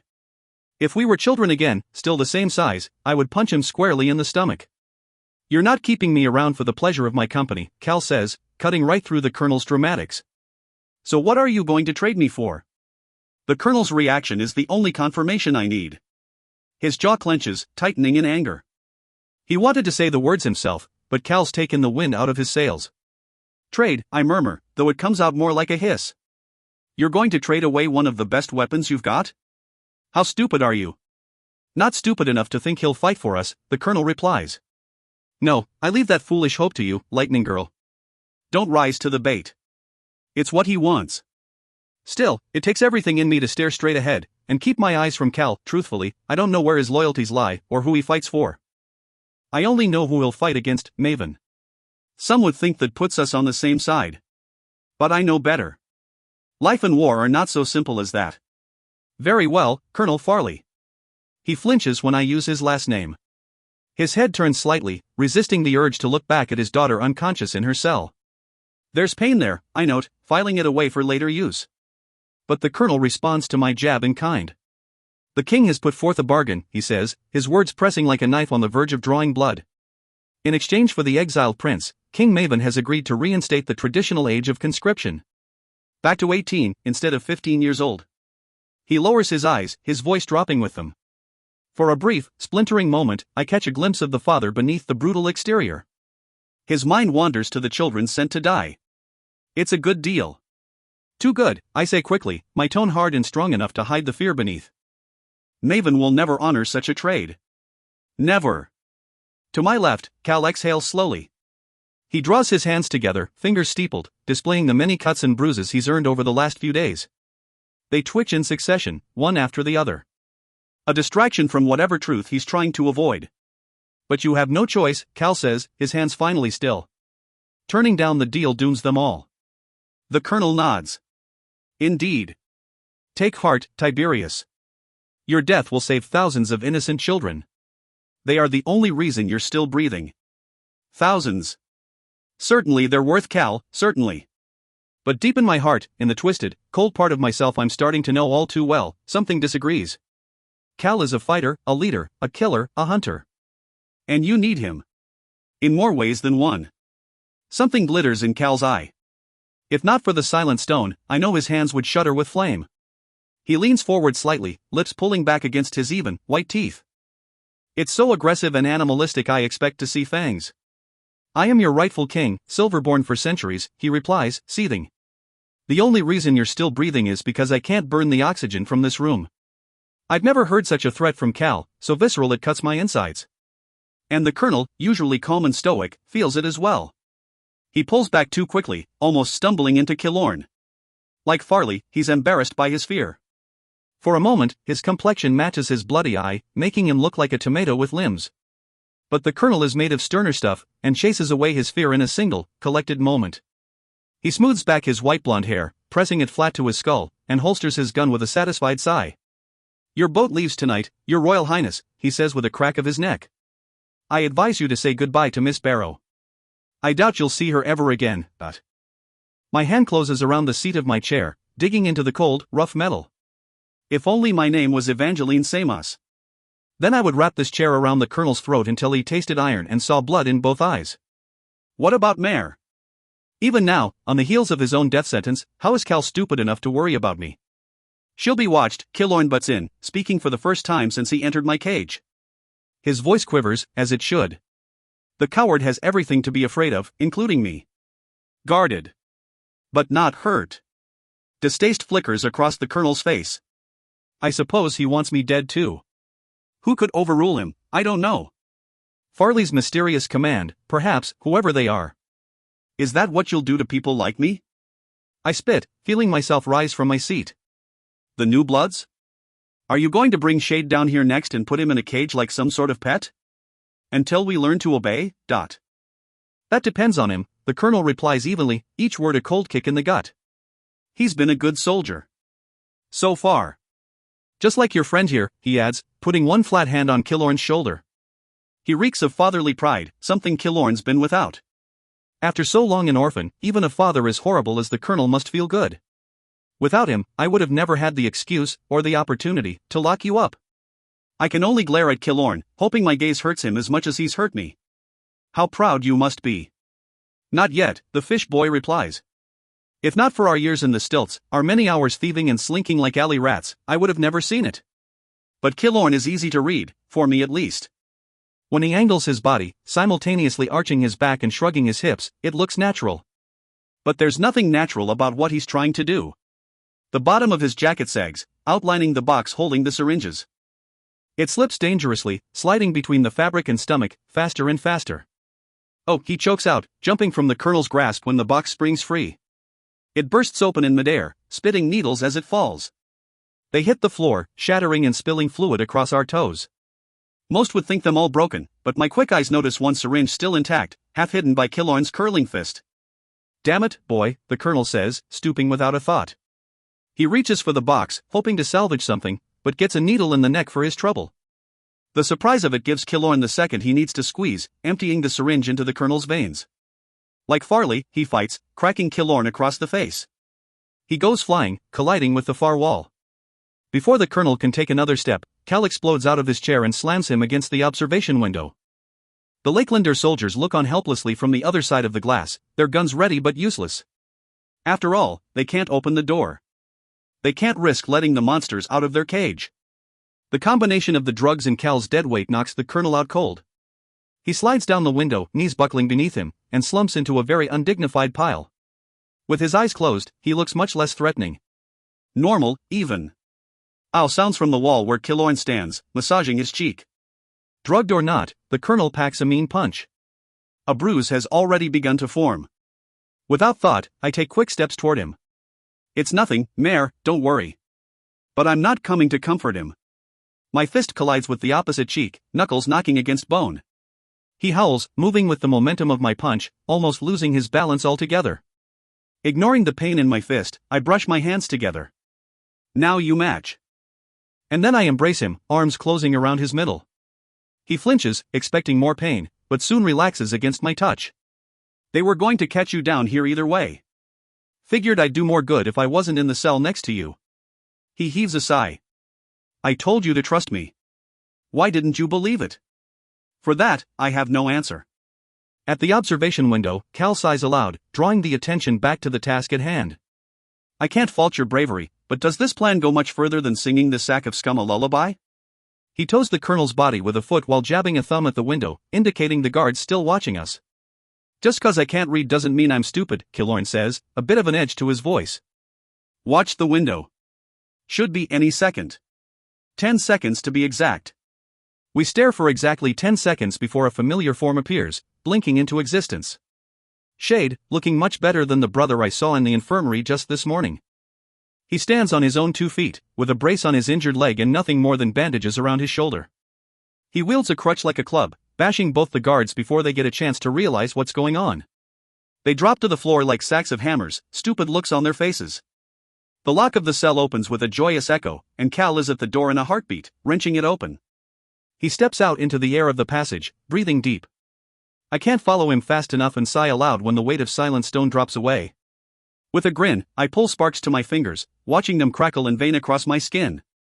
Missed you, I murmur to my dearest friends. You're a strange one, Lightning Girl. To my surprise, Farley leans against her open cell door, the picture of calm. She doesn't look at all affected by the drugs, if they had any effect at all. The benefit of befriending nurses, Killorn says, bumping my shoulder. A nice smile was all it took to distract Lena, and slip something harmless into the box. She'll be heartbroken to find you gone, Farley replies, twisting her lips into something akin to a pout. Poor girl. Killorn only scoffs. His eyes flicker to me. That's not my problem. And now? Cal says, the soldier in him coming forth. His shoulders tense, firm beneath his threadbare clothes, and he turns his neck back and forth, keeping an eye on every corner of the passage. Shade puts out his arm in response, palm pointed toward the ceiling. Now we jump, he says. I'm the first to put my hand on his arm, holding tight. Even if I can't trust Killorn, Cal, or anyone else, I can trust in ability. In strength. In power. With Cal's fire, my storm, and Shade's speed, nothing and no one can touch us. While we are together, I will never suffer a prison again. 9. The bunker passes by in flashes of light and color. I catch only glimpses as Shade lets loose, jumping us through the structure. His hands and arms are everywhere, grasping, giving us all enough space to hold on. He must be strong enough to take us all, because no one gets left behind. I see a door, a wall, the floor tipping toward me. Guards give chase at every turn, shouting, shooting, but we're never in one place long enough. Once, we land in a crowded room blossoming with electricity, surrounded by video screens and radio equipment. I even catch sight of some cameras piled in the corner before the occupants react to us and we jump away. Then I'm squinting in the sunlight of the dock. This time, the Lakelanders get close enough that I can see their faces, pale against the evening light. Then it's sand beneath my feet. Another jump and it's concrete. We jump farther in the open, starting at one end of the runway before teleporting all the way to the hangar. Shade winces with the strain, his muscles tight, the cords of his neck standing out starkly. One last jump takes us inside the hangar, to face cool air and relative quiet. When the world finally stops twisting and pulling, I feel like collapsing. Or throwing up. But Killorn keeps me standing, holding me up to see what we've come so far for. 2 airjets dominate the hangar, their wings spread wide and dark. One is smaller than the other, built for a single occupant, with a silver body and orange-tipped wings. Snapdragon, I remember, thinking back to Nercy and the Swift, lethal jets that rained fire down upon us. The bigger one is pitch black, menacing, with a larger body and no distinguishing colors to speak of. I've never seen anything like it, and dimly wonder if Cal has either. After all, he's going to be the one to fly it, unless Farley has yet another skill in her bag of tricks. Judging by the way she stares at the jet, her eyes wide, I doubt it. What are you doing in here, Dot? The voice echoes strangely in the hangar, bouncing off the walls. The man who appears beneath the wing of the Snapdragon doesn't have the look of a soldier, wearing gray coveralls instead of a Lakelander uniform. His hands are black with oil, marking him as a mechanic. He glances between us, taking in Killorn's bruising cheeks and Shade's crutch. I'll have to report you to your superiors. Report away, Farley barks, looking every inch the captain she was. Next to her scar and the tense cut of her jaw, I'm surprised the mechanic doesn't faint on the spot. We're on strict orders from the colonel. She gestures quickly, pointing Cal toward the black jet. Now get this hangar door open. The mechanic continues to stammer while Cal leads us to the rear of the jet. As we pass beneath the wing, he reaches up a hand, letting it drag against the cool metal. A black run, he explains quietly. Big and fast. And stolen, I add. He nods, stoic, reaching the same conclusion as me. From the Delphi airfield. A training exercise, Queen Ilara had said at a luncheon long ago. She brushed aside the rumor of stolen jets with a wave of her salad fork, humiliating the now-dead Colonel Macanthos in front of her trove of ladies. I thought she was lying then, covering up more of the guard's actions, but it also seemed impossible who could steal a jet, let alone two. Apparently the Scarlet Guard could, and did. The back of the Black Run, beneath the tail, yawns open like a mouth, creating a ramp for loading and unloading cargo. Namely, us. Shade goes first, leaning heavily on his crutch, his face damp and pale with exertion. So many jumps have taken their toll. Killorn follows, dragging me along, with Cal right behind us. I can still hear the echo of Farley's voice when we clamber inside, navigating through semi-darkness. Seats line both curved walls, with heavy-duty straps dangling from each one. Enough to transport 24 men at least. I wonder where this jet flew last, and who it carried. Did they live, did they die? And will we share their fate? Mare, I need you up here, Cal says, pushing past me to the front of the jet. He drops heavily into the pilot's seat, facing an unfathomable panel of buttons, levers, and instruments. All the dials and gauges are pointed to zero, and the jet hums with nothing but the beating of our own hearts. Through the thick glass of the cockpit, I can see the hangar door, still closed, and Farley, still arguing with the mechanic. Sighing, I take the seat next to him and begin to strap myself in. What can I do? The buckles click and snap as I tighten each one in turn. If we're going to be flying, I don't want to be bouncing around the inside of the jet. This thing's got batteries, but they need a kick, and I don't think that mechanic's going to give it to us, he says with a bit of a glint in his eye. Do what you do best. Right. Determination floods through me, strong as my sparks. It's just like switching on a lamp, or a camera, I tell myself. Only a lot bigger and more complicated, and more important. Briefly I wonder if it can be done, if I'm enough to jumpstart the massive Black Run. But the memory of lightning, purple and white and powerful, streaking out of the sky to strike the bowl of bones, tells me I am. If I can start a storm, I can certainly bring this jet to life. Arms outstretched, I put my hands on the panel. I don't know what to feel for, only that I feel nothing. My fingers dance along the metal, searching for anything to latch onto, anything I might be able to use. My sparks rise in my skin, ready to be called on. Cal, I mutter through gritted teeth, reluctant to let the cry escape. He understands and works quickly, reaching under the control panel to something beneath. Metal tears with a biting screech, melted at the edges, as he pries away the panel casing. He reveals a mess of wires, crossing in woven bundles, and I'm reminded of veins beneath skin. I only need to get them pumping. Without thought, I plunge a hand into the wires, letting my sparks pulse out. They search on their own, looking for somewhere to go. When my fingers brush a particularly thick wire, a round, smooth cord that fits my hand perfectly, I can't help but smile. My eyes fall shut, allowing me to concentrate. I push harder, letting my strength flow into the power line. It carries through the jet, splitting and branching along different paths, but I force my sparks on. When they hit the engine and the immense batteries, my grip tightens, nails digging into skin. Come on. I can feel myself pour into the batteries, flooding them, until I brush against their own stored energy. My head dips, leaning against the panel, letting the cool metal calm my flushing skin. With one last push, the dam inside the jet breaks, bursting through the walls and wires. I don't see the Black Run power to life, but I feel it all around. Well done, Cal says, sparing a second to squeeze my shoulder. His touch doesn't linger though, in accordance with our agreement. No distractions, least of all now. I open my eyes to see his hands dancing across the panel controls, flipping switches and adjusting knobs seemingly at random. When I lean back, another hand takes my shoulder. Killorn lets his hand rest, but his touch is strangely gentle. He's not even looking at me but the jet, his face torn between awe and fear. With his mouth agape and eyes wide, he looks almost childish. I feel small myself, sitting in the belly of an airjet, about to do what we never dreamed possible. The fish boy and the lightning girl, about to fly. Does she expect me to ram this thing through a wall? Cal mutters under his breath, his own smile long gone. He looks over his shoulder, eyes searching, not for me, but my brother. Shade. My brother looks liable to faint, and reluctantly shakes his head. I can't jump things this big, this complicated. Even on a good day. It pains him to say such a thing, though he has no reason at all to be ashamed. But Shade is a Barrow, and we do not like to admit weakness. I can grab Farley, though, he continues, his hands straying to his buckles. Killorn knows my brother as well as I do, and pushes him back into his seat.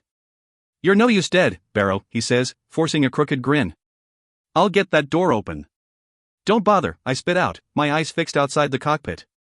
I push my power outward, and with a great screeching groan, the hangar door starts to open, pulling up from the floor in a smooth, steady motion. The mechanic looks puzzled, watching the mechanism controlling the door grind away, while Farley bolts. She sprints out of sight, racing the rising door. A blaze of sunset follows her, cut with streaking, long shadows. 24 soldiers stand in silhouette, blocking the opening. Not just Lakelanders, but Farley's own guardsmen, marked by their red sashes and scarves. Each one has a gun aimed at the black run, but they hesitate, not willing to fire. To my relief, I don't recognize Bree or Tramey among them. One of the Lakelanders steps forward, a captain or lieutenant judging by the white stripes on his uniform. He shouts something, a hand outstretched, his lips forming the word stop. But we can't hear him above the growing roar of engines. Go! Farley shouts, appearing at the back of the plane. She hurtles into the closest seat, buckling herself in with shaking hands.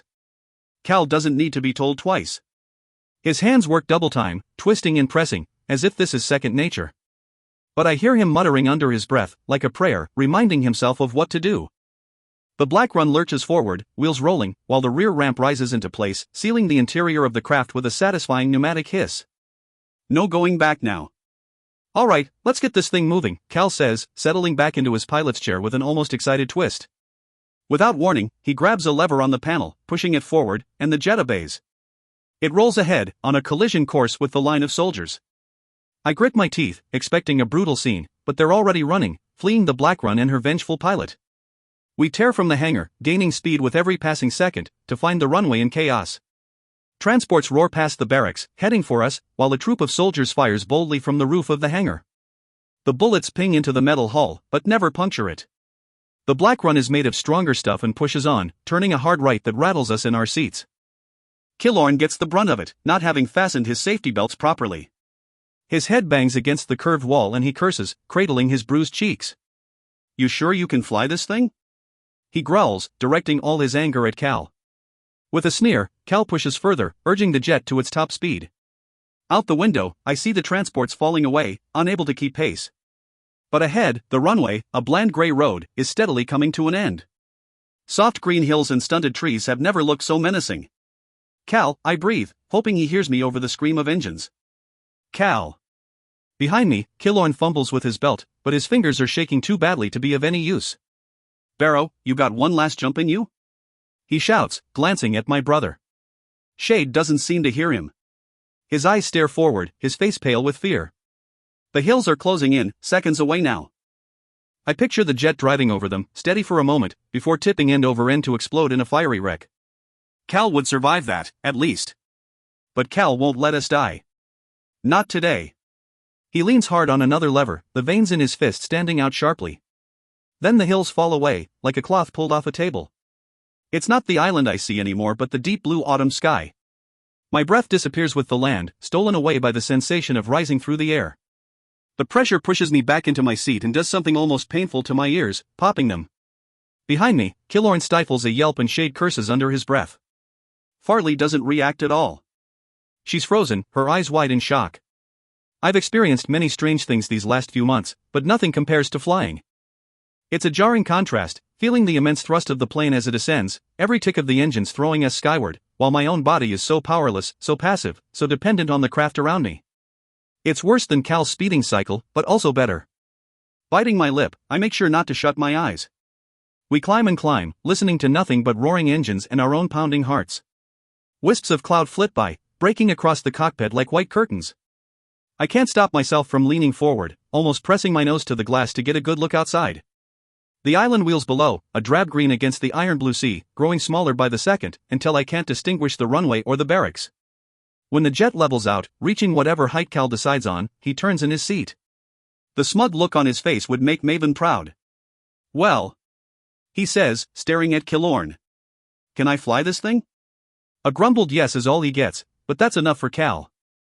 He turns back to the panel, hands resting on a U-shaped mechanism centered before him. The jet responds to his touch, dipping gently when he turns the U. When he's satisfied, he punches a few more buttons on the console and leans back, seemingly letting the plane fly itself. He even unbuckles his safety belts, shrugging out of them to get more comfortable in his seat. "So where are we heading?" he asks the silence. "Or are we just winging it now?" I wince at the pun. A resounding smack echoes through the jet as Killorn slaps a stack of papers against his knee. "Maps." "The Colonel's," Killorn explains, his eyes boring into mine, trying to make me understand. "There's a landing strip near Harbor Bay." But Cal shakes his head like an annoyed teacher with an increasingly foolish student. "You mean Fort Patriot?" He scoffs. "You want me to land us in the middle of a Nortan air base?" Farley is the first out of her seat, almost ripping her buckles apart. She examines the maps with sharp, deliberate motions. "Yes, we are completely stupid, Your Highness," she says coldly. She unfolds one map, before shoving it under his nose. "Not the fort. 9-5 field." Gritting his teeth against a retort, Cal takes the map gingerly and examines the square of lines in color. After a moment, he laughs outright. "What is it?" I ask, pulling the map from his hand. Unlike the giant, indecipherable ancient scroll in Julian's old classroom, this map displays familiar names and places. The city of Harbor Bay dominates the south, bordering the ocean coast, with Fort Patriot occupying a peninsula jutting out into the water. A thick brown strip around the city, too uniform to be natural, can only be another stretch of barrier trees. As in Archeon, the Green Warden's creation of strange forests protects Harbor Bay from pollution. In this case, probably from Newtown, the labeled area hugging the barrier trees like a belt, forming a wall around the outskirts of Harbor Bay. Another slum, I realize. Like Greytown, where Reds live and die beneath a sky full of smoke, forced to build transports, light bulbs, airjets, everything and anything the Silvers themselves can't comprehend. Techies aren't allowed to leave their so-called cities, even to conscript to the army. Their skills are too valuable to lose to war, or their own free will. The memory of Greytown stings, but knowing it's not the only abomination of its kind cuts even deeper. How many live in the confines of that slum? Or this one? How many like me, for that matter? I taste bile as it rises in my throat, but swallow hard, forcing myself to look away. I search through the surrounding lands, mostly mill towns, the occasional small city, and dense forest dotted with a few dilapidated ruins.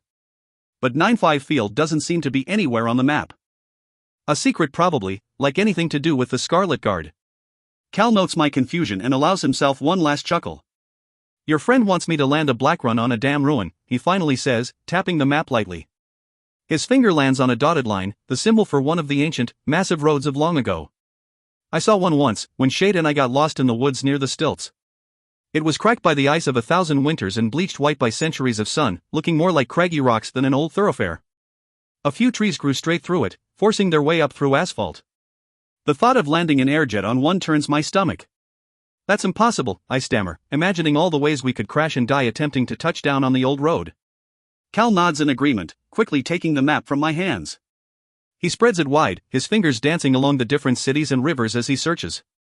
"With Mare, we don't need to touch down here.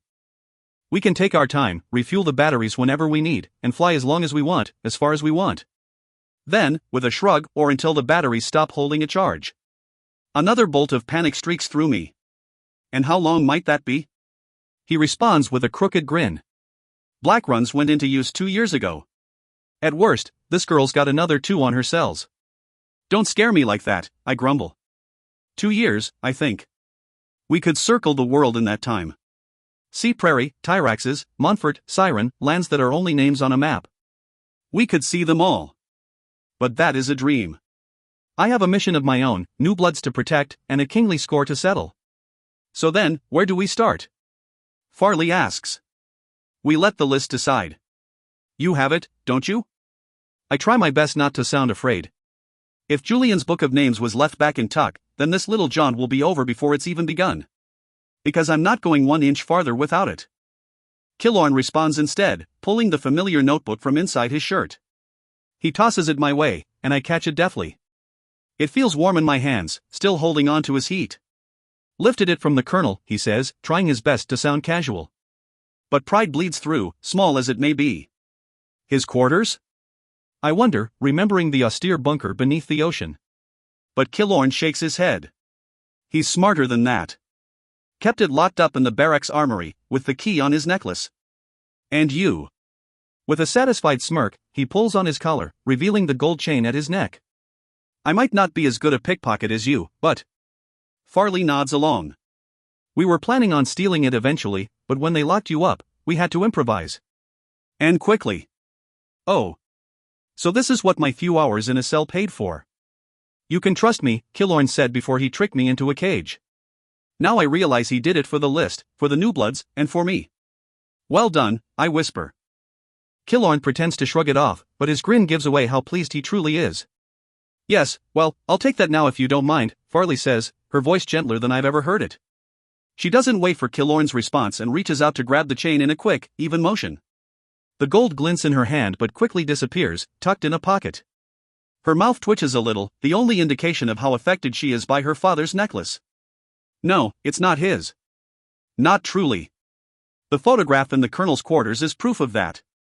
Her mother or her sister wore that chain, and for whatever reason, she isn't wearing it now. When she raises her head again, the twitch is gone, her gruff manner returned. Well, Lightning Girl, who's closest to 9-5? She asks, jutting her chin at the book. We're not landing at 9-5, Cal says, firm but commanding. On this, I have to agree with him. Quiet until now, Shade groans in his seat. He's no longer pale, but vaguely green. It's almost comical, he can handle teleporting just fine, but it seems flying does him in. 9-5 isn't a ruin, he says, trying his very best not to be sick. Have you forgotten Nearcy already? Cal exhales slowly, rubbing his chin with a hand. There's the beginning of a beard, a dark shadow across his jaw and cheeks. You repaved it. Farley nods slowly and smiles. And you couldn't just say that outright? I curse at her, wiping the self-important grin right off her face. You know there's no extra points for being dramatic, Diana. Every second you waste feeling smug could mean another dead new blood. And every second you waste questioning me, Killorn, and shade on everything down to the air you breathe does the same thing, Lightning Girl, she says, closing the distance between us. She towers over me, but I don't feel small. With the cold confidence forged by Lady Blonos in the Silver Court, I meet her gaze without a hint of a shiver. Give me reason to trust you and I will. A lie. After a moment, she shakes her head and backs away, giving me enough space to breathe.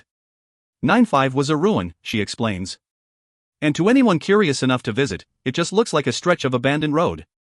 1 mile of asphalt that hasn't broken apart yet. She starts pointing to other ruined roads on the map.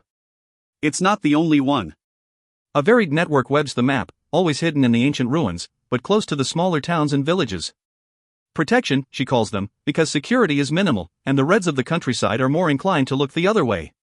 Perhaps less so now, with the measures in place, but certainly before the king decided to take away even more of their children. The Black Run and the Snapdragon are the first jets we've stolen, but more will come, she adds with a quiet pride. I wouldn't be sure of that, Cal replies. He's not being hostile, just pragmatic.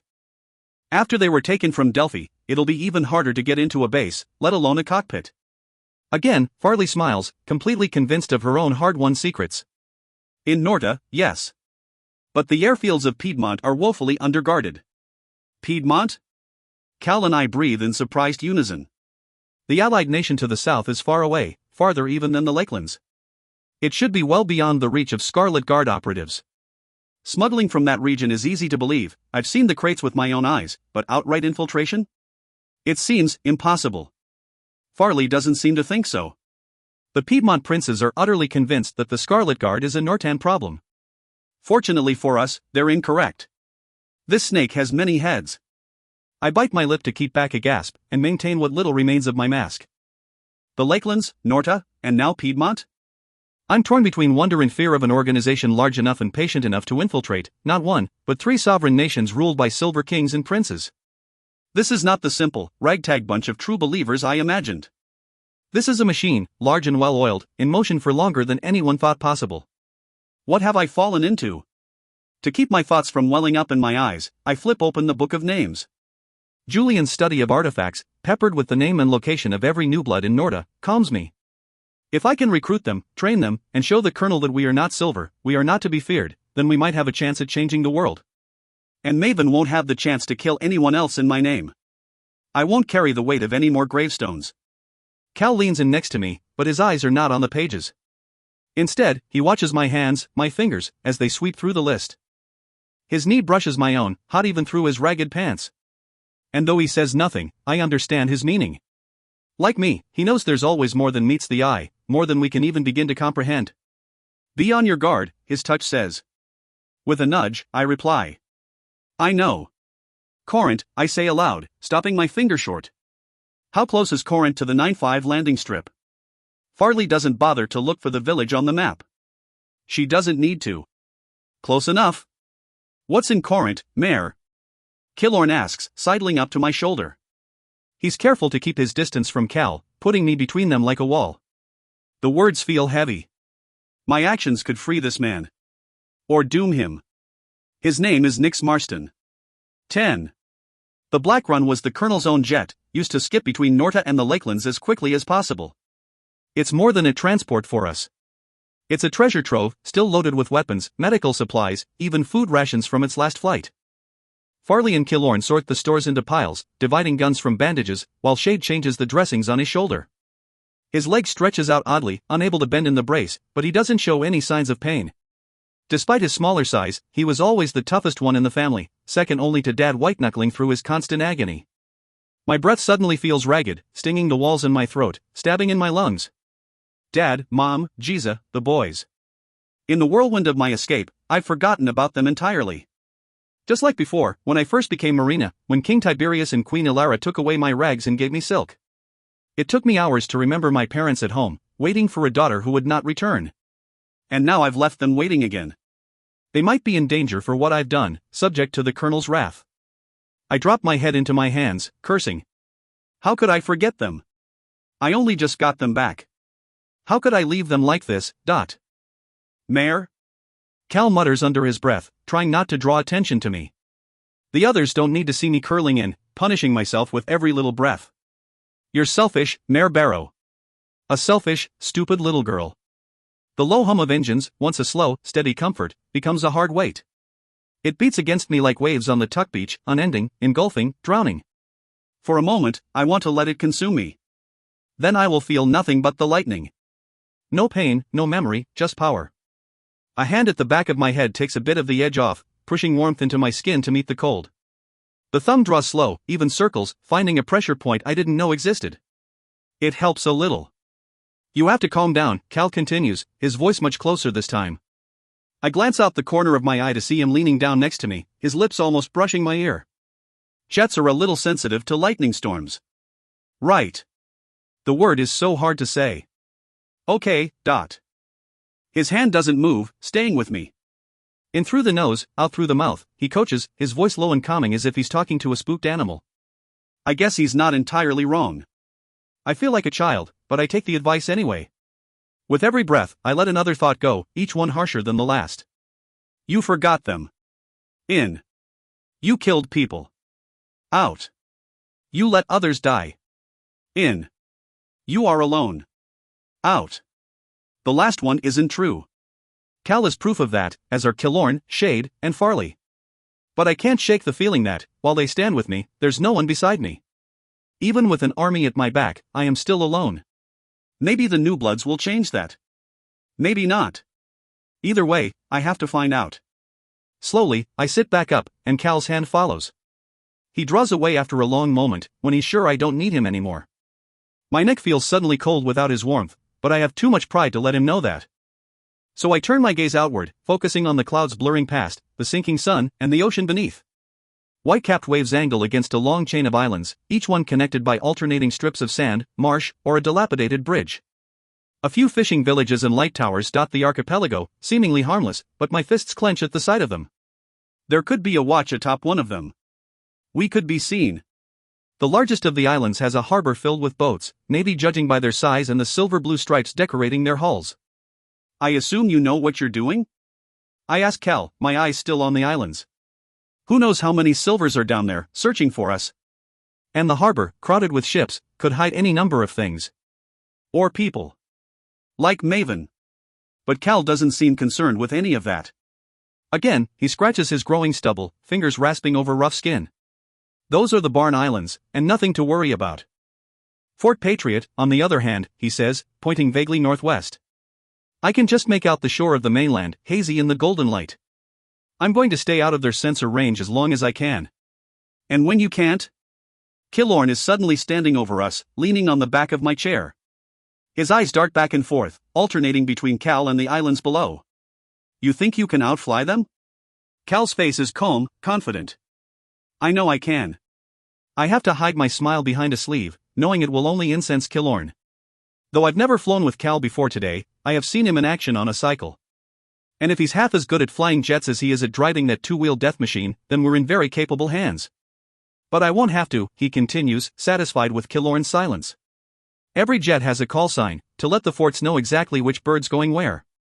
When we get in range, I'll send an old one out, and if we're lucky, no one will think to double-check.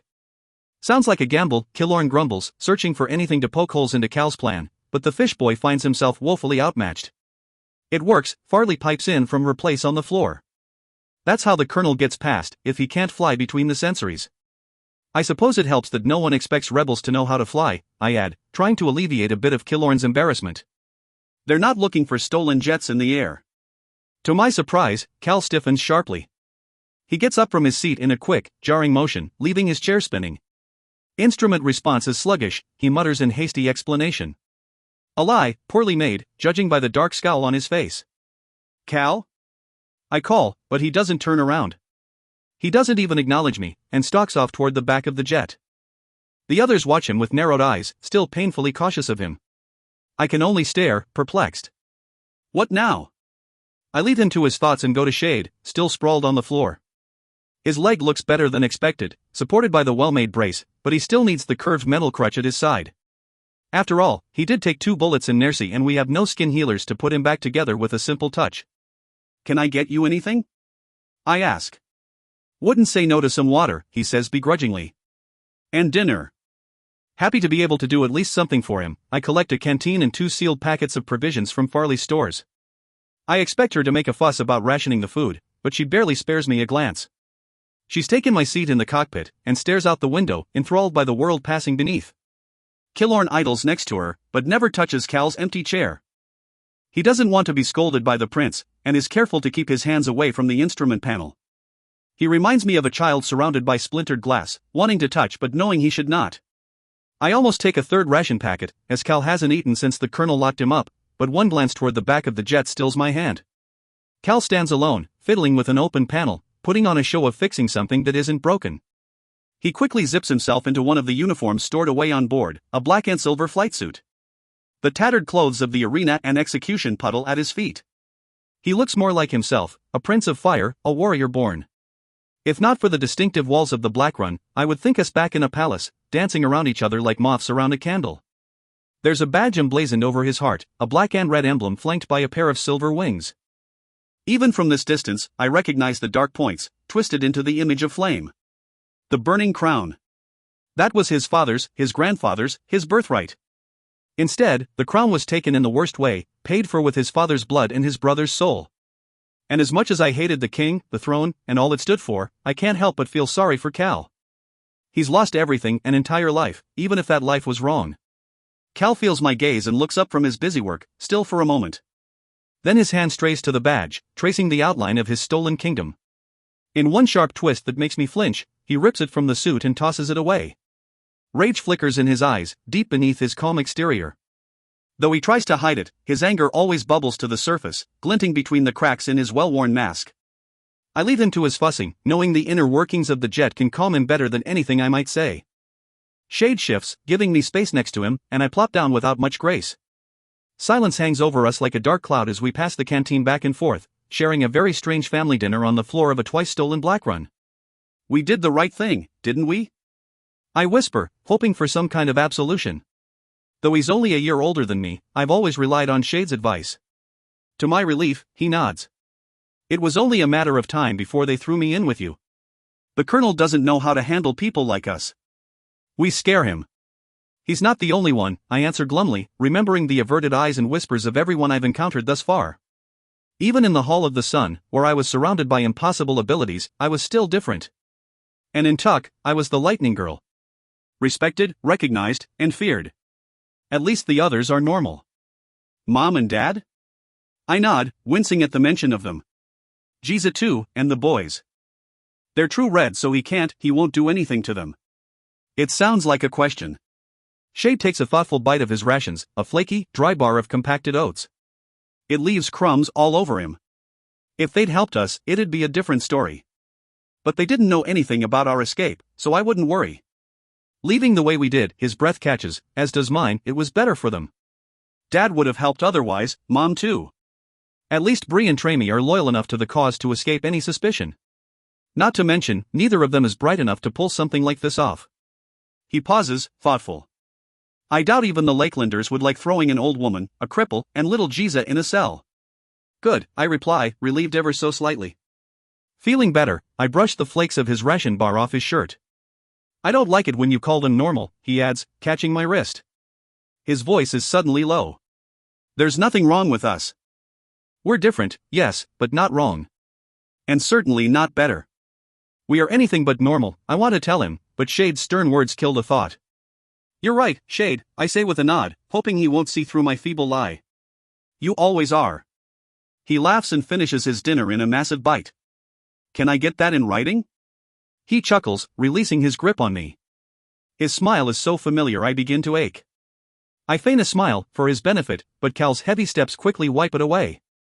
He strides past us, stepping clean over Shade's extended leg, his eyes fixed on the cockpit. We should be in range soon, he says to no one in particular, but it sends us into action. Killorn scrambles away from the cockpit, as if shooed away like a little boy. Cal ignores him completely. His focus is on the airjet, and nothing else. For now, at least, their animosity takes a back seat to the obstacles ahead. I buckle in, Cal adds over his shoulder, catching my eye as he sinks into his own seat. He fastens his safety belts with detached precision, tightening each one with quick, hard tugs. At his side, Farley does the same, silently claiming my chair for the time being. Not that I mind. Watching the jet take off was terrifying, I can only imagine what landing looks like. Shade is proud, but not stupid, and lets me help him to his feet. Killorn takes Shade's other side, and together we make quick work of getting him standing. Once he's up, Shade maneuvers himself easily, getting buckled into his seat with a crutch under one arm. I take the seat next to him, with Killorn on my other side. This time, my friend buckles himself in tightly, and grips his restraints in grim anticipation. I focus on my own belts, feeling strangely safe when they tighten against me. You just strapped yourself to a hurtling piece of metal. It's true, but, at least for the next few minutes, life and death depend solely on the pilot.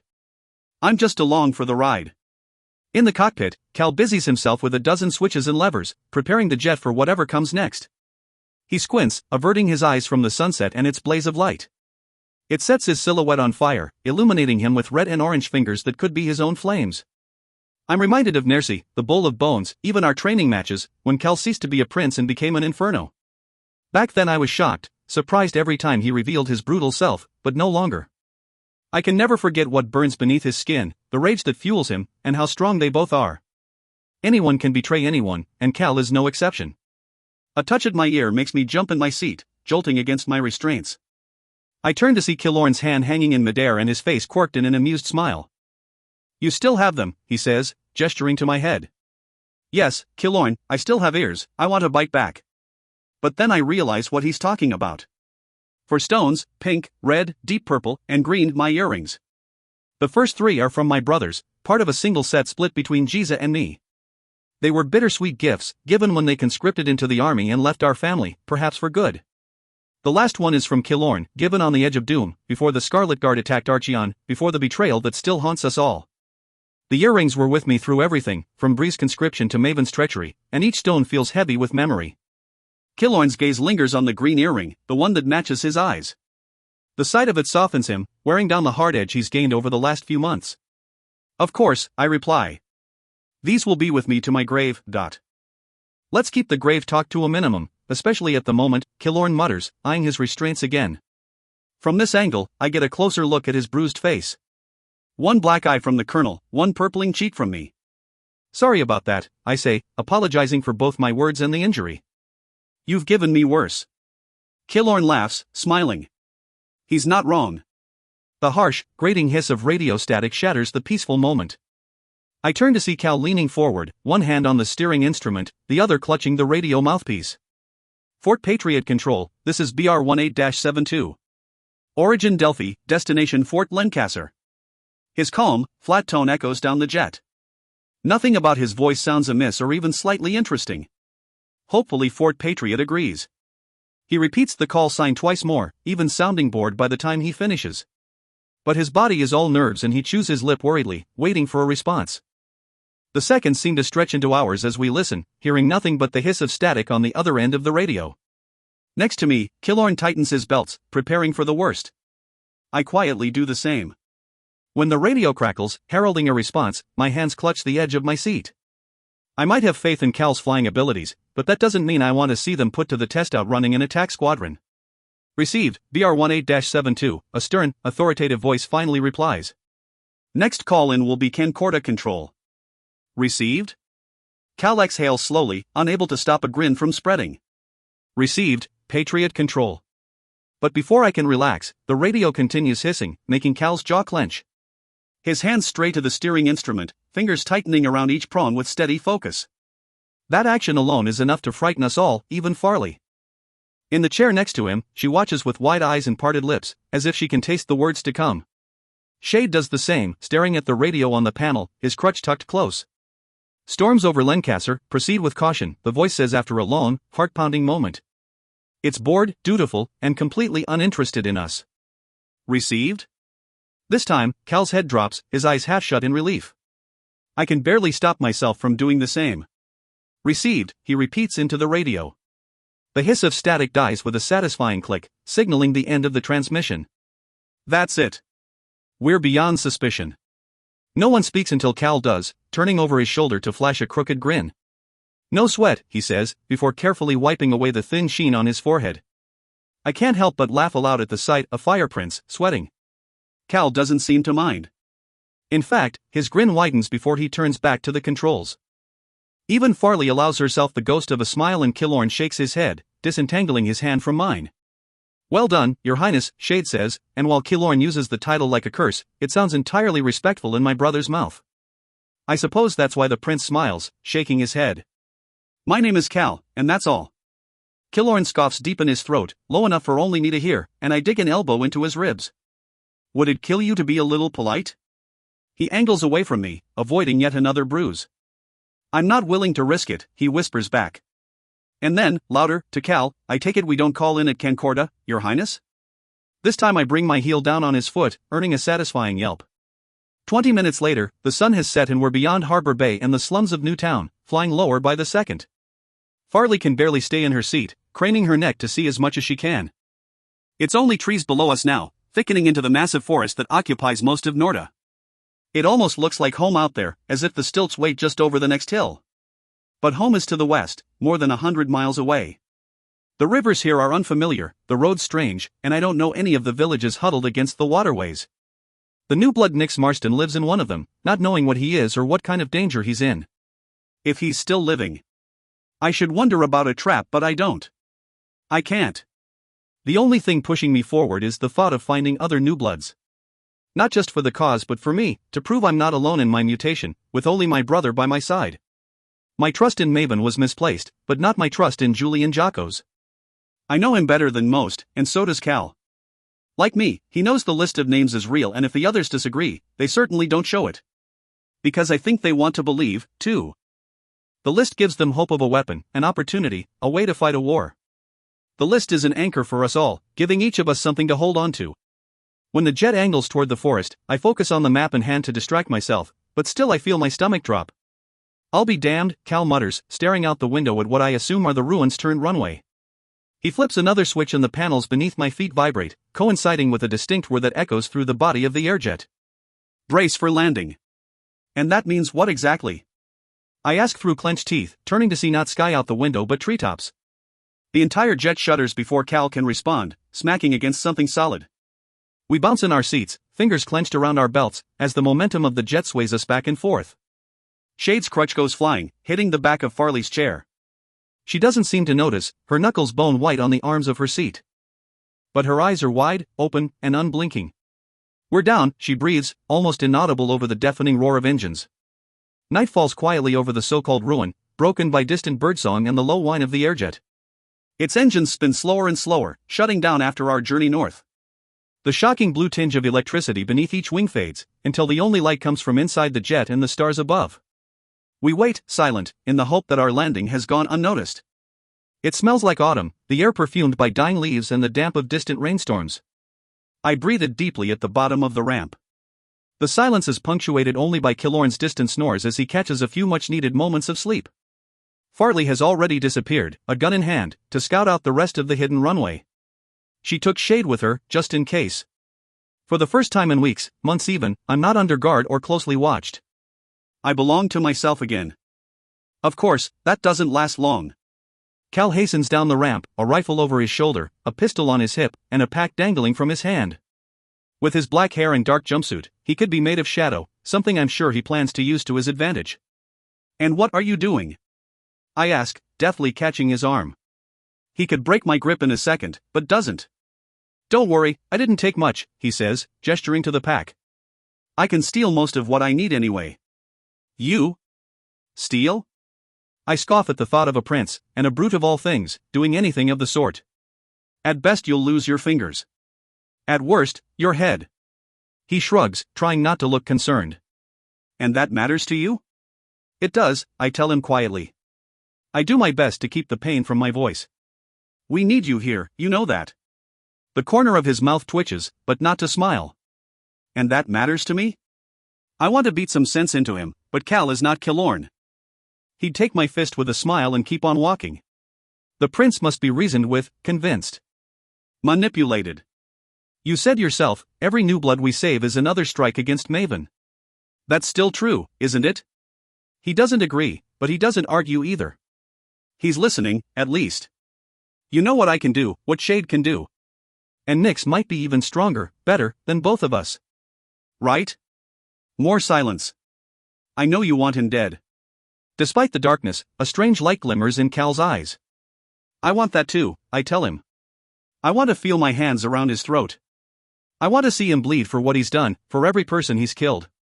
It feels so good to say it out loud, to admit what scares me most of all, to the only person who understands. I want to hurt him in the worst way. I want to make his bones sing with lightning, until he can't even scream. I want to destroy the monster that Maven is now. But when I think about killing him, part of my mind wanders back to the boy I believed him to be. I keep telling myself he wasn't real. The Maven I knew and cared for was a fantasy, tailored specifically for me. Ilara twisted her son into a person I would love, and she did her job so well. Somehow, the person who never existed haunts me, worse than the rest of my ghosts. He's beyond our reach, I say, both for Cal and for my own benefit. If we go after him now, he'll bury us both. You know this. Once a general and still a great warrior, Cal understands battle. And despite his rage, despite every fiber of him begging for revenge, he knows this isn't a battle he can win. Yet. I'm not part of your revolution, he whispers, his voice almost lost in the night. I'm not Scarlet Guard. I'm not part of this. I almost expect him to stamp his foot in exasperation. Then what are you, Cal? He opens his mouth, expecting an answer to tumble out. Nothing does. I understand his confusion, even if I don't like it. Cal was raised to be everything I'm fighting against. He doesn't know how to be anything else, even now, alongside Reds, hunted by his own, betrayed by his blood. After a long, terrible moment, he turns around, retreating into the jet. He casts off his pack and his guns and his resolve. I exhale quietly, relieved by his decision. He'll stay. But for how much longer, I don't know. 11. According to the map, Corinth is 4 miles northeast, sitting at the intersection of Regent's River and the extensive port road. It doesn't look like more than a trading outpost, and one of the last villages before the port road turns inland, weaving around the flooded, impassable marshlands on its journey to the northern border. Of the 4 great byways of Norda, the port road is the most traveled, connecting Delphi, Archeon, and Harbor Bay. That makes it the most dangerous, even this far north. Any number of silvers, military or otherwise, could be passing through, and even if they aren't actively hunting us, there isn't a silver in the kingdom who wouldn't recognize Cal. Most would try to arrest him, some would certainly try to kill him on sight. And they could, I tell myself. It should frighten me to know this, but instead I feel invigorated. Maven, Hilara, Evangeline and Telemus Samos, despite all their power and abilities, all of them are vulnerable. They can be defeated. We only need the proper weapons. The thought makes it easy to ignore the pain of the last few days. My shoulder doesn't ache so badly, and in the quiet of the forest, I realize the ringing in my head has lessened. A few more days and I won't remember the banshee scream at all. Even my knuckles, bruised from striking Killorn's cheekbone today, barely hurt anymore. Shade jumps among the trees, his form flickering in and out of being like starlight through clouds. He keeps close, never appearing out of eyesight, and is careful to pace his teleporting. Once or twice he whispers, pointing out a twist in the deer trail or a hidden ravine, mostly for Cal's benefit. While Killorn, Shade, and I were raised in the woods, he grew up in palaces and military barracks. Neither prepared him for traversing a forest at night, as evidenced by the loud snapping of branches and his occasional stumbling. He's used to burning a path, forcing his way through obstacles and enemies with strength and strength alone. Killorn's teeth gleam every time the prince trips, forming a pointed smile. "Careful there," he says, yanking Cal away from a boulder hidden in shadow. Cal easily wrenches out of the fish boy's grip, but that's all he does, thankfully. Until we reach the stream. Branches arc overhead from the trees on either bank, their leaves brushing against one another across the gap of water.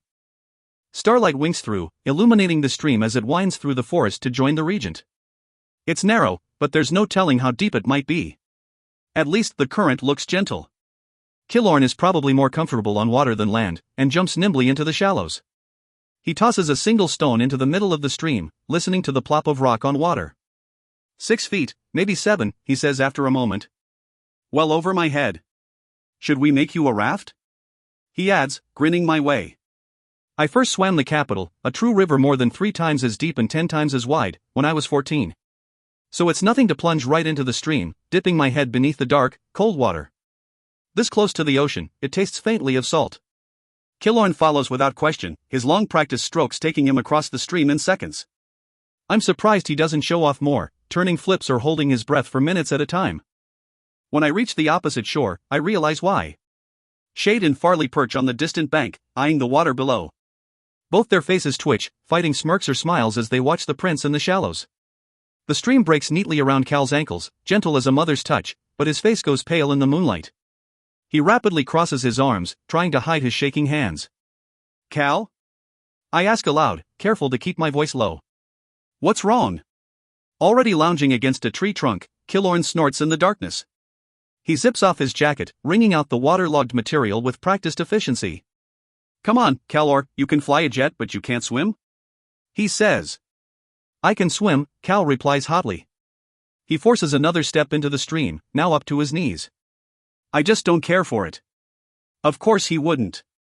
Cal is a burner, a controller of flame, and nothing weakens him more than water. It makes him helpless, powerless, everything he's been taught to hate, fear, and fight.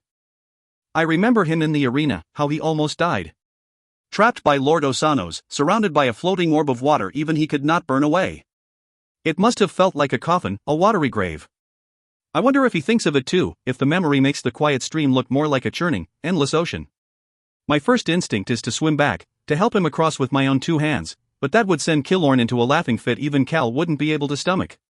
And a brawl in the middle of the woods is the last thing we need. In through the nose, Cal. When he looks up, our eyes locking across the stream, I give him a tiny, supporting nod. Out through the mouth. It's just his own advice repeated back, but it soothes him all the same. He takes another step forward, then another and another, chest heaving with each steadying breath. And then he's swimming, paddling across the stream like a massive dog. Killorn shakes with silent laughter, one hand over his mouth. I toss a few stones his way. It shuts him up long enough for Cal to reach the shallows again, and he eagerly sprints out of the water. A bit of steam rises from his skin, driven by the heat of his own embarrassment. Scold, he mumbles, shaking his head so he doesn't have to look at us. His black hair sticks, plastered to one side of his silver-flushed face. Without thought, I brush it away, smoothing his hair back into a more dignified style. He holds my gaze all the while, looking pleasantly surprised by the action. Then it's my turn to blush. We said no distractions. Don't tell me you're afraid of water too? Killorn calls across the stream, his voice too loud and gruff. Farley only laughs in reply, grabbing my brother's wrist. A split second later, they stand next to us, smirking and dry. They jumped. Of course. Shade scoffs, squeezing my tail of wet hair. Idiots, he says kindly. But for the crutch, I'd push him squarely into the stream. My hair has almost dried by the time we reach the rise above Corinth. Clouds roll in, covering the moon and stars, but the lights of the village are enough to see by. From our vantage point, Corinth looks like the stilts, built at the mouth of the Regent's River, centered on a crossroads. One, neatly paved and slightly raised above the salt marsh, is clearly the port road. The other runs east to west, and turns into a packed dirt road beyond the village. A watchtower on the riverbank points toward the sky, its crown illuminated by a revolving beacon of light. I flinch when it passes over us. Think he's down there? Killorn breathes, meaning Nix.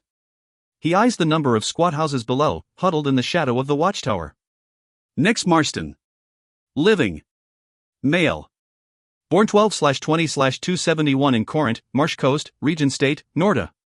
Current residence, same as birth. That's all the list said, I repeat from memory, seeing the words in my mind. I leave off the last part, the one that sears like a brand. Blood type, not applicable. Gene mutation, strain unknown. It follows every name on the list, including my own. It's the marker Julian said he used to find these people in the blood base, matching my blood to theirs. Now it's up to me to use that information and hope that I'm not too late. I squint against the darkness, trying to see through the night. Fortunately, the region looks quiet, a black and calm river, and the roads are empty. Even the ocean looks still as glass. Curfew is in full effect, as commanded by the wretched measures still in place. No Navy ships that I can see. And no traffic on the port road. Cal nods, agreeing, and my heart swells. Surely Maven's hunters would not travel without an entourage of soldiers, making them easy to spot. That leaves two possibilities: they haven't come for Nix yet, or they're long gone. Shouldn't be too hard, even with the curfew. Farley's eyes flash over the village, taking in every roof and street corner. I get the feeling she's done this before. Lazy town, lazy officers. 10 coppers says they don't even bother to secure the town records. I'll take you on that, Shade replies, nudging her shoulder. We'll meet you over there, Cal says. He points at a grove of trees half a mile away. It's hard to see in the darkness, surrounded by marsh and tall grass. Perfect cover, but I shake my head. We're not splitting up. You'd rather traipse in there together, with you and me leading the charge? Why don't I just blow up the security outpost, and you can fry any officer who comes your way? Cal replies. He does his best to keep calm, but sounds more and more like an exasperated teacher. Like his Uncle Julian. Of course not. Neither of us can set foot in that village, Mare. Not unless you intend to kill every person who sees our faces. Every person. His eyes bore into mine, willing me to understand. Every person. Not just security, not just soldiers, not even silver civilians. Everyone. Any whisper of us, any rumor, and Maven will come running. With sentinels, soldiers, legions, everyone and everything in his power.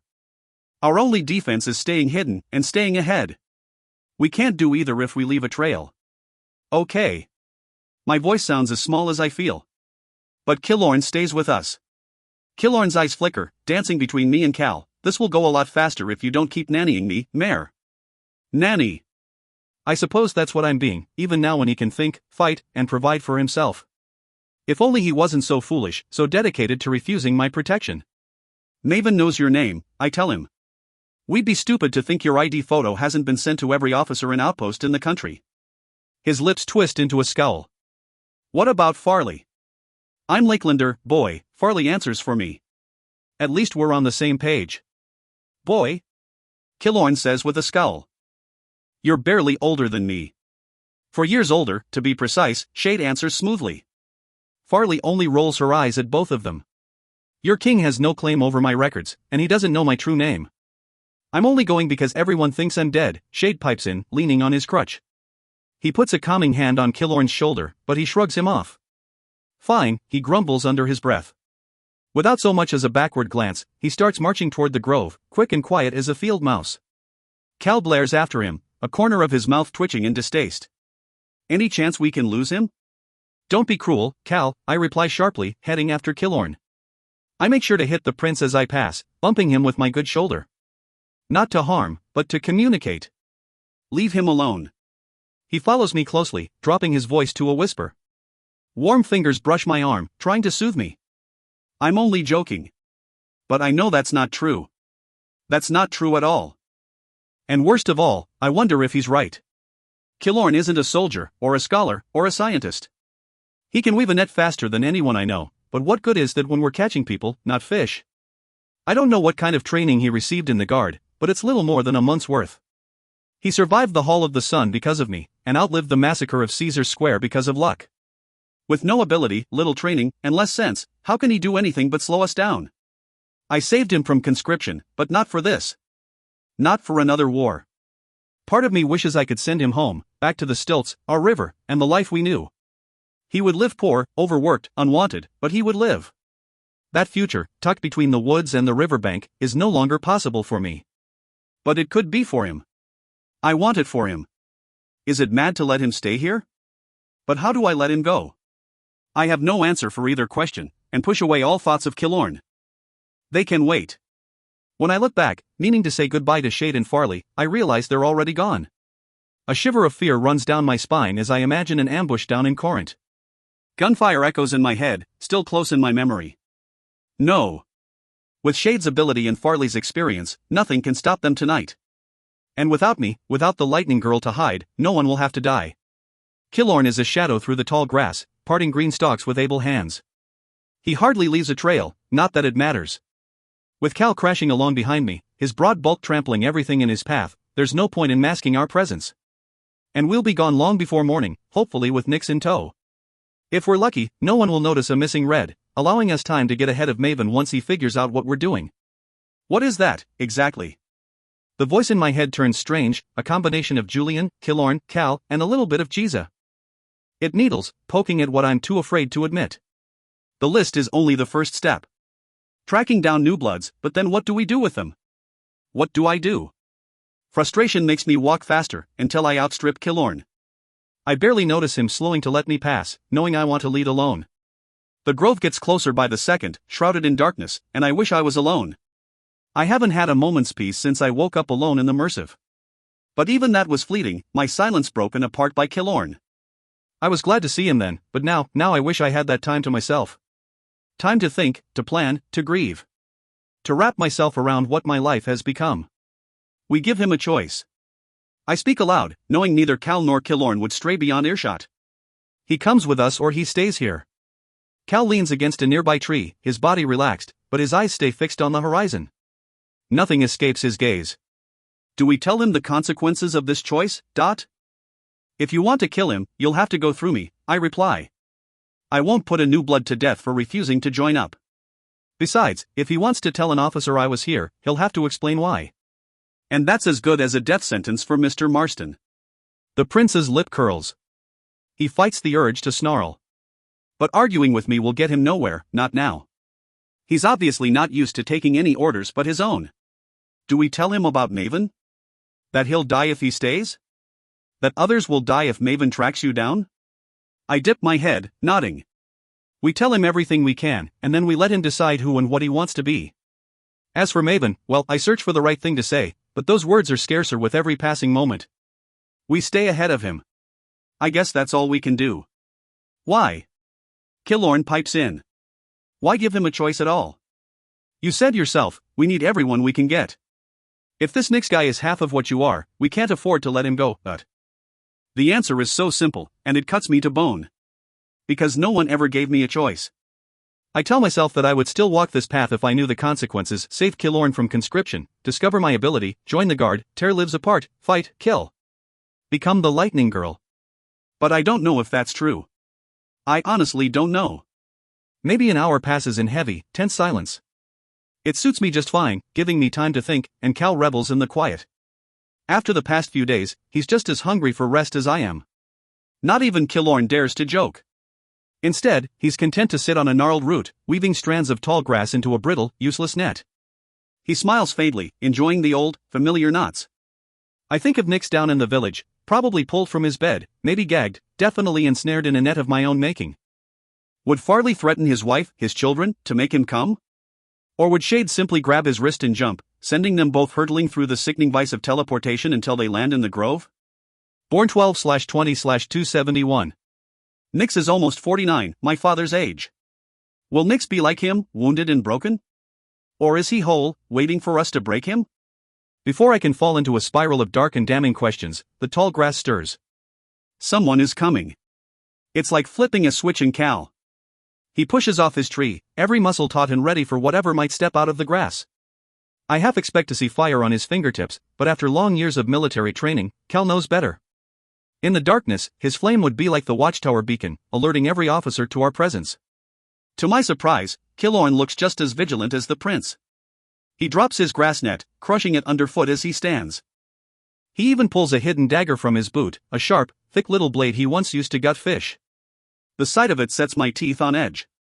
I don't know when the knife became a weapon, or when he started carrying it in his shoe.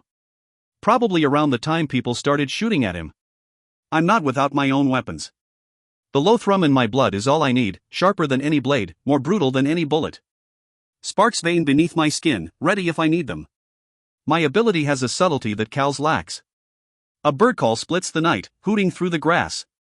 Killorn responds in kind, whistling out a low tune. He sounds like the thrushes that nest in the stilt houses at home. Farley, he murmurs under his breath, pointing at the tall grass. She is the first to step out of the shadows, but not the last. Two figures follow, one is my brother leaning on his crutch, and the other is squat, with muscled limbs and the round belly men gain with age. Nix. Cal's hand closes around my upper arm, exerting a slight pressure. He pulls gently, moving me back into the deeper shadows of the grove. I go without hesitation, knowing that we can't be too careful. Dimly, I wish for a scrap of scarlet, to mask my face as we did in Nersey. Did you have any trouble? Killorn says, stepping up to Farley and Shade. He sounds older somehow, more in control than I'm used to. He keeps his eyes on Nix, following every twitch of the round little newblood's fingers. Farley waves off the question like an annoyance. Simple. Even with this one limping around, she adds, jabbing a thumb at Shade. Then she turns to Nix. He didn't put up a fight. Despite the darkness, I see a deep red blush creep across Nix's face. Well, I'm not stupid, am I? He speaks gruffly, directly. A man with no use for secrets. Though his blood hides the greatest secret of all. You're that Scarlet Guard. The officers would string me up for having you in my house. Even uninvited. Good to know, Shade mutters under his breath. His bright eyes dim a little as he cuts a meaningful look my way. Our very presence could doom this man. Now, Mr. Marston. Nix, he grumbles. Something glimmers in his eye and he follows Shade's gaze. He finds me in the shadows and squints, trying to see my face. But I think you already knew that. Killorn steps lightly, shifting so he blocks me from view. The motion seems innocent, but Nix's brow furrows as he understands the deeper meaning. He bristles, standing toe-to-toe with Killorn. The younger boy towers over him, but Nix doesn't show an inch of fear. He raises one ruddy finger, pointing at Killorn's chest. You pulled me out here after curfew. That's a hanging offense. Now you tell me what for, or else I'll wander on home and try not to die on the way. You're different, Nix. My voice sounds too high, too young. How do I explain? How do I tell him what I wish someone told me? What I don't even truly understand. You know there's something about you, something you can't explain. You might even think there's something wrong with you. My last words find home like arrows. The gruff little man flinches as they land, bits of his anger melt away. He knows exactly what I'm talking about. Yes, he says. I don't move from my place deep in the grove, but instead gesture for Killorn to step aside. He does as asked, letting Nix walk past him. As he approaches, joining me in the shadows, my heartbeat quickens. It pounds in my ears, a nervous, eager drum. This man is a new blood, like me, like Shade. Another who understands. Nix Marston looks nothing like my father, but they have the same eyes. Not in color, not in shape, but still, they are the same. They share the hollow look that speaks of emptiness, a lost time cannot heal. To my horror, Nix's hurt runs deeper even than Dad's, a man who can barely breathe, let alone walk. I see it in the droop of his shoulders, in the neglect of his gray hair and clothing. Were I still a thief, a rat, I wouldn't bother to steal from this man. He has nothing left to give. He returns my stare, eyes flickering over my face and body. They widen when he realizes who I am. The lighting girl. But when he recognizes Cal at my shoulder, his shock quickly gives way to rage. For an almost 50-year-old man, Nix is surprisingly fast. In the shadows, I barely see him drop a shoulder and charge, catching Cal around the middle. Though he's half the prince's size, he takes him down like a bull, smashing them both into a sturdy tree trunk. It cracks loudly beneath the blow, shaking from roots to branches. After half a heartbeat, I realize that I should probably step in. Cal is Cal, but we have no idea who Nix is, or what he can do. Nix gets in one bruising punch, hitting Cal's jaw so hard I fear it might be broken, before I manage to get my arms around his neck.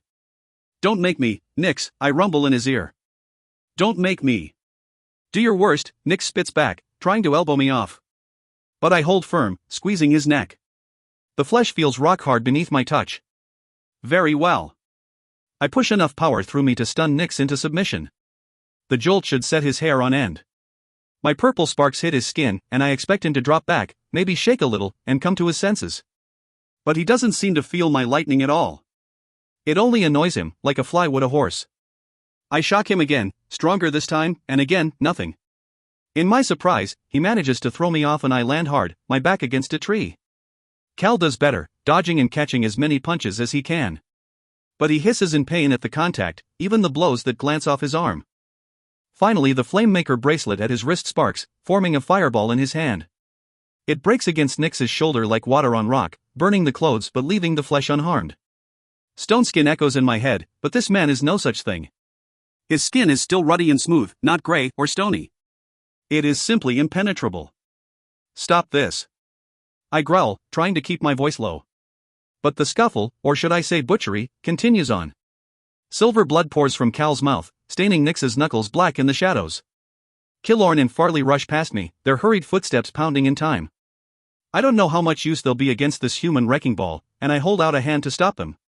But Shade reaches Nix before they do, jumping into position behind him. He grabs Nix by the neck, like I did, and then they're both gone. They appear 10 feet away a split second later, and Nix falls to the ground, his face vaguely green. He tries to get up, but Shade braces his crutch against his neck, pinning him. "Move and I'll do it again," he says, his eyes alive and dangerous.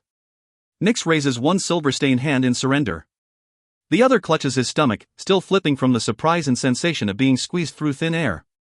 I know it all too well. "Enough," he pants. A sheen of sweat glints across his forehead, betraying the exhaustion setting in. Impenetrable, but not unstoppable. Killorn plops back down on his root, snatching up the remnants of his net. He smiles to himself, almost laughing at the sight of Cal beaten and bleeding. "I like this one," he says.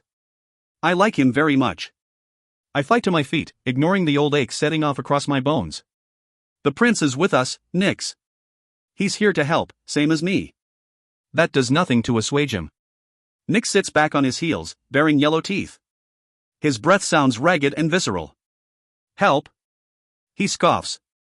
"That silver bastard helped my daughters into an early grave." Cal does his best to look polite, despite the blood dripping down his chin. "Sir." "Dara Marston." "Jenny Marston," Nix hisses in reply. His glare goes right through me, a knife in the darkness. The Hammer Legion. Battle of the Falls. They were 19 years old. Died in the war. A tragedy, if not a crime, but how is it Cal's fault? Judging by the look of pure shame crossing his face, Cal agrees with Nix. When he speaks, his voice is thick, choked with emotion. "We won," he murmurs, unable to look Nix in the eye. "We won."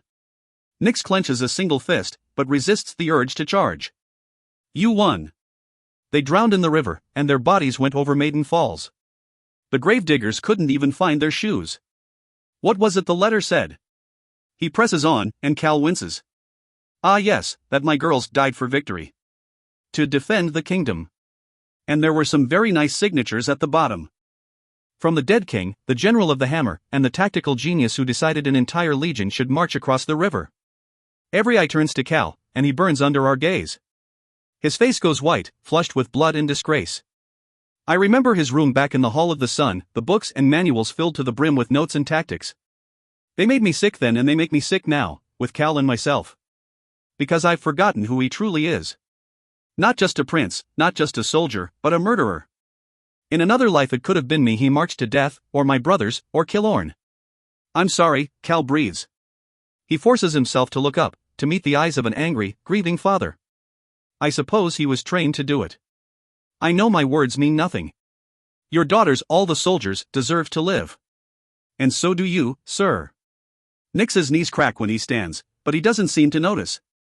Is that a threat, boy? A warning, Cal replies, shaking his head. You're like Mare, like shade. He gestures to us in turn. Different. What we call a new blood. Red and silver. Don't you ever call me silver, Nix says through gritted teeth. It doesn't stop Cal from continuing, rising to his feet. My brother will be hunting people like you. He plans to kill you all, and pretend you never existed. He plans to erase you from history. Something sticks in Nix's throat and confusion clouds his eyes. He glances to me, looking for support. There are others? Many others, Nix. This time when I touch his skin, I have no intention of shocking him. Girls, boys, old and young. All over the country, waiting to be found. And when you find them, us? What then? I open my mouth to answer, but nothing comes out. I haven't thought that far ahead. Farley steps forward when I can't, extending a hand. She holds a red scarf, ragged but clean. The Scarlet Guard will protect them, hide them. And train them if they want to be trained. I almost balk at her words, thinking back to the colonel. The last thing he seems to want is new bloods around, but Farley sounds so sure, so convincing. Like always, I'm sure she has something else up her sleeve, something I shouldn't question. Yet. Slowly, Nix takes the scarf from her, turning it over in his stained hands. And if I refuse? He asks lightly, but I hear the steel beneath. Then Shade will put you right back in bed, and you'll never hear from us again, I tell him. But Maven will come. If you don't want to stick with us, you're better off in the wild. His grip tightens on the scarlet fabric. Not much of a choice. But you do have a choice. I hope he knows I mean it.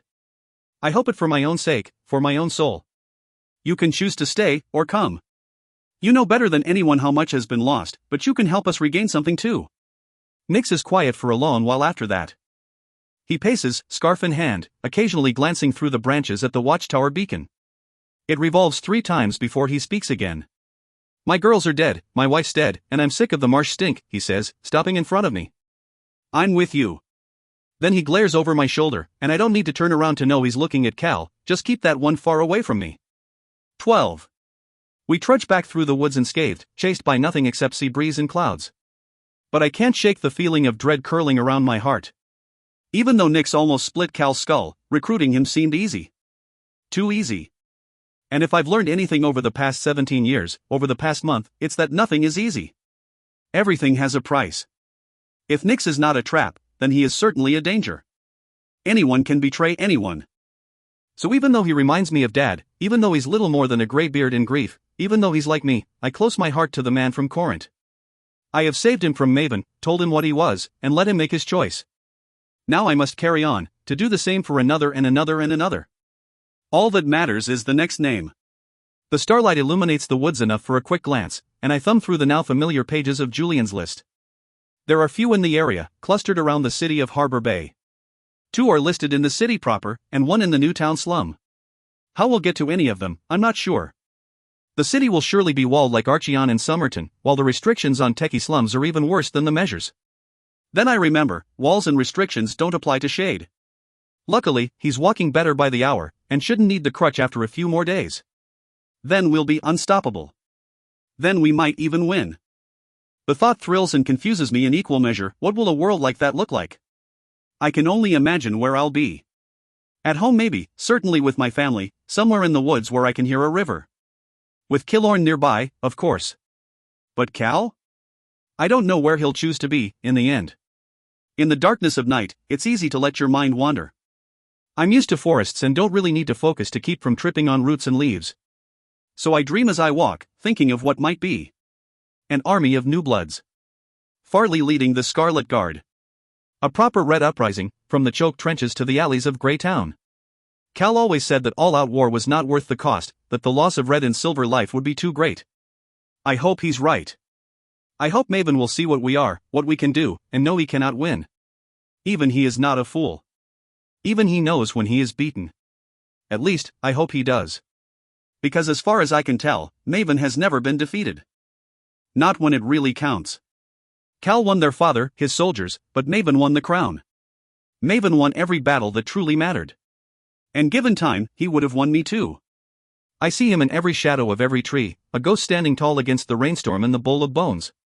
Water streams between the points of his iron crown, into his eyes and mouth, into his collar, into the icy abyss that is his wasted heart. It goes red in color, turning from water to my blood.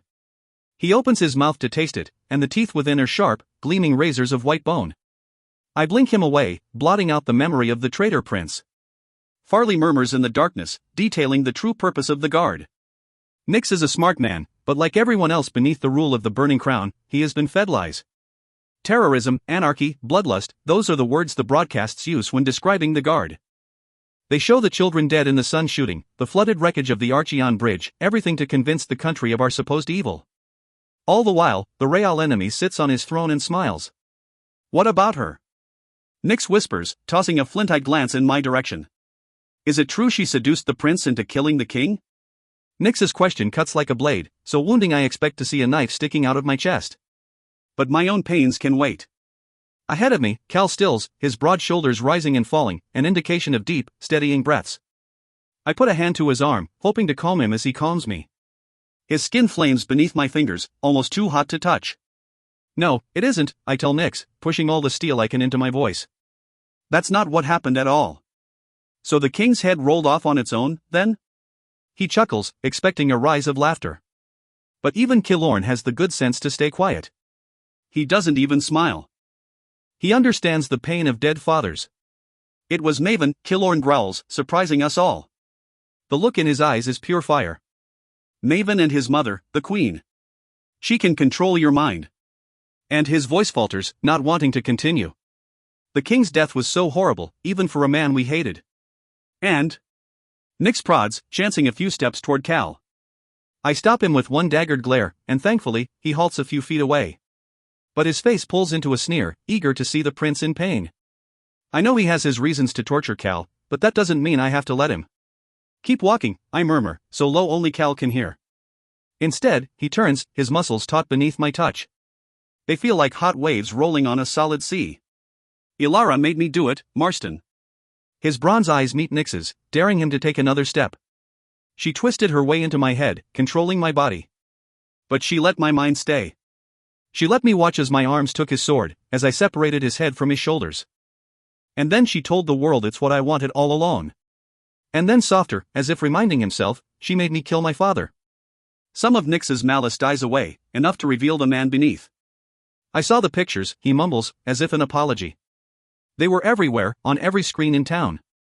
I thought it looked. Cal's eyes flicker, out to the trees. But he's not looking at the leaves. His gaze is in the past, to something more painful. She killed my true mother as well. And she'll kill all of us if we let her. The words come out hard and harsh, a rusty blade to saw flesh. They taste wonderful in my mouth. Not if I kill her first. For all his talents, Cal is not a violent person.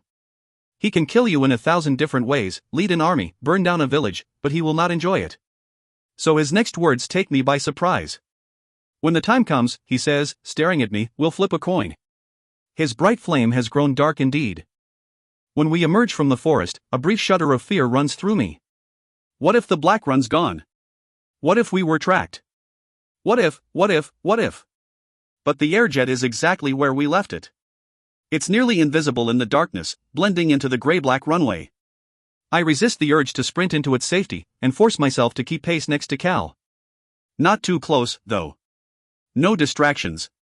Keep your eyes open, Cal mutters, a small but firm warning as we approach. He doesn't take his eyes off the jet, watching for any indication of a trap. I do the same, glaring at the back ramp still lowered against the runway, open to the night air. It looks clear to me, but shadows gather in the belly of the Black Run, pitch dark and impossible to see through from this distance. It took a great amount of energy and focus to power on the entire jet, but the light bulbs within are another story. Even from 10 yards away, it's easy to reach out to their wiring, spark up their charges, and illuminate the inside of the jet with a bright and sudden glow. Nothing moves inside, but the others react, surprised by the burst of light. Farley even frees her pistol from the holster strapped to her leg. It's just me, I tell her with a wave of my hand. The jet's empty. My pace quickens. I'm eager to be inside, cocooned by the growing charge of electricity that strengthens with my every step. When I set foot on the ramp, climbing up into the craft, it feels like entering a warm embrace. I run a hand along the wall, tracing the outline of a metal panel as I pass by. More of my power flows, bleeding out from the light bulbs, running along electrical pathways into the massive cell batteries beneath my feet and fixed under each wing. They hum in perfect unison, sending out their own energy, switching on what I haven't. The black run comes to life. Nix gasps behind me, in awe of the massive, metal jet. He's probably never seen one this close, let alone stepped inside one. I turn around, expecting to find him staring at the seats or the cockpit, but his eyes are firmly fixed on me. He flushes and ducks his head in what could be a shaky bow. Before I can tell him exactly how much that annoys me, he shuffles to a seat, puzzling over the safety belts. Do I get a helmet? He asks the silence. If we're going to be crashing through the air, I want a helmet. Laughing, Killorn takes a seat next to Nix and buckles them both in with quick, agile fingers. Nix, I think you're the only one here who doesn't need one. They chuckle together, sharing crooked smiles. If not for me, for the Scarlet Guard, Killorn would have probably turned out just like Nix. A battered old man, with nothing left to give but his bones. Now I hope he gets the chance to grow old, to have aching knees and a grey beard of his own. If only Killorn would let me protect him. If only he didn't insist on throwing himself in front of every bullet that comes his way. So she really is the Lightning Girl. And this one's he gestures across the jet, to Shade, searching for a word to describe his ability. Jumper, Shade offers with a respectful nod. He fastens his belts as tightly as he can, already paling at the prospect of another flight. Farley doesn't look so affected, and resolutely stares from her seat, eyes on the windows of the cockpit. Jumper. Okay. What about you, boy? He nudges Killorn with his elbow, blind to the boy's fading smile. What can you do? I sink into the cockpit seat, not wanting to see any pain in Killorn's face. But I'm not quick enough. I catch a glimpse of his embarrassed flush, his rigid shoulders, his narrowing eyes and piercing scowl. The reason is shockingly clear. Jealousy twists through every inch of him, spreading as quickly as an infection. The intensity of it surprises me. Not once did I ever think Killorn wanted to be like me, like a Silver. He's proud of his blood, he always has been. He even raged at me, back when he first saw what I had become. Are you one of them? He growled, his voice harsh and unfamiliar. He was so angry. But then, why is he angry now? I catch fish, he says, forcing a hollow smile. There's a bitterness in his voice, and we let it fester in our silence.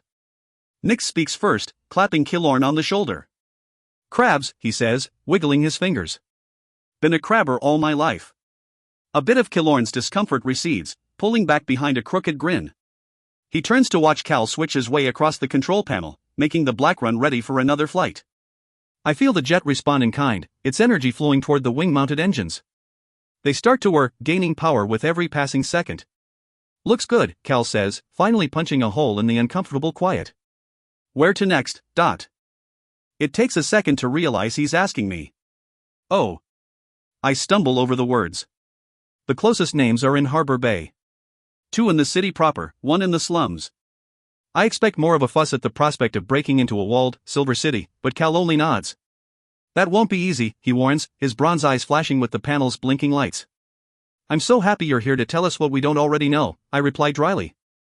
Farley, you think we can do it? She nods, and there's a crack in her usually stoic mask, revealing emotion beneath. Excitement. Her fingers drum on her thigh. I get the sickening sense that she sees part of this as a game. I've got enough friends in the bay, she says. The walls won't be a problem. Then to the bay we go, Cal says. His grim tone is not at all comforting. Neither is the drop in my stomach as the jet lurches forward, screaming down a mile of hidden runway. This time, when we angle into the sky, I close my eyes tight.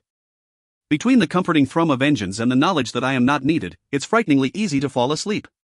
I shift between sleep and waking many times, never truly succumbing to the quiet darkness my mind so desperately needs.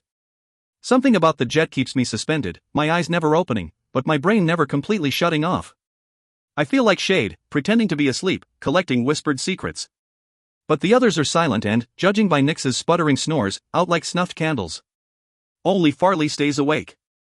I hear her unbuckle and move to Cal's side, her footsteps almost inaudible over the jet engines. I doze off then, catching a few needed minutes of shallow rest, before her low voice brings me back. "We're over the ocean," she murmurs, sounding confused. Cal's neck cracks as he turns, bone on bone. He didn't hear her coming, too focused on the jet. "Perceptive," he says after he recovers. "Why are we over the ocean?"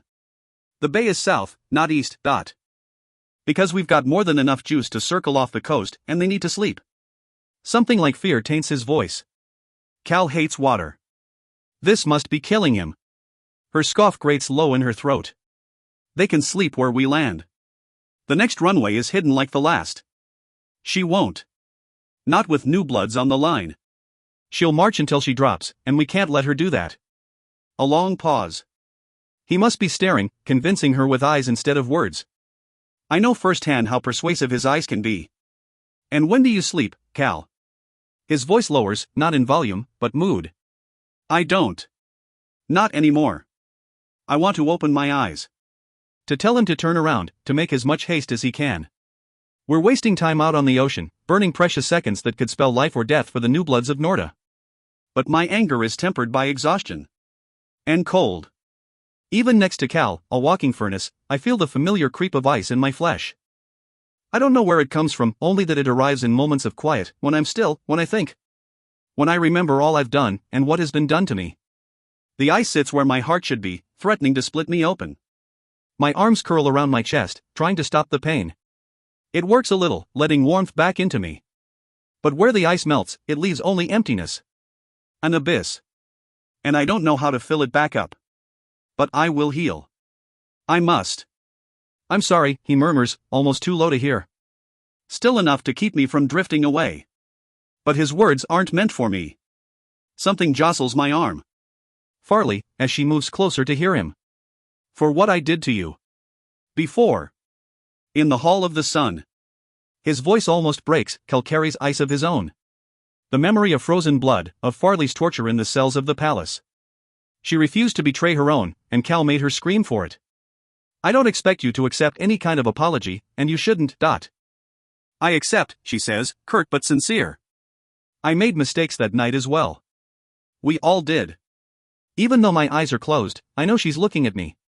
I can feel her gaze, painted with regret and resolve. The bump of wheels against concrete jerks me awake, bouncing me in my seat. I open my eyes, only to squeeze them shut again, turning away from the bright stab of sunlight pouring through the cockpit windows. The others are wide awake, talking quietly, and I look over my shoulder to face them. Even though we're tearing across the runway, slowing down but still moving, Killorn lurches to my side. I guess his river legs are good for something, because the motion of the jet doesn't seem to affect him at all. "Mare Barrow, if I catch you dozing one more time, I'll report you to the outpost." He mimics our old teacher, the one we shared until he turned 7 and left to apprentice with a fisherman. I look up at him, grinning at the memory. "Then I'll sleep in the stocks, Miss Van Dark," I reply, sending him into a bout of chuckles. As I wake more fully, I realize I'm covered in something. Soft, worn fabric, dark in color. Killorn's jacket. He pulls it away before I can protest, leaving me cold without its warmth. "Thanks," I mutter, watching him pull it back on. He just shrugs. "You were shivering. It's going to be a haul into the bay."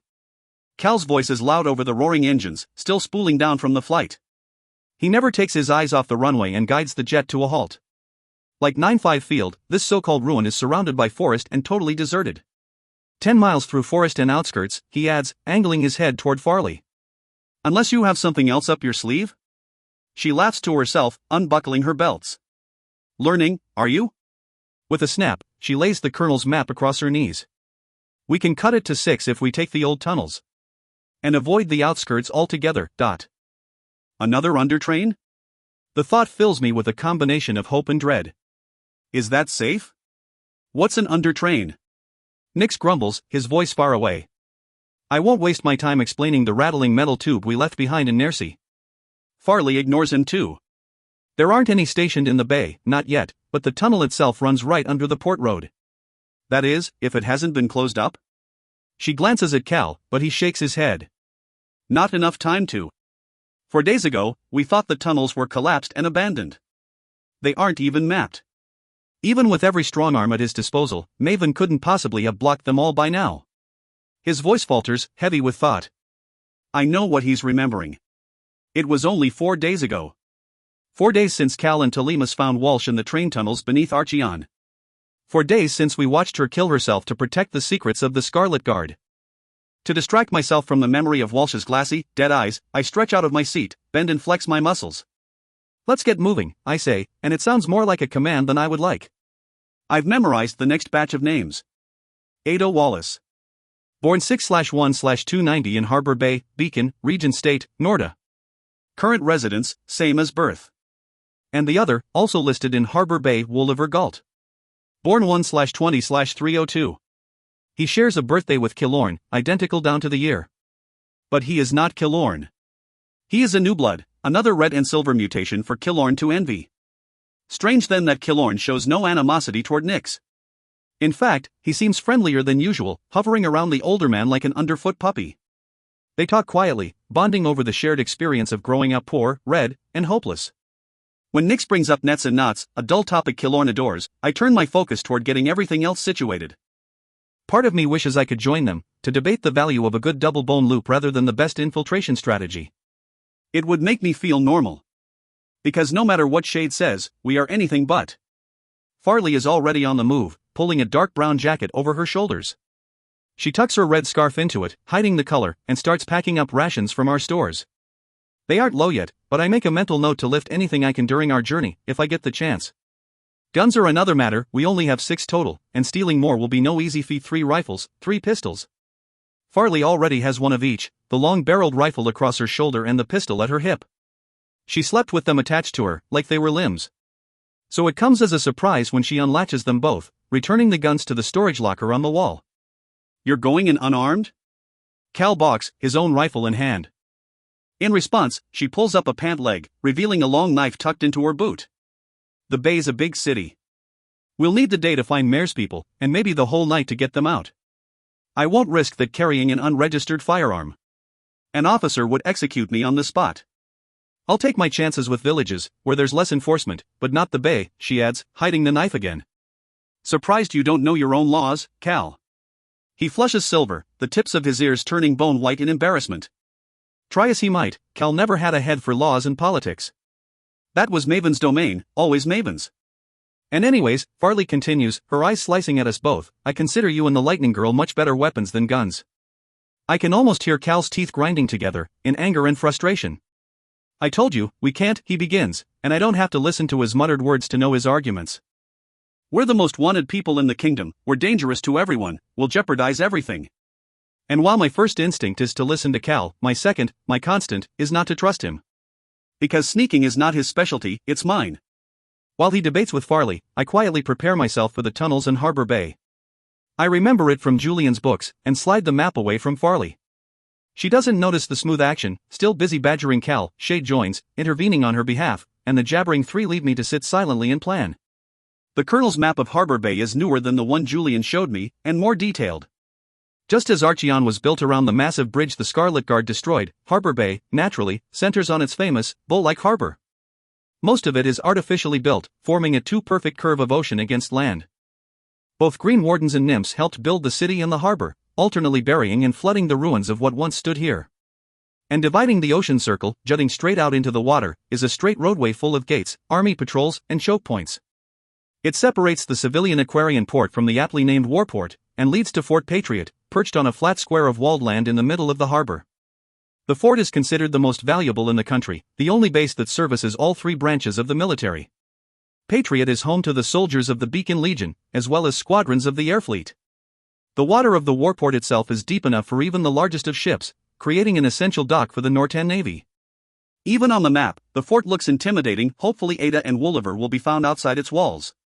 The city itself spreads around the harbor, crowding between the docks. Harbor Bay is older than Archeon, incorporating the ruins of the city that once stood here. The roads twist and split unpredictably. Next to the neat grid of the capital, the bay looks like a tangle of knotted wire. Perfect for rogues like us. Some of the streets even dip underground, linking up with the tunnel network Farley seems to know so well. While extracting 2 new bloods from Harbor Bay won't be easy, it doesn't seem so impossible. Especially if a few power outages happen to roll through the city at just the right moment. You're welcome to stay here, Cal, I say, lifting my head from the map. But I'm not sitting this one out. He stops mid-sentence, turning to face me. For a moment, I feel like a pile of kindling about to be set ablaze. Then I hope you're ready to do what you have to. Ready to kill everyone who recognizes me. Anyone who recognizes me. I am. I'm very good at lying. 13. It's easy to convince Nix to stay behind. Even with his invulnerability, he's still a village crabber who's never gone farther than the salt marshes of his home. A rescue mission inside a walled city is no place for him, and he knows it. Killorn is not so easily swayed. He agrees to stay on the jet only after I remind him that someone needs to keep an eye on Nix. When he hugs me tightly, saying goodbye for the moment, I expect to hear a whispered warning, some advice maybe. Instead, I get encouragement, and it's more comforting than it should be. You're going to save them, he murmurs. I know you are. Save them. The words echo in my head, following me down the jet ramp and into the sunlit forest. I will, I tell myself, repeating until I believe in myself as much as Killorn does. I will. The woods here are thinner, forcing us to be on constant guard.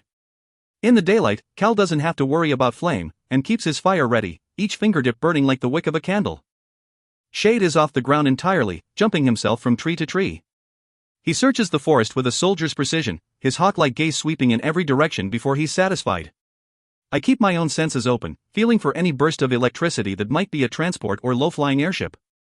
There's a dull hum to the southeast, toward Harbor Bay, but that's to be expected, just like the ebb and flow of traffic along the port road.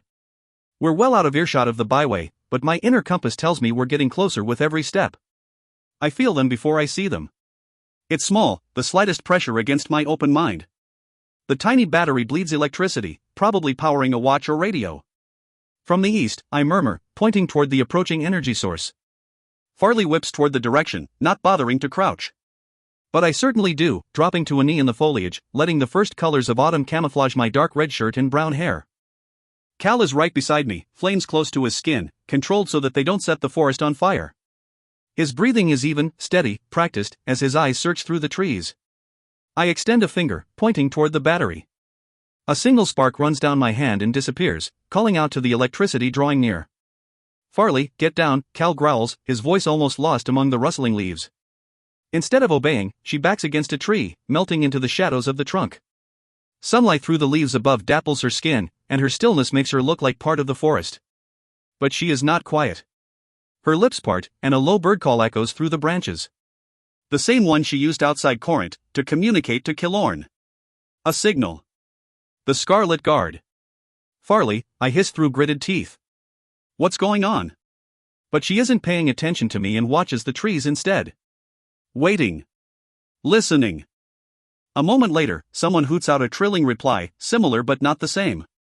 When Shade responds from the tree above us, adding his own call to the strange song, a bit of my fear lifts away.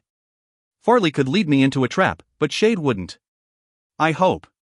Captain, thought you were stuck on that blasted island, a coarse voice says, filtering out of a thick grove of elms.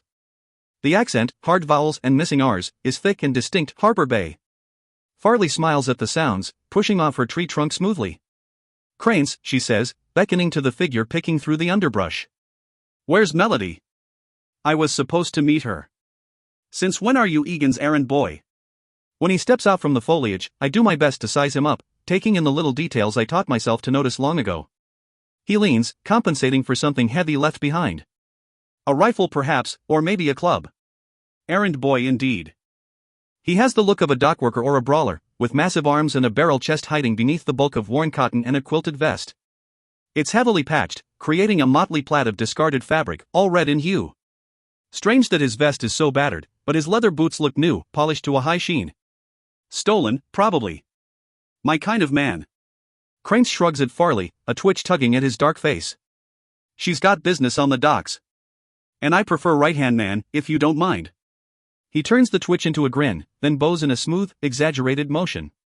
Of course, Boss Egan bids you welcome, Captain. It's not Captain anymore, Farley mutters, frowning as she clasps his forearm in some version of a handshake. I'm sure you've heard. He merely shakes his head. You'll find few here who'll go along with that. The Mariners answer to Egan, not your colonel. Mariners? Another division within the Scarlet Guard, I suppose. Are your friends going to keep hiding in the bushes? he adds, angling a glance at me. His blue eyes are electrifying, made even sharper by his umber skin. But they aren't enough to distract me from the more pressing issue. I still feel the pulsing watch battery, and Cranes isn't wearing a watch. What about your friends? I ask him, standing up from the forest floor. Cal moves in time with me, and I can tell he's scrutinizing Cranes, sizing him up. The other man does the same, one kind of soldier to another. Then he grins, teeth gleaming. So this is why the colonel's making such a fuss. He chuckles, taking one daring step forward. Neither of us flinches, despite his size. We're more dangerous than he is. He lets out a low whistle, turning his gaze back to me. The exiled prince and the lightning girl. And where's the rabbit? I knew I heard him. Rabbit? Shade's form appears behind Cranes, one arm on his crutch, the other around Cranes' neck. But he's smiling, laughing. I told you not to call me that, he chides, shaking Cranes' shoulders. If the shoe fits, Cranes replies, shrugging out of Shade's grasp. He makes a hopping motion with his hand, laughing as he does so. But his grin fades a little at the sight of the crutch and bandages. You fall down a flight of stairs or something? Cranes keeps his tone light, but darkness clouds his bright eyes. Shade waves off his concern and grips one broad shoulder. It's good to see you, Cranes. And I guess I should introduce you to my sister. No introductions necessary, Cranes says, shoving an open hand my way. I take it willingly, letting him squeeze my own forearm in a hand twice the size of my own. Good to meet you, Mare Barrow, but I have to say, you look better on the wanted posters. Didn't know that was possible. The others grimace, just as frightened as I am of the thought of my face plastered in every door and window. We should have expected this. Sorry to disappoint, I force out, letting my hand drop out of his. Exhaustion and worry have not been kind to me. I can feel the dirt on my skin, not to mention the tangles in my hair. I've been a little too busy to look in the mirror. Cranes takes the jibe in stride, grinning wider. You really do have spark, he murmurs, and I don't miss his eyes straying to my fingers.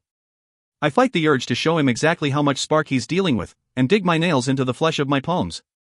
The touch of a battery is still there, a firm reminder.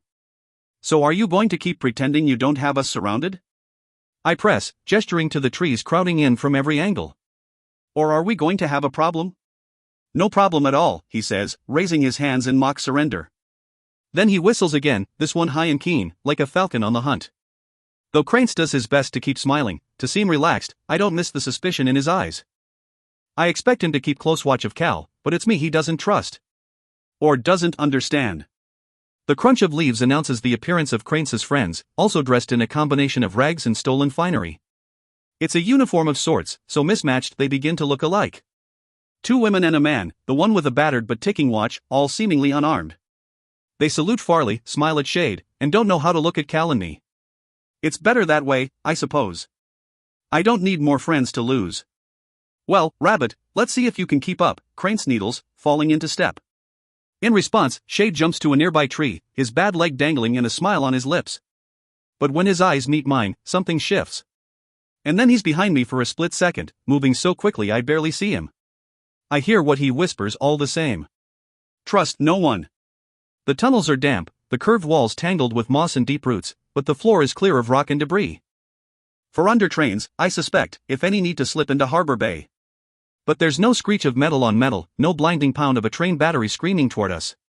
All I feel is the flashlight in Cranes' hand, the other man's watch, and the steady pattern of traffic on the port road 30 feet above our heads.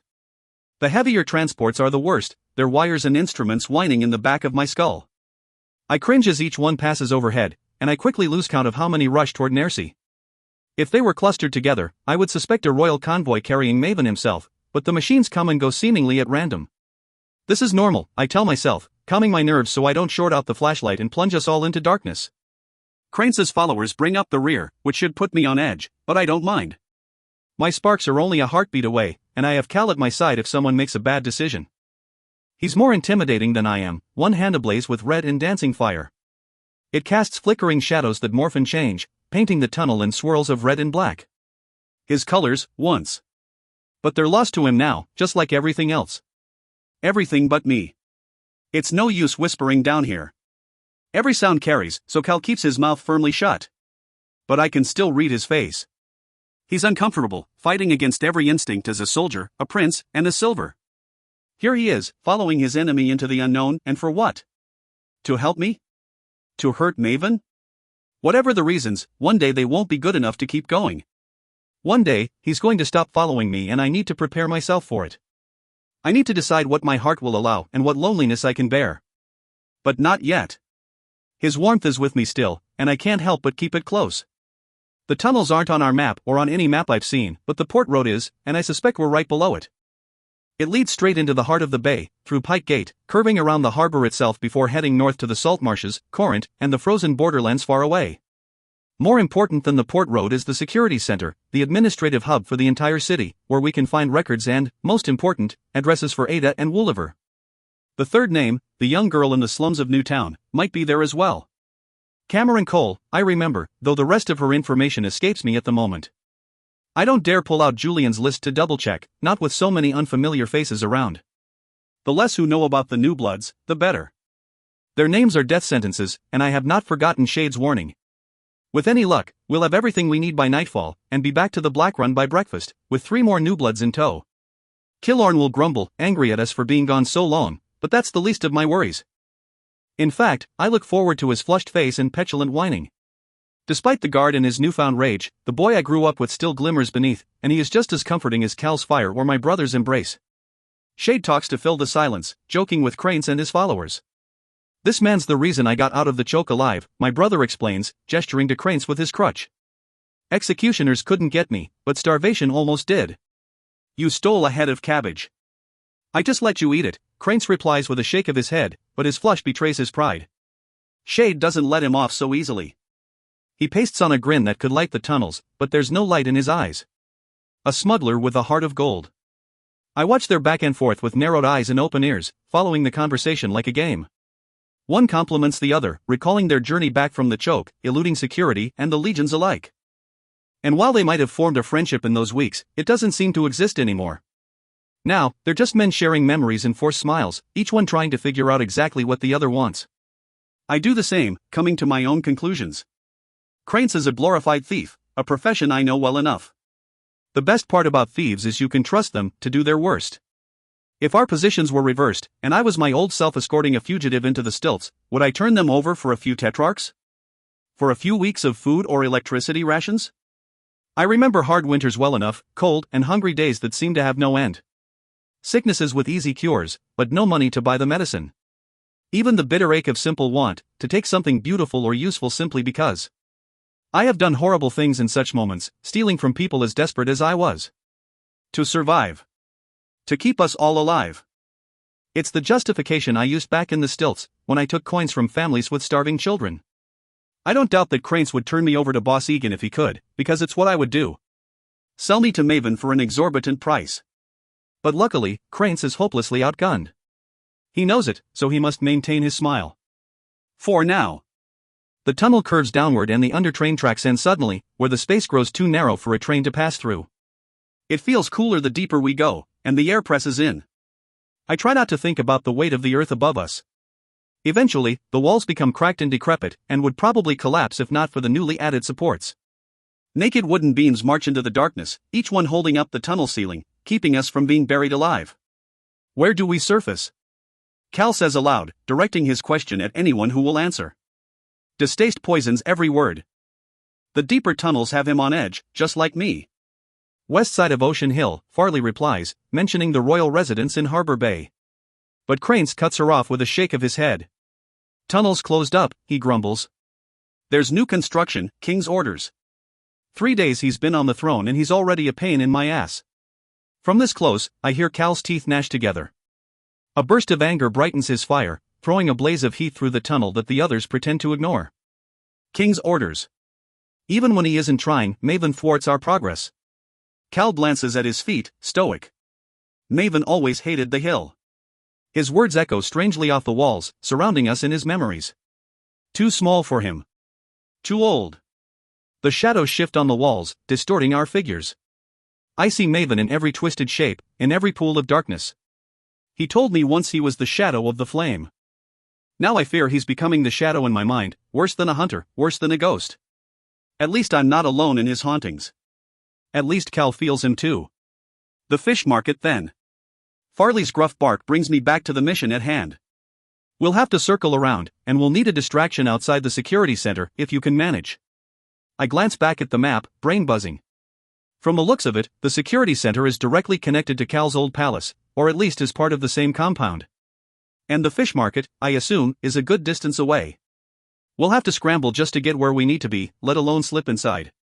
Judging by the scowl on Cal's face, he's not looking forward to it. Egan will oblige, Crane says, nodding at Farley's request. He'll help in any way he can. Not that you'll need much, with the rabbit on your side. Shade grimaces kindly, still annoyed by the nickname. How familiar are you with the Reds of the Bay? Think a few names will ring a bell? I have to bite my lips shut to keep from hissing at my brother. The last thing I want to do is tell Cranes who we're looking for, especially because he'll wonder why. But Shade glances at me, eyebrows raised, goading me into speaking the names aloud. Next to him, Cranes does his best to keep his expression neutral, but his eyes gleam. He's all too eager to hear what I have to say. Ada Wallace. It comes out a whisper, like I'm afraid the walls of the tunnel might steal my secret. Wolliver Galt. Galt. It sends a spark of recognition across Cranes' face, and he has no choice but to nod. Galt I know. Old family, live off Charside Road. Brewers by trade. He squints, trying to remember more. Best ale in the bay. Good friends to have. My heartbeat quickens in my chest, delighted by the prospect of such luck. But it's tempered by the knowledge that now Cranes and the mysterious Egan know who we're looking for. Can't say I know the Wallace one, he continues. It's a common enough name, but no one comes to mind. To my chagrin, I can't tell if he's lying. So I have to push to keep him talking. Perhaps Cranes will reveal something, or give me an excuse to convince him to do so. You called yourselves the Mariners? I ask, careful to keep my tone neutral. He flashes a grin over his shoulder, then lifts a sleeve to reveal a tattoo on his forearm. A blue-black anchor, surrounded by red, swirling rope. Best smugglers in the beacon, he says proudly. You want it, we run it. And you serve the guard? That question makes his smile drop away and he rolls down his sleeve again. There's a shadow of a nod, but nothing more convincing than that. I take it Egan's another captain. I quicken my pace, until I'm almost stepping on Cranes' heels. His shoulders tighten at my closeness, and I don't miss it when the hairs on the back of his neck raise. And that makes you what? His lieutenant? We don't bother with titles, he replies, dodging my needling. But I'm just getting started. The others look on, confused by my behavior. Killorn would understand. Better yet, he would play along. Forgive me, Cranes. The words come out sickly sweet. I sound like a court lady, not a sneak thief, and it rankles him. I'm simply curious about our brothers and sisters in the bay. Tell me, what convinced you to join the cause? Hard silence. When I look back, Cranes' friends are just as quiet, their eyes almost black in the dim tunnel light. Was it Farley? Were you recruited? I press on, waiting for some sign of a break. Still he doesn't respond. And a tremor of fear rolls through me. What isn't he telling us? Or did you seek the guard out, like I did? Of course, I had a very good reason. I thought Shade was dead, you see, and I wanted vengeance. I joined up because I wanted to kill the people who killed my brother. Nothing, but Cranes' pace quickens. I've touched on something. Who did the silvers take from you? I expect Shade to scold me for my questions, but he stays quiet. His attention never wavers from Cranes' face, trying to see what the smuggler is hiding. Because he is certainly hiding something from us, and we're all beginning to feel it. Even Farley tenses up, though she seemed so friendly moments ago. She's realized something, seen something she didn't see before. Her hand strays into her jacket, closing around what can only be another hidden knife. And Cal never let his guard drop to begin with. His fire burns, a naked threat to split the darkness. Again I think of the tunnel. It starts to feel like a grave. Where is Melody? Farley murmurs, putting out one gentle hand to stop Cranes' progress. We halt as well, and I think I hear our hearts pounding against the tunnel walls. Egan would never send you, not alone. Slowly, I shift my body, turning so my back faces the wall, so I can see both Cranes and his rogues. Cal does the same, mirroring my motions. A bit of fire springs from his empty hand, waiting and ready in his palm. My own sparks dance in and out of my skin, tiny bolts of purple-white. They feel good to hold, little threads of pure strength.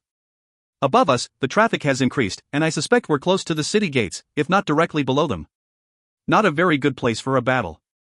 Because that's what this is about to become. Where is Melody? Farley repeats, and her blade sings against the air. It reflects Cal's fire and glints sharply, burning light into Cranes's eyes. Cranes? His eyes widen despite the blinding glare, full of true regret. That is enough to send shivers of terror down my spine. You know what we are, who Egan is. We're criminals, Farley. We believe in money and survival. I know the life all too well. But I turned from that path. I'm not a rat anymore. I'm the Lightning Girl, and now I have too many ideals to count. Freedom, revenge, liberty, everything that fuels the sparks within me, and the resolve that keeps me going. Cranes's rogues move as slowly as I do, loosing guns from hidden holsters. 3 pistols, each one in an able, twitching hand. I suppose Cranes has one too, but he hasn't revealed his weapon yet. He's too busy trying to explain, trying to make us understand exactly what's about to happen. And I certainly do. Betrayal is familiar to me, but it still turns my stomach and freezes my body with fear. I do all I can to ignore it, to focus. They took her, he murmurs. Sent Egan her trigger finger this morning. It's the same all over the bay, every gang lost someone or something dear. The Mariners, the Seaskulls, even took Ricketts' little boy, and he's been out of the game for years. And the payout. He pauses, whistling darkly. It's nothing to laugh at. For what? I breathe, not daring to take my eyes off the Mariner closest to me. She stares right back. Cranes's voice is a deep, sorrowful croak. For you, Lightning Girl. It's not just the officers and the armies looking for you. It's us too. Every smuggling ring, every thief company from here to Delphi. You're being hunted, Miss Barrow, in the sun and in the shadows, by Silvers and by your own. I'm sorry, but that's the way of it. His apology isn't for me, but Farley and my brother. His friends, now betrayed. My friends, in grave danger because of me. What kind of trap did you set? Shade growls, doing his best to look menacing despite the crutch under one arm. What are we walking into? Nothing you'll like, rabbit. In the strange light of Cal's fire, my sparks, and Cranes's flashlight, I almost missed the flicker of his eyes. They dart to the left, landing on the support beam right next to me. The ceiling above it is cracked and splitting, with bits of dirt poking through the shards of concrete. You son of a bitch, Shade growls, his voice too loud, his manner exaggerated. He looks liable to throw a punch at any moment, the perfect distraction. Here we go. The 3 Mariners raise their guns, aiming for my brother. For the fastest thing in existence.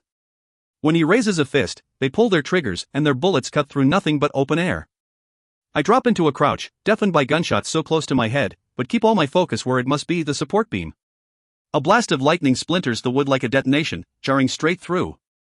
It shatters, collapsing, as I throw a second bolt at the cracked ceiling. Cal vaults sideways, toward Cranes and Farley, dodging falling slabs of concrete.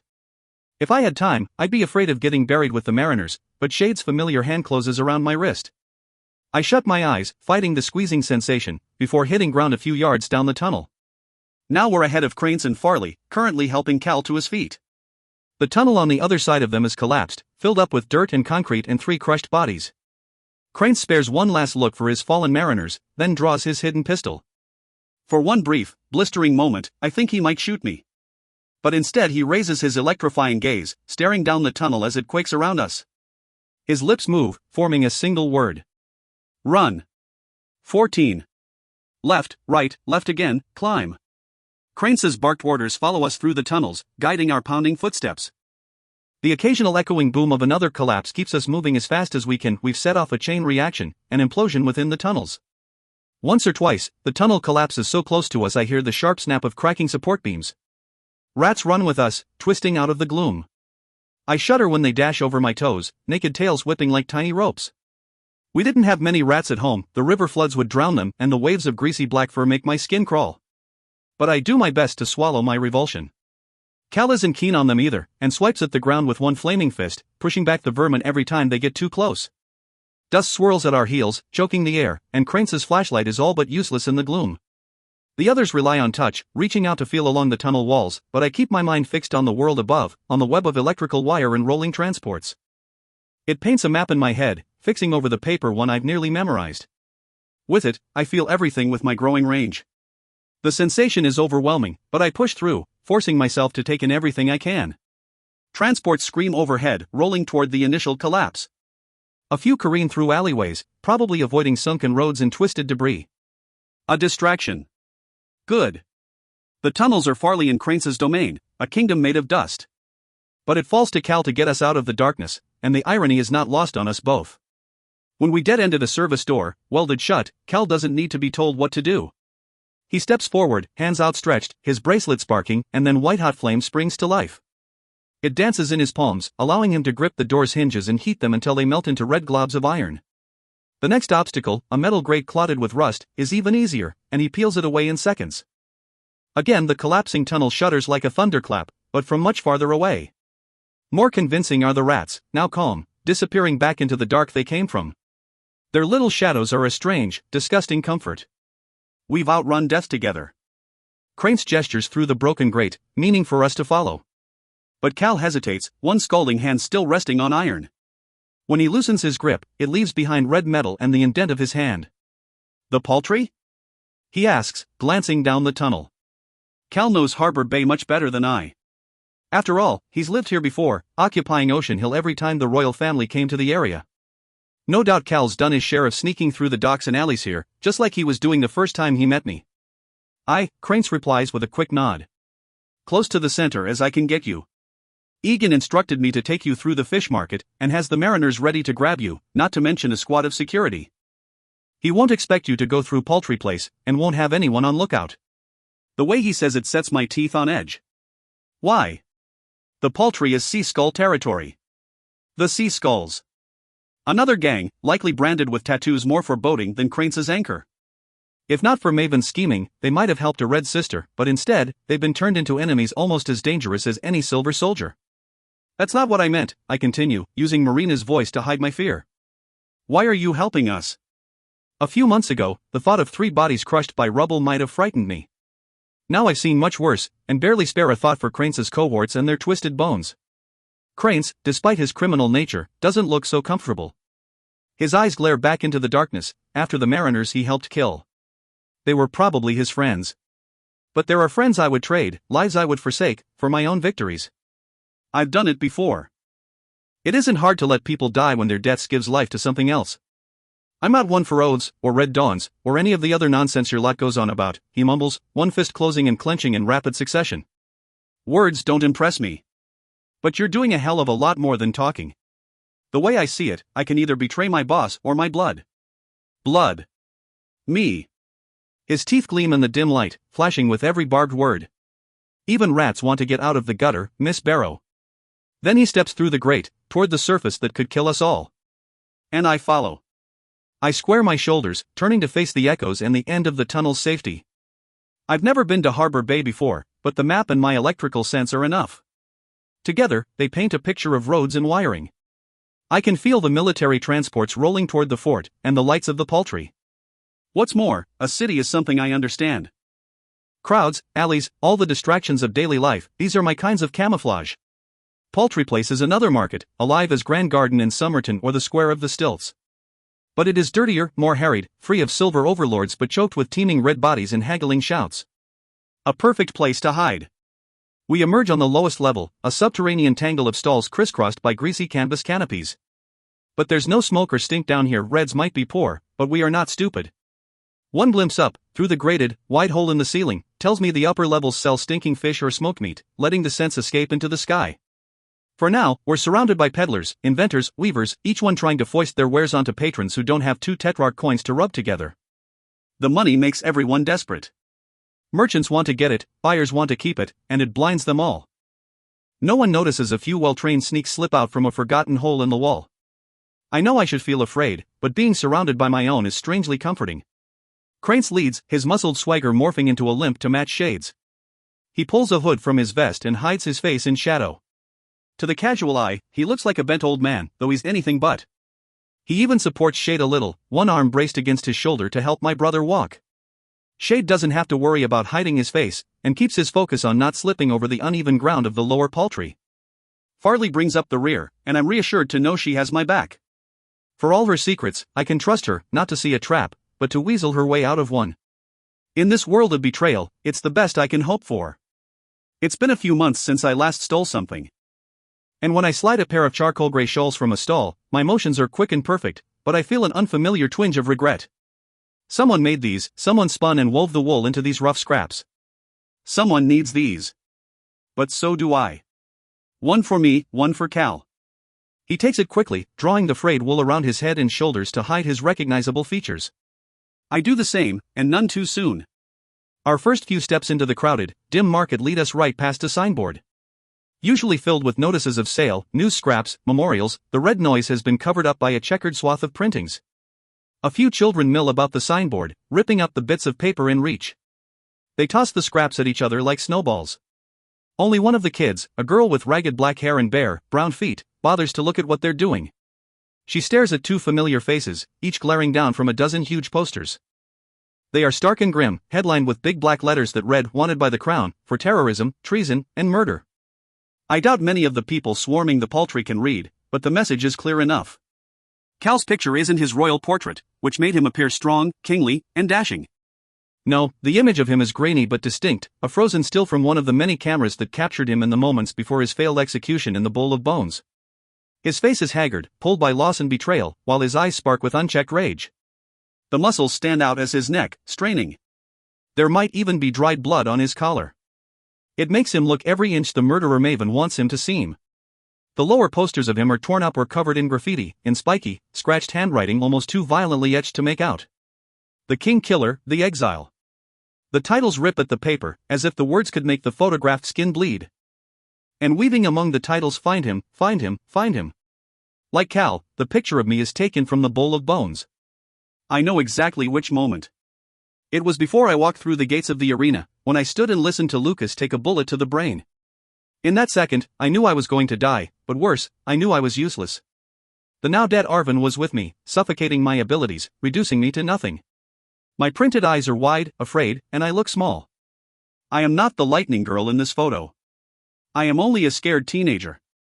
Someone no one would stand behind, let alone protect.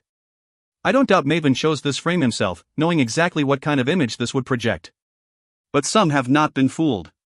Some saw the split second of my strength, my lightning, before the execution broadcast was cut away.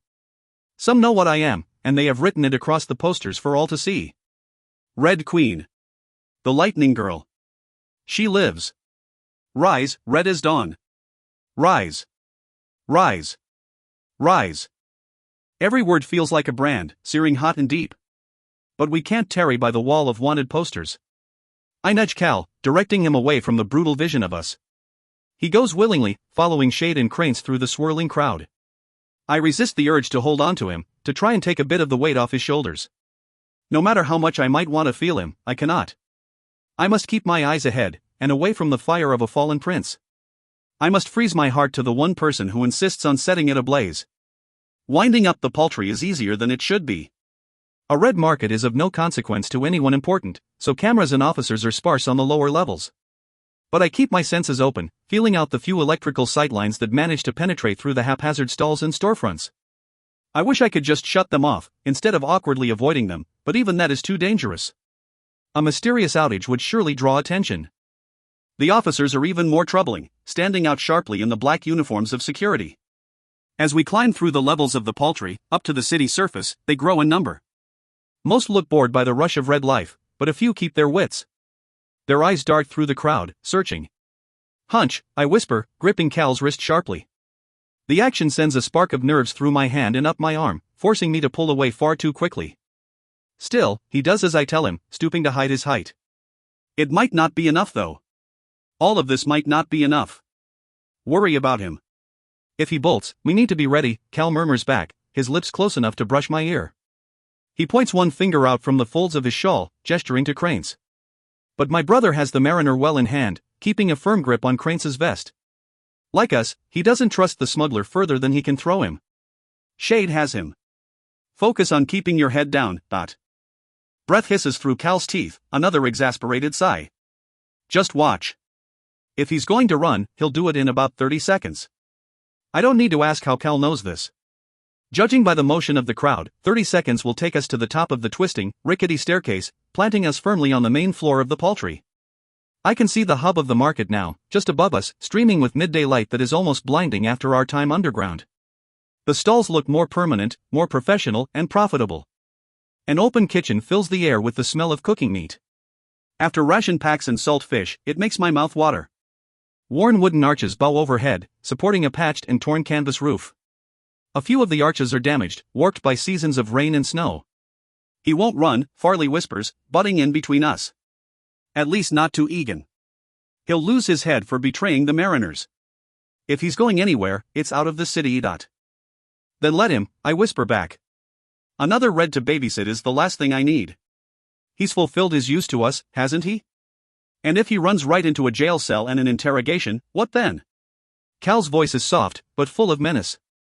A cold reminder of what must be done to protect ourselves. He let 3 of his people die for me, to keep me safe. I don't even remember their faces. I can't let myself. I doubt torture will bother him much. All minds can fall to Ilara Mirandis, Cal finally says. You and I know that better than anyone. If she gets him, we'll be found. The Bay Newbloods will be found. If Cal wants to kill a man based on such a terrible word. He takes my silence as agreement, and to my shame, I realize he's not entirely wrong. At least he won't make me do it, though my lightning can kill as quickly as any flame. Instead, his hands stray inside his shawl, to the knife I know he keeps tucked away.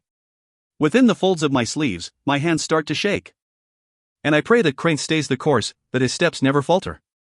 That he doesn't get a knife in the back for daring to help me. The main floor of the Paltry is louder than the depths, an overload of sound and sight. I scale back my senses a little, shutting out what I must to keep my wits about me. The lights whine overhead, ragged with a pulse of uneven currents. Their wiring is faulty, flickering in places. It makes one of my eyes twitch. The cameras are more intense too, focused on the security post at the center of the marketplace. It's little more than a stall itself, 6-sided, with 5 windows, a door, and a shingled roof. Except the box is full of officers instead of mismatched wares. Too many officers, I realize with a steadily growing horror. Faster, I whisper. We must go faster. My feet find a quicker pace, outstripping Cal and Farley, until I'm almost on Crane's heels. Shade glances over his shoulder, brow furrowed. But his gaze slides past me, past all of us, and fixes on something in the crowd. No, someone. We're being followed, he mumbles, his grip tightening on Crane's arm. See skulls. Instincts be damned, I tip my hood so I can get a glimpse of them. They're not hard to pick out. White ink on shaved heads, tattooed skulls of jagged bone on their scalps. No less than 4 sea skulls pick their way through the crowd, following us as rats would a mouse. 2 from the left, 2 from the right, flanking us. If the situation wasn't so dire, I would laugh at their matching tattoos. The crowd knows them by sight, and parts to let them pass, to let them hunt. The other Reds clearly fear these criminals, but I do not. A few thugs are nothing compared to the might of the dozen security officers milling about their post. They could be Swifts, Strongarms, Oblivions, Silvers who can make us pay in blood and pain. At least I know they're not so dangerous as the Silvers of court, the Whispers and Silks and Silences. Whispers as powerful as Queen Ilara don't wear lowly black uniforms. They control armies and kingdoms, not a few yards of marketplace, and they are far away from here. For now.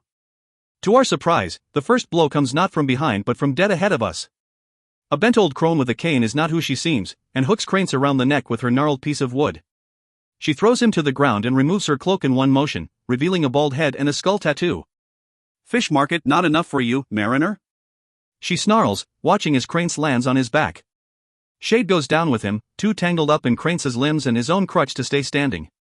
I move to help, lunging forward, but an arm grabs me around the waist, pulling me back into the crowd. Others look on, eager for a bit of entertainment. No one notices us melt into the wall of faces, not even the 4 sea skulls who followed us. We are not their target yet. Keep walking, Cal rumbles in my ear. But I set my feet. I will not be moved, not even by him. Not without Shade. The sea skull woman smacks Crane as he tries to stand, her cane cracking soundly against bone. She's quick, turning her weapon on Shade, who is smart enough to stay on the ground, his arms raised in mock surrender. He could disappear in an instant, jumping his way to safety, but knows he cannot. Not with every eye watching. Not with the security post so close by. Fools and thieves, the lot of them, a woman grumbles nearby. She seems to be the only one annoyed by the display. Merchants, patrons, and street urchins alike look on in anticipation, and the security officers do nothing at all, watching with veiled amusement. I even catch a few of them passing coins, making bets on the brewing fight. Another smack, this time hitting Shade's wounded shoulder. He grits his teeth, trying to hold back a grunt of pain, but it echoes loudly over the poultry. I almost feel it myself, and wince as he crumples. I don't know your face, Mariner, the sea skull crows. She hits him again, hard enough to send a message. But Egan certainly will. He'll pay for your safe, if bruised, return. My fist clenches, wishing for lightning, but I feel flame instead. Hot skin against mine, fingers worming into my grip. Cal. I won't be able to spark up without hurting him. Part of me wants to push him away and save my brother in a single sweeping motion. But that will get us nowhere. With a sharp gasp, I realize we could not ask for a better distraction, a better moment to slip away. Shade is not a distraction, a voice screams in my head. I bite my lip, almost breaking the skin. I can't leave him, I can't. I can't lose him again. But we can't stay here. It's too dangerous, and so much more is at stake. The security center, I whisper, trying to keep my voice from shaking. Ada Wallace must be found, and the center is the only way. The next words taste like blood. We should go. Shade lets the next blow knock him sideways, giving him a better angle. His eyes meet mine. I hope he understands. My lips move without sound. Security center, I mouth to him, telling him where to meet us when he gets away. Because he will get away. He's a new blood like me. These people are no match for him. It almost sounds convincing. His face falls, torn by the knowledge that I will not save him. But he nods all the same. And then the press of bodies swallows him whole, blocking him from sight. I turn my back before Kane hits bone, but I hear the hard, echoing sound. Again I wince, and tears bite my eyes. I want to look back, but I have to walk away, to do what must be done, and forget what must be forgotten. The crowd cheers and presses forward to see, making it all the easier for us to slip into the street, and deep into the city of Harbor Bay. The streets surrounding the poultry are like the market itself, crowded, noisy, stinking of fish and bad tempers. I expect no less from the red sector of the city, where houses are cramped and leaning out over the alleys, forming shadowed archways half filled with garbage and beggars. There are no officers that I can see, drawn either to the gang fight in the poultry or the tunnel collapses far behind us. Cal takes the lead now, moving us steadily south, away from the red center. Familiar territory? Farley asks, cutting a suspicious glance at Cal when he ducks us down yet another twisting alley. Or are you just as turned around as I am? He doesn't bother to answer, responding only with a quick wave of the hand. We scamper by a tavern, its windows already swarming with shadows of professional drunks. Cal's eyes linger on the door, painted an offensively bright red. One of his old haunts, I suppose, when he could slip out of Ocean Hill undetected to see his kingdom without the sheen of silver high society. That's what a good king would do, he said once. But as I discovered, his definition of a good king was very, very flawed. The beggars and the thieves he's encountered over the years were not enough to convince the prince. He saw hunger and injustice, but not enough to warrant change. Not enough to be worth his worry. That is until his world chewed him up and spit him out, making him an orphan, an exile, and a traitor. We follow him because we must. Because we need a soldier and a pilot, a blunt instrument to help us achieve our goals. At least, that's what I tell myself as I trail at his heels. I need Cal for noble reasons. To save lives. To win. But like my brother, I too have a crutch. Mine is not metal. It is flesh and fire and bronze eyes. If only I could cast him away. If only I was strong enough to let the prince go and do what he would with his vengeance. To die or live as he saw fit. But I need him. And I can't find the strength to let him go. Though we're far from the fish market, a horrible smell permeates through the street. I push my shawl to my nose, trying to block out whatever it is. Not fish, I steadily realize, and the others know it too. We shouldn't go this way, Cal murmurs, putting out a hand to stop me, but I duck under his arm. Farley is right on my heels. We emerge from the side street into what was once a modest garden square. Now it is deathly quiet, the windows of the houses and shops shut fast. The flowers are burned, the soil turned to ash. Dozens of bodies swing from the bare trees, their faces purple and bloated, with rope nooses around their necks. Each one has been stripped naked, save for their matching red medallions. Nothing fancy, just carved wooden squares dangling from rough cord. I've never seen necklaces like that, and I focus on them to keep my eyes from so many dead faces. They've been up for a while, judging by the smell and the buzzing cloud of flies. I'm not a stranger to death, but these corpses are worse than any I've seen or made. The measures? I wonder aloud. Did these men and women break curfew? Speak out of turn? Were they executed for the orders I gave? Not your orders, I tell myself reflexively. But that doesn't lessen the guilt. Nothing will. Farley shakes her head. Their red watch, she mumbles. She starts to step forward, but thinks better of it. Bigger cities, bigger red communities, they have their own guards and officers. To keep the peace, to keep our laws, because security won't. No wonder the sea skulls attacked cranes and shades so openly. They knew no one would punish them. They knew the red watch was dead. We should cut them down, I say, though I know it's not possible. We don't have the time to bury them, nor do we want the trouble. I make myself turn away. The sight is an abomination, one I will not forget, but I do not weep. Cal is there, waiting a respectable distance away, as if he doesn't have the right to enter the hanging square. I quietly agree. His people did this. His people. Farley is not so collected as me. She tries to hide the tears gathering in her eyes, and I pretend not to notice them as we walk away. There will be a reckoning. They will answer for this, she hisses, her words tighter than any noose. The farther we go from the paltry, the more ordered the city becomes. Alleys widen into streets, curving gently instead of turning at hairpin angles.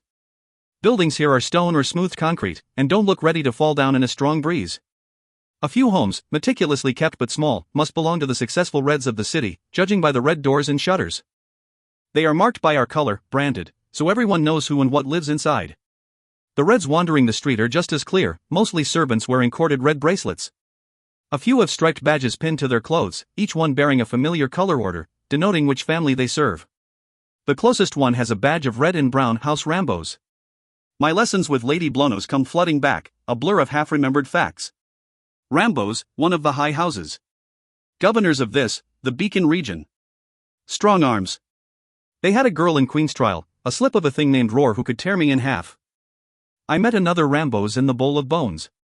He was supposed to be one of my executioners, and I killed him. I electrified him until his bones shrieked. I can still hear him screaming. After the hanging square, the thought almost makes me smile. The Rambo servants turn west, up a slight incline to a hill that overlooks the harbor. Heading for their master's mansion, no doubt. It's one of many palatial homes dotting the rise, each one boasting pristine white walls, sky-blue roofs, and tall silver spires topped with sharp-pointed stars.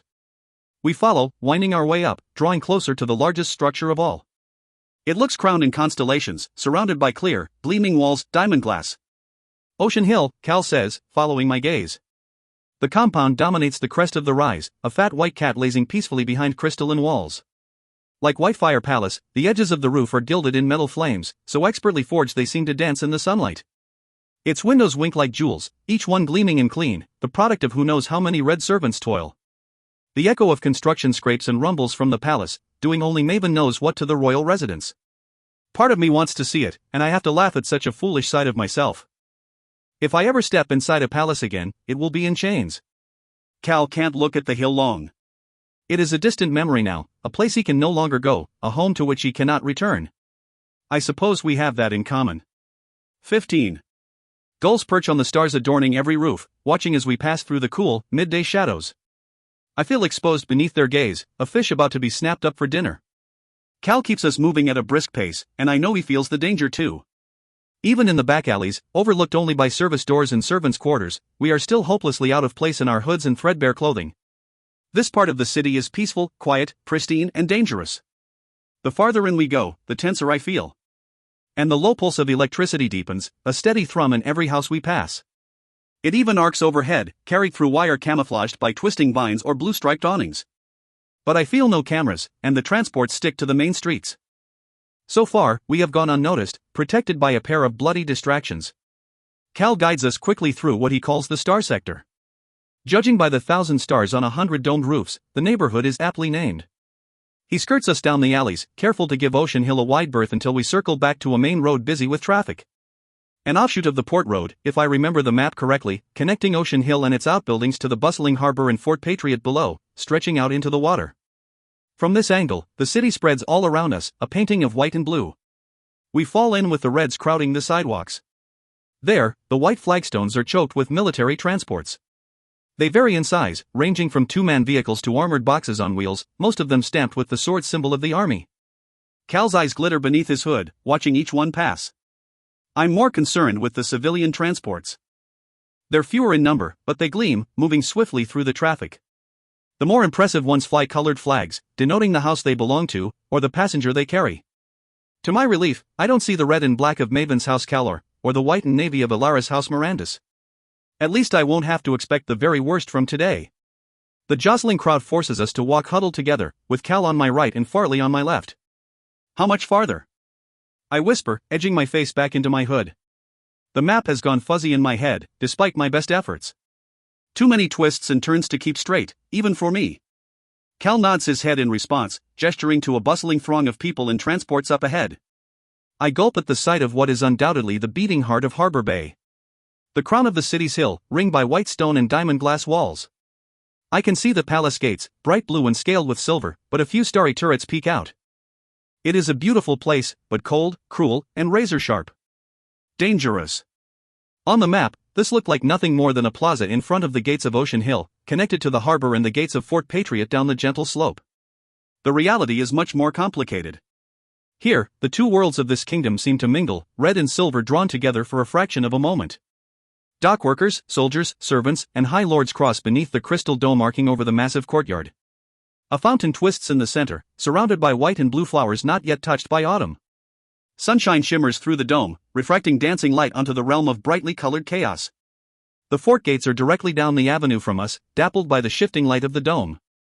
Like those of the palace, they are artfully crafted. 40 feet high, made of burnished bronze and silver braided into giant, swirling fish. If not for the dozens of soldiers and my sheer terror, I might find the gates magnificent. They hide the bridge beyond, and Fort Patriot farther out to sea. Horns and shouts and laughter add to the overload, until I have to look down at my boots and catch my breath. The thief in me delights at the thought of so much confusion, but the rest is frightened and frayed, a live wire trying to contain its sparks. You're lucky it's not the night of a single star, Cal murmurs, his eyes far away. The whole city explodes for the festival. I don't have the strength or the need to respond to him. The night is a silver holiday, held in memory of some Navy battle decades ago. It means nothing to me, but one glance at Cal and his distracted gaze tells me he doesn't agree. He's seen the night in this very city, and remembers it fondly. Music and laughter in silk. Maybe fireworks over the water, and a royal feast to end the party. His father's approving smile, jokes with Maven. Everything he's lost. Now it's my turn to look far away. That life is gone, Cal. It shouldn't make you happy anymore. Don't worry, he adds when his expression clears. He shakes his head, trying to hide a sad smile. We've made it. That's the security center there. The building he indicates stands on the edge of the bustling square, its white walls stark against the tangled traffic below.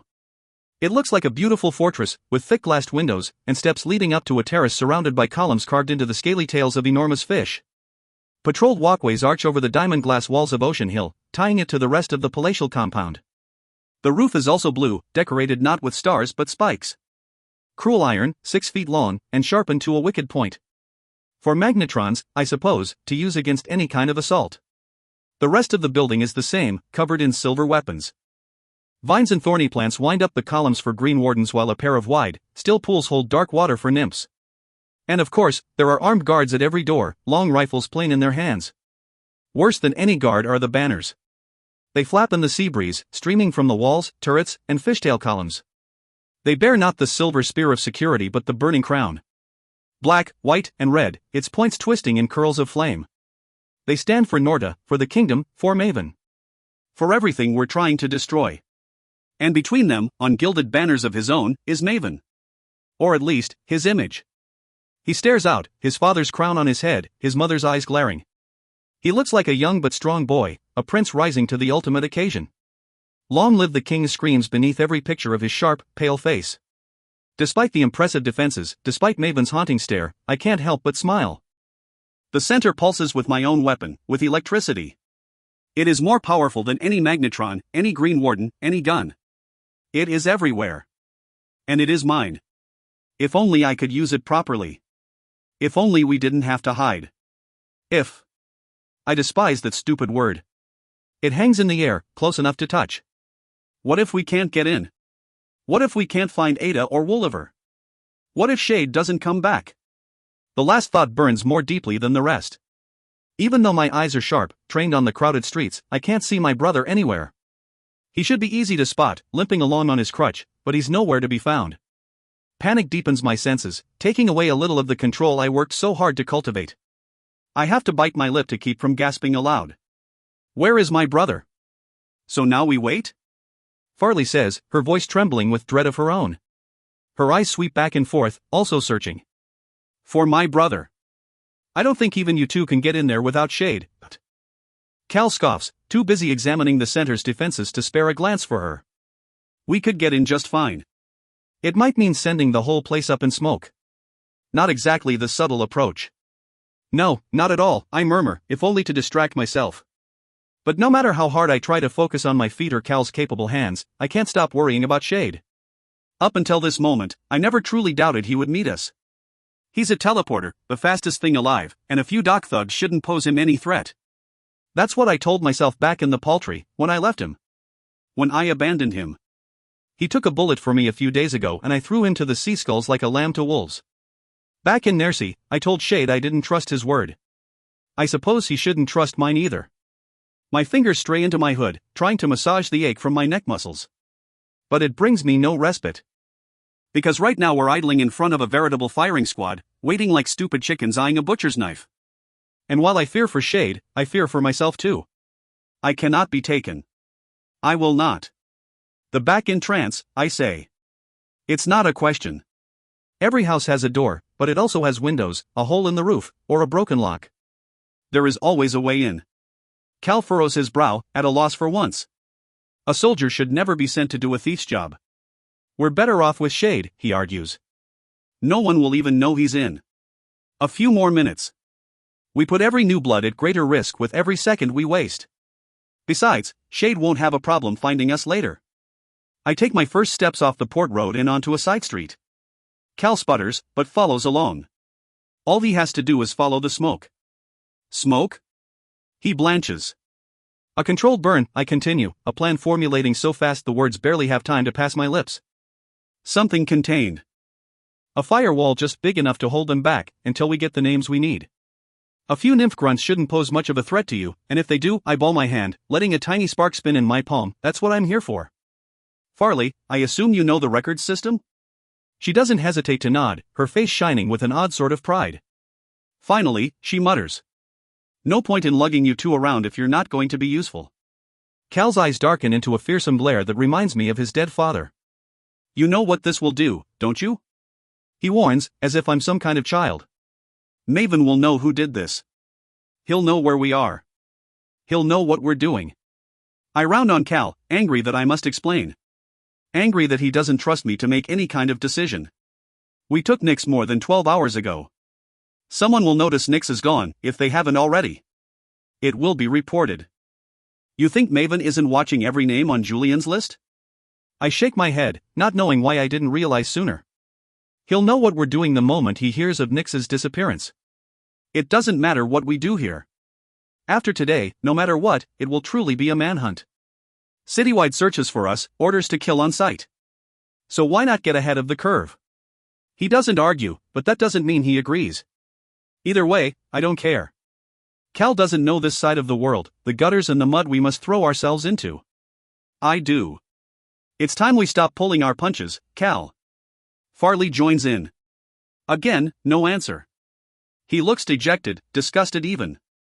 They're my own people, Mare, he finally whispers. Another man would yell, but Cal is not the type to shout. His whispers usually burn, but I feel only determination. I won't kill them. Silvers, I finish for him.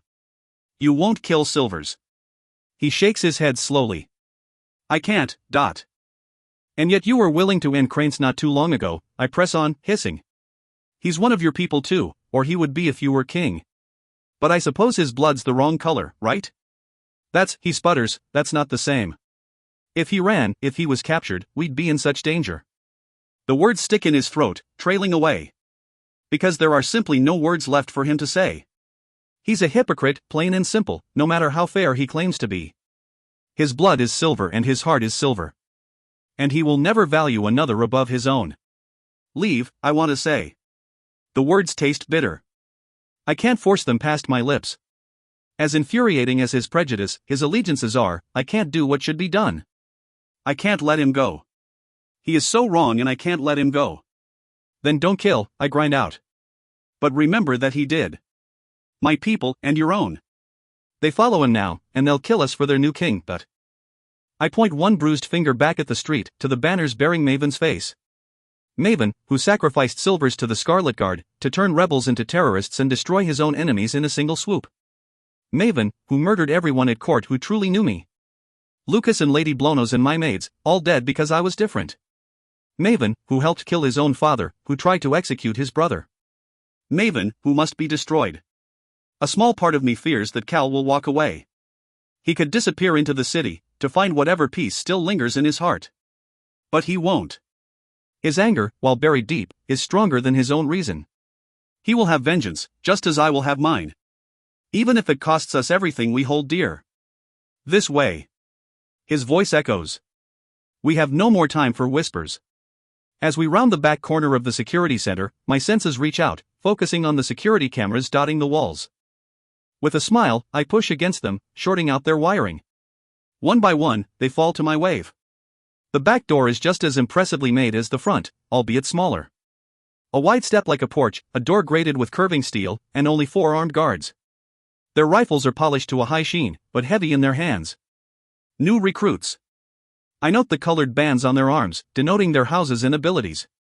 One has no band at all, a lower-class silver, with no great family, and weaker abilities than the others. The rest are a Banshee of House Marinos, a Glyacan Shiver, and a Greco Strongarm. To my delight, I see no white and black of House Egri. No eyes to glimpse the immediate future, to know what we're about to do. They see us coming, and don't bother to straighten up. Reds are nothing to worry about, not for silver officers. How wrong they are. Only when we stop before the steps of the rear door do they notice us. The Banshee, little more than a boy with slanted eyes and high cheekbones, spits at our feet. Keep moving, red rats. His voice has a painful, razor edge to it. Of course, we don't listen. I would like to lodge a complaint, I say, my voice high and clear, though I keep my face angled to the ground. Heat rises next to me, and out of the corner of my eye, I see Cal's fists clench. The officers break out in hearty guffaws, exchanging grotesque smiles. The Banshee even takes a few steps forward, until he stands over me. Security doesn't listen to the likes of you. Take it up with the Red Watch.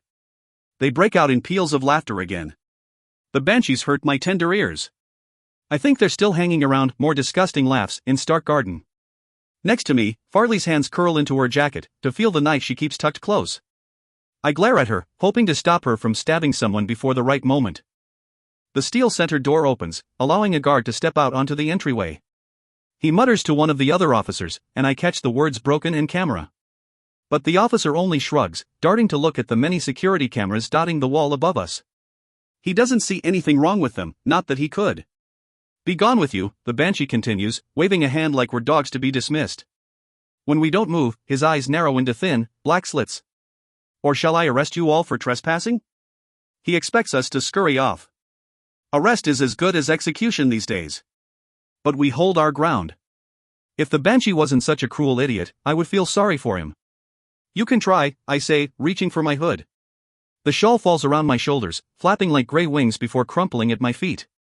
It feels good to turn up my gaze, and watch cold recognition draw fear across the Banshee's face. I am not remarkable looking. Brown hair, brown eyes, brown skin. Bruised, bone-weary, small, and hungry. Red blood and a red temper. I should not frighten anyone, but the Banshee is certainly afraid of me. He knows what power hums beneath my bruises. He knows the Lightning Girl. He stumbles, one foot catching on the steps, and falls backward, mouth opening and closing as he summons the strength to scream. It's her, the Shiver behind him stammers, pointing one shaking finger. It quickly turns to ice. I can't help but smile pointedly, and sparks ball in my hands. Their shocking hiss is a comfort like no other. Cal compounds the dramatics. He rips away his disguise in a single, smooth motion, revealing the prince they were raised to follow, then told to fear. His bracelet crackles and flame spreads along his shawl, turning it into a blistering, burning flag. The prince! The strong arm gasps. He looks starry-eyed, reluctant to act. After all, until a few days ago, they saw Cal as a legend, not a monster. The Banshee recovers first, reaching for his gun. Arrest them! Arrest them! He shrieks, and we duck as one, dodging his sonic blow. It shatters the windows behind us. Shock makes the officers slow and stupid. The strongarm doesn't dare come close, and fumbles for his holstered pistols, struggling against his own rushing adrenaline. One of them, the officer standing in the open door, has the good sense to run into the safety of the center. The 4 remaining are easily dealt with. The banshee doesn't get the chance for another scream, catching an electric bolt instead. The shocks dig into his neck and chest before finding home in his brain. For a split second, I can feel his veins and nerves, splayed like branches in flesh. He drops where he stands, falling into a deep, dark sleep. A breath of biting cold gets the better of me, and I spin to find a wall of ice shards sailing my way, driven by the shiver. They melt before they reach me, destroyed by a blast of Cal's fire. It quickly turns on the shiver and the strongarm, surrounding them both, trapping them so I can finish the job. 2 more shocks knock them out, slamming them to the floor. The last officer, the unknown, tries to flee, pawing at the still open door. Farley grabs him around the neck, but he throws her off, sending her flying. He's a Telki, but a weak one, and quickly dispatched. He joins the others on the ground, his muscles twitching slightly from my electric darts. I give the banshee an extra shock, for his malice. His body flops against the steps like a fish from Killorn's nets. All of it takes but a moment. The door is still open, swinging slowly on massive hinges. I catch it before the latch locks in place, forcing an arm into the cool, circulated air of the security center. Inside, I feel the rush of electricity, in the lights, in the cameras, in my own fingertips. With a single, steadying breath, I shut them all out, plunging the chamber beyond into darkness. Cal steps carefully over the unconscious bodies of fallen officers, while Farley does her best to kick each one in the ribs. For the watch, she snarls, breaking the banshee's nose. Cal stops her before she can do any more damage, sighing as he loops an arm around her shoulder, hoisting her up the steps and through the open back door. With one last glance at the sky, I slip into the center, and shut the steel firmly behind us. The dark halls and dead cameras remind me of the Hall of the Sun, of sneaking down to the palace dungeons to save Farley and Killorn from certain death. But I was almost a princess there. I wore silk, and I had Julian at my back, singing his way through each and every guard, bending their will to our purpose. It was clean, spilling no blood but my own. The security center is not like that. I can only hope to keep the casualties to a minimum. Cal knows where to go, and keeps the lead, but he does nothing more than dodge the officers who try to stop us. For a brute, he's quite graceful, shouldering around blows from strongarms and swifts. He still won't hurt them, and leaves that burden to me. Lightning destroys just as easily as flame, and we leave a trail of bodies in our wake. I tell myself they're only unconscious, but in the heat of battle, I can't be sure. I can't control my surges as easily as I make them, and it's likely I killed 1 or 2. I don't care, and neither does Farley, her long knife plunging in and out of the dark shadows. It drips metallic silver blood by the time we reach our destination, an unremarkable door. But I feel something remarkable within. A vast machine, pulsing with electricity. Here. The records room, Cal says. He keeps his eyes on the door, unable to look back at our carnage. True to his word, he bathes the surrounding hallway in flame, creating a wall of twisting heat to protect us while we work. We push through the door. I expect mountains of paper, printed lists like the one Julian gave me, but instead I find myself staring at a wall of flashing lights, video screens, and control panels. It pulses, sluggish from my interference with the wiring. Without a thought, I put a hand to the cold metal, calming myself and my ragged breathing. The records machine responds in kind, and kicks into a high whir. One of the screens blinks to life, showing a fuzzy black and white display. Text flits across the screen, drawing a gasp from Farley and me. We've never imagined, let alone seen, anything like this. Remarkable, Farley breathes, reaching out with a tentative hand. Her fingers brush along the text on screen, reading slowly. Large letters spell out census and records, with Beacon Region, Region State, Norder written in smaller type below. They didn't have this in Corinth? I ask, wondering how she found Nyx's location in the village. She dully shakes her head. Corinth barely has a post office, let alone one of these. With a grin, she clicks one of the many buttons beneath the glowing screen. Then another, and another. The screen flashes each time, typing out different questions. She giggles like a child, continuing to click. I put my hand over hers. Farley. Sorry, she replies. A little help here, Your Highness? Cal doesn't step back from the door, his neck craning back and forth to check for officers. The blue key says search. I press the button before Farley can. The screen darkens for a moment, before flashing blue. 3 options appear, each one inside a flashing white box. Search by name, search by location, search by blood type. Hastily, I hit a button marked select, choosing the first box. Type in the name you want, then hit proceed. Hit printout when you find what you want, it'll give you a copy, Cal instructs. But a shouting curse draws his gaze away, as an officer makes blistering contact with his fiery barricade. A gunshot blasts, and I pity the stupid guard trying to fight fire with bullets. Quickly now! My fingers hover over the keys, hunting down each letter as I type out Ada Wallace in frustratingly slow motions. The machine whirs again, the screen flashing 3 times, before a wall of text appears. It even includes a photograph, the one used on her identification card. I linger on the picture of the new blood, taking in Ada's deep golden skin and soft eyes. She looks sad, even in the tiny image.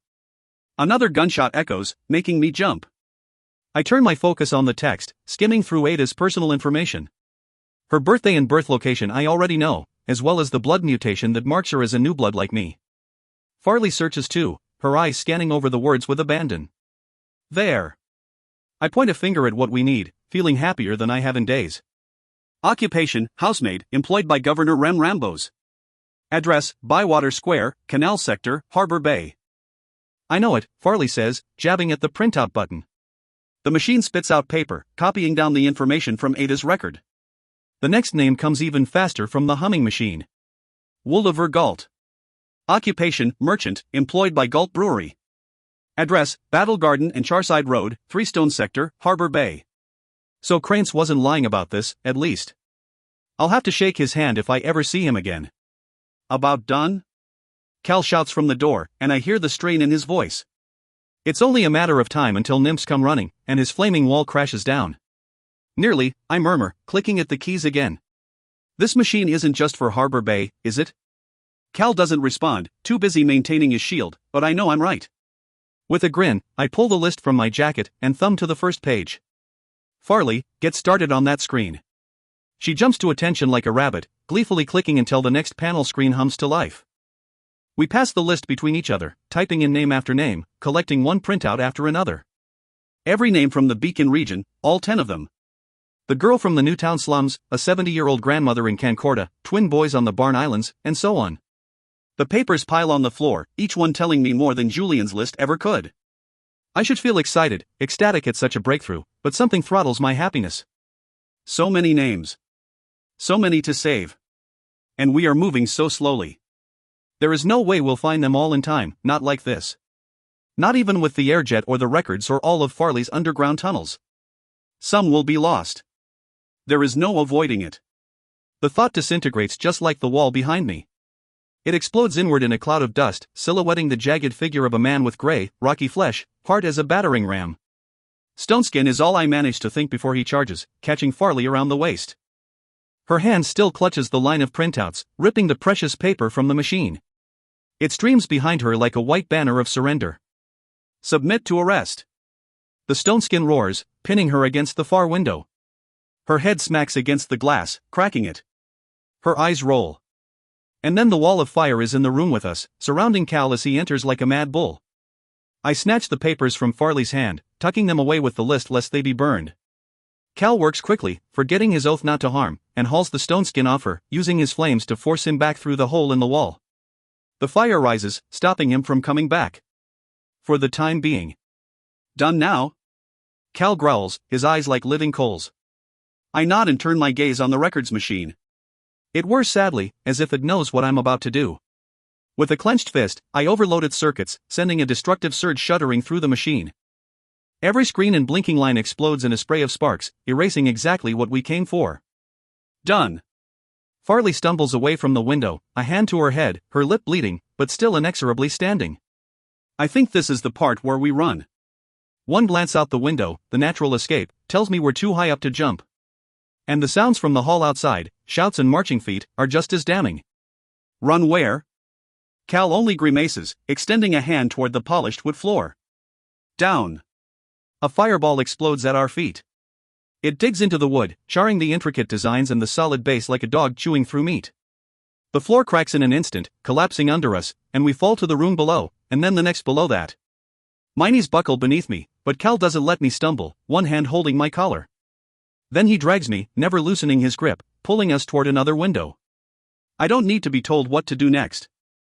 Our flame and lightning shatter through the thick pane of glass, and we follow, leaping into what I think is thin air. Instead, we land hard, rolling onto one of the stone walkways. Farley follows, her momentum sending her right into a startled guard. Before he can react, she tosses him from the bridge. A sickening smack tells us his fall was not pleasant. "Keep moving," Cal growls, hoisting himself to his feet. In a thunder of feet, we storm across the arched bridge, crossing from the security center to the royal palace of Ocean Hill. Smaller than Whitefire, but just as fearsome. And just as familiar to Cal. At the end of the walkway, a door starts to open, and I hear the shouts of more guards, more officers. A veritable firing squad. But instead of trying to fight, Cal slams against the door, his hands blazing. And welds it shut. Farley balks, glancing between the blocked door and the walkway behind us. "It looks like a trap, worse than a trap." "Cal?" She begins, fearful, but he ignores her. Instead, he extends a hand to me. His eyes are like nothing I've ever seen. Pure flame, pure fire.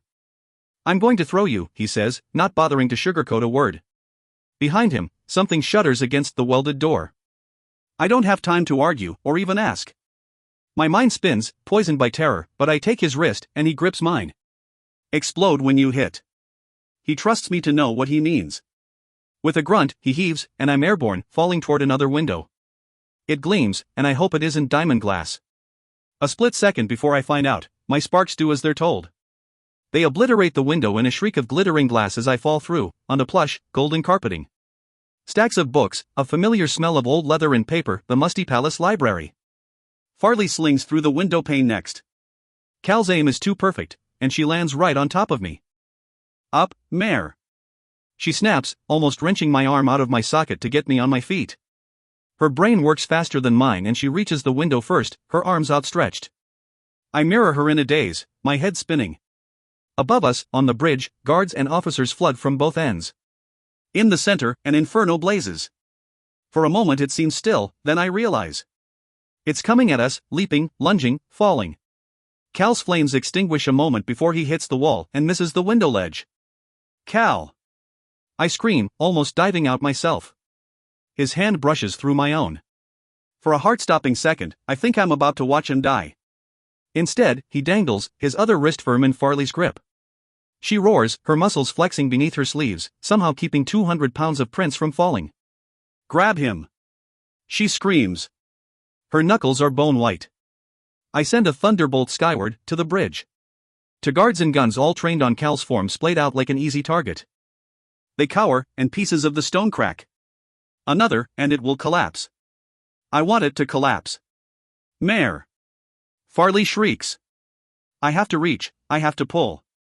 His hand finds mine, almost breaking my wrist with the effort. But we get him up as quickly as we can, dragging him over the ledge, and backward. Into disarming silence and a room full of harmless books. Even Cal seems shocked by the ordeal. He lies for a second, eyes wide, breath heavy. "Thanks," he finally grinds out. "Later." Farley snarls. Like with me, she hoists him up. "Get us out." "Right." But instead of heading to the ornate library entrance, he sprints across the room, to a wall of bookshelves. He searches for a moment, looking for something. Trying to remember. Then with a grunt, he shoulders a section of shelving until it slides sideways, opening onto a narrow, sloping passage. "In!" he shouts, shoving me through. My feet fly over the steps, worn by 100 years of feet. We move in a gentle spiral, angling downward through dim light choked with dust. The walls are thick, old stone, and if anyone's following us, I certainly can't hear them. I try to gauge where we are, but my inner compass spins too quickly. I don't know this place, I don't know where we're going. I can only follow. The passage seems to dead end at a stone wall, but before I can attempt to shock my way through, Cal pushes me back. "Easy," he says, laying one hand against a stone a bit more worn than the others. Slowly, he puts an ear to the wall, and listens. I hear nothing but the blood pounding in my ears and our harried breathing. Cal hears more or, rather, less. His face falls, drawn into a somber expression I can't place. It's not fear, though he has every right to be afraid. If anything, he's oddly calm. He blinks a few times, straining to hear anything beyond the wall. I wonder how many times he's done this, how many times he snuck out of this very palace. Back then, the guards were there to protect. To serve. Now they want to kill him. "Stay on my heels," he finally whispers. 2 rights, then left to the gate yard. Farley grits her teeth. The gate yard? She seethes. You want to make this easy for them? The yard is the only way out, he replies. Ocean Hill's tunnels are closed. She grimaces, clenching a fist. Her hands are starkly empty, her knife long gone. Any chance there's an armory between here and there? I wish, Cal hisses. Then he glances at me, at my hands. Will have to be enough. I can only nod. We've faced worse, I tell myself. Ready? He whispers. My jaw tightens. Ready. The wall moves on a central axis, revolving smoothly. We press through together, trying to keep our footsteps from echoing in the passage beyond. Like the library, this place is empty and well furnished, dripping in lush, yellow-colored decor. All of it has an air of disuse and neglect, down to the faded golden tapestries. Cal almost lingers, staring at the color, but urges us on. 2 rights. Through another passage and an odd, double-ended closet. Heat radiates off Cal in waves, preparing for the firestorm he must become. I feel the same, the hairs on my arms rising with electricity. It almost crackles on the air. Voices echo on the other side of the approaching door. Voices and footsteps. Immediate left, Cal murmurs. He starts to reach for my hand, but thinks better of it. We can't risk touching each other, not now, when our touch is deadly. You run. Cal goes first, and the world beyond pulses with an expulsion of fire. It spreads across the massive entrance hall, over marble and rich carpet, until it crawls up the gilt walls. A tongue of flame licks up to a painting overlooking the hall. A giant portrait, newly made. The new King Maven. He smirks like a gargoyle until the fire takes hold, burning at the canvas. The heat is too much, and his carefully drawn lips begin to melt, twisting into a snarl that suits his monstrous soul.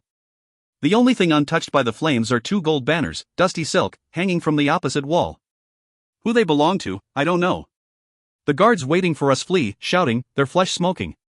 They're trying not to burn alive. Cal cuts through the fire, his footsteps leaving a safe path for us to follow, and Farley keeps close, sandwiched between us. She covers her mouth, trying not to breath in the smoke. The officers who remain, nymphs or stoneskins, impervious to flame, are not so immune to me. This time, lightning races, splaying from me in a too bright webwork of living electricity. I only have enough focus to keep Cal and Farley from the storm.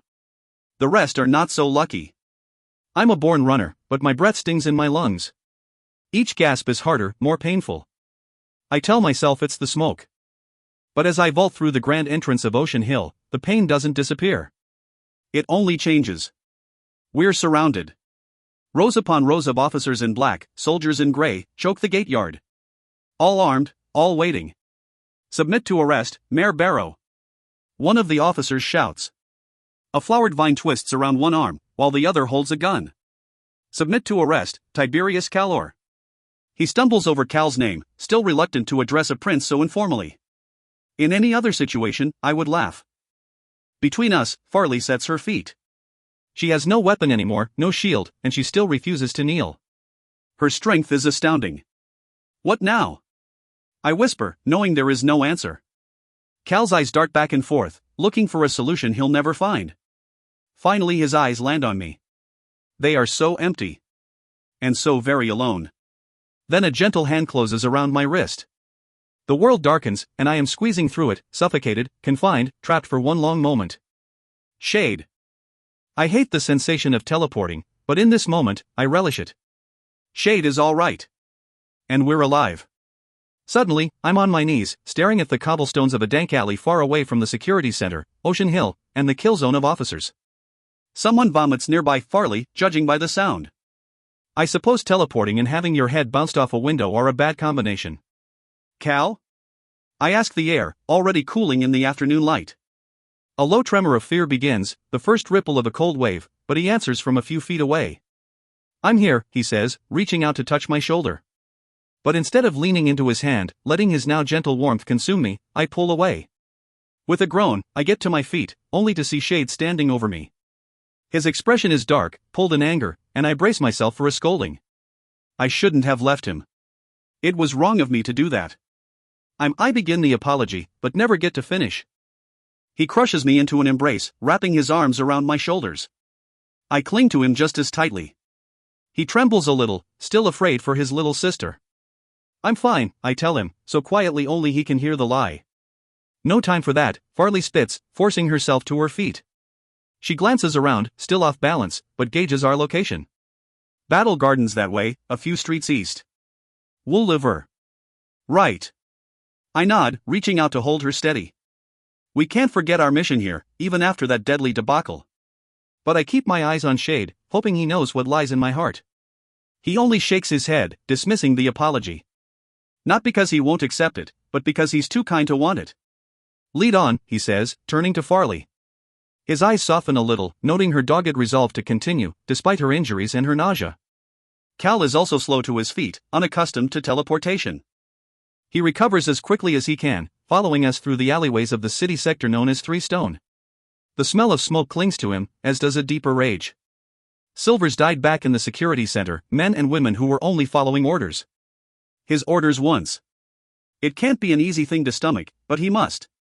If he wants to stay with us, with me, he must choose his side. I hope he chooses ours. I hope I never have to see that empty look in his eyes ever again. This is a red sector, relatively safe for the time being, and Farley keeps us to twisting alleys, even pulling us through an empty shop or two to avoid detection. Security officers shout and dart over the main roads, trying to regroup, trying to make sense of what happened at the center. They're not looking for us here, not yet. They still don't realize what Shade is, how fast and far he can move us. We huddle against a wall, waiting for an officer to pass us by. He's distracted, like all the others, and Farley keeps us to the shadows. I am sorry, I mutter to Shade, knowing I must say the words. Again, he shakes his head. He even butts me gently with his crutch. Enough of that. You did what you had to. And look, I'm all right. No harm done. No harm done. Not to his body, but what about his mind? His heart? I betrayed him, my brother. Like someone else I know. I almost spit in anger, hoping to expel the thought that I have anything in common with Maven. Where's Cranes? I say, needing to focus on something else. I got him away from the sea skulls, then he went his own way. Ran off like a man on fire. Shade's eyes narrow, remembering. He buried 3 mariners in the tunnels. He's got no place here anymore. I know the feeling. What about you? He jerks his head, vaguely gesturing in the direction of Ocean Hill. After all that? After almost dying. Again. I said I'm okay. Shade purses his lips, unsatisfied. Right. We lapse into a stiff silence, waiting for Farley to move again. She leans heavily against the alley wall, but soldiers on when a crowd of noisy schoolchildren passes ahead. We move again, using them as cover to cross the bigger road before entering another maze of backstreets. Finally we duck under a low arch, or rather, the others duck. I simply walk through. I'm barely to the other side when Shade stops short, his free hand reaching out to stop me from going forward. I'm sorry, Mare, he says, and his apology almost knocks me down again. You're sorry? I ask, almost laughing at the absurdity. Sorry for what? He doesn't answer, ashamed. A chill that has nothing to do with temperature runs through me as he steps back, allowing me to see past the mouth of the archway. There's a square beyond, clearly meant for red use. Battle Garden. It's plain but well maintained, with fresh greenery and gray stone statues of warriors all over. The one in the center is the largest, a rifle slung across his back, one dark arm extended into midair. The statue's hand points east. A rope dangles from the statue's hand. A body swings from the rope. The corpse is not naked, and wears no medallion of the Red Watch. He's young and short, his skin still soft. He was not executed long ago, probably an hour or so. But the square is clear of mourners and guards. No one is here to see him swing. Even though the sandy hair falls into his eyes, obscuring some of his face, I know exactly who this boy is. I saw him in the records, smiling out from an ID photograph. Now he will never smile again. I knew this would happen. I knew it. But that doesn't make the pain, or the failure, any easier.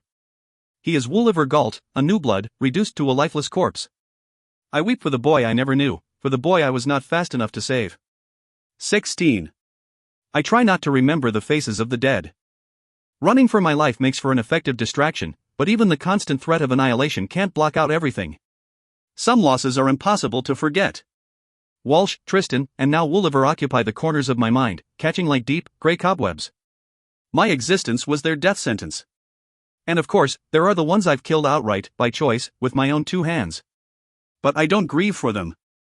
I can't think about what I've done, not now. Not when we're still in so much danger. Cal is the first to turn his back on Wooliver's swaying body. He has his own parade of dead faces, and doesn't want to add another ghost to the march. We need to keep moving. No. Farley leans hard against the wall. She presses a hand to her mouth, gulping in disgust, trying not to throw up again. Easy, Shade says, putting a steadying hand on her shoulder. She tries to wave him off, but he stands firm, watching her spit into the garden flowers. We needed to see this, he adds, burning a righteous glare at Cal and me. This is what happens when we fail. His anger is justified. After all, we sparked a firefight in the heart of Harbor Bay, wasting the last hour of Wooliver's life, but I'm too tired to let him berate me. This isn't the place for a lesson, I reply. This is a grave, and even speaking here feels wrong. We should take him down. Before I can take a step toward Wooliver's corpse, Cal hooks one arm in mine, steering me in the opposite direction. Nobody touched the body, he growls. He sounds so much like his father it shocks me. The body has a name, I snarl when I collect myself. Just because his blood isn't your color doesn't mean we can leave him like that. I'll get him, Farley grumbles, pushing off her knees. Shade moves with her. I'll help. Stop. Wooliver Galt had a family, didn't he? Cal presses on. Where are they? He casts his free hand around at the garden, gesturing to the empty trees and shuttered windows looking down on us. Despite the distant echoes of a city marching on toward nightfall, the square is still and quiet. Certainly his mother wouldn't leave him here alone? Are there no mourners? No officers to spit on his body? Not even a crow to pick his bones? Why? I know the answer. A trap. My grip tightens on Cal's arm, until my nails dig into his hot flesh, threatening to burst into flame. Horror to match my own bleeds across Cal's face as he looks, not at me, but into the shadowed alleyway. Out of the corner of my eye, I catch sight of a crown, the one a foolish boy insists on wearing everywhere he goes. And then, a clicking sound like a metallic bug snapping its pincers, ready to devour a juicy meal. Shade, I whisper, extending my other hand toward my teleporting brother. He'll save us, he'll take us away from all of this. He doesn't hesitate. He lunges. But he never reaches me. I watch in horror as a pair of swifts catch him under either arm, slamming him back against the ground. His head cracks against stone and his eyes roll. Dimly, I hear Farley scream as the swifts speed him away, their bodies blurring. They're at the main archway before I shoot a blast of lightning in their direction, forcing them to turn back. Pain bites up and down my arm, flashing white knives of heat. But there's nothing there but my own sparks, my own strength. It shouldn't hurt at all. The clicking continues, echoing in my skull, faster with every second. I try to ignore it, try to fight, but my eyes dim. My vision spots, fading in and out with every tick. What is this sound? Whatever it is, it's tearing me apart. Through the haze, I see two fires explode around me. One bright and burning, the other dark, a snake of smoke and flame. Somewhere, Cal roars in pain. Run, I think he says. I certainly try. I end up crawling over the cobblestones, unable to see more than a few inches in front of me. Even that is difficult. What is this? What is this? What is happening to me? Someone grabs me by the arm, their grip biting. I twist without seeing, reaching for where their neck should be. My fingers claw at armor, smoothly paneled and richly carved. I've got her, says a voice I recognize. Talimas Samos. I can barely see his face. Black eyes, silver hair, skin the color of the moon. With a shout, I pull together the strength I can, and slice at him with lightning. I scream as loudly as he does, clutching my arm as fire fills my insides. No, this isn't fire. I know what it is to be burned. This is something else. A kick catches me in the stomach and I let it roll me. Over and over, until I'm face down in the dirt of the garden, my face scraped and bleeding. The cool scent is a momentary balm, soothing me enough to let me see again. But when I open my eyes, I want nothing more than to go blind. Maven crouches in front of me, his head tipped to one side, an inquisitive puppy with a toy. Behind him, battle rages. A very uneven one. With Shade incapacitated, and me in the dirt, only Cal and Farley remain. She has a gun now, but it's little use with Talimas deflecting bullets at every turn. At least Cal melts whatever gets close, burning away knives and vines as fast as he can. It can't last, though.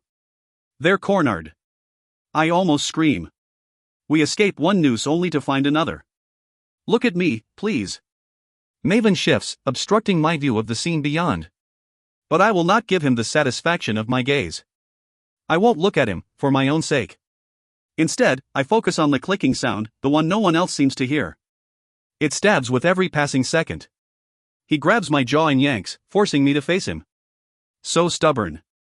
He tuts. One of your most intriguing qualities. Along with this, he adds, drawing a finger through the red blood on my cheek. Click. His grip tightens, sending a firework of pain through my jawbone. The clicking makes everything hurt more, hurt deeper.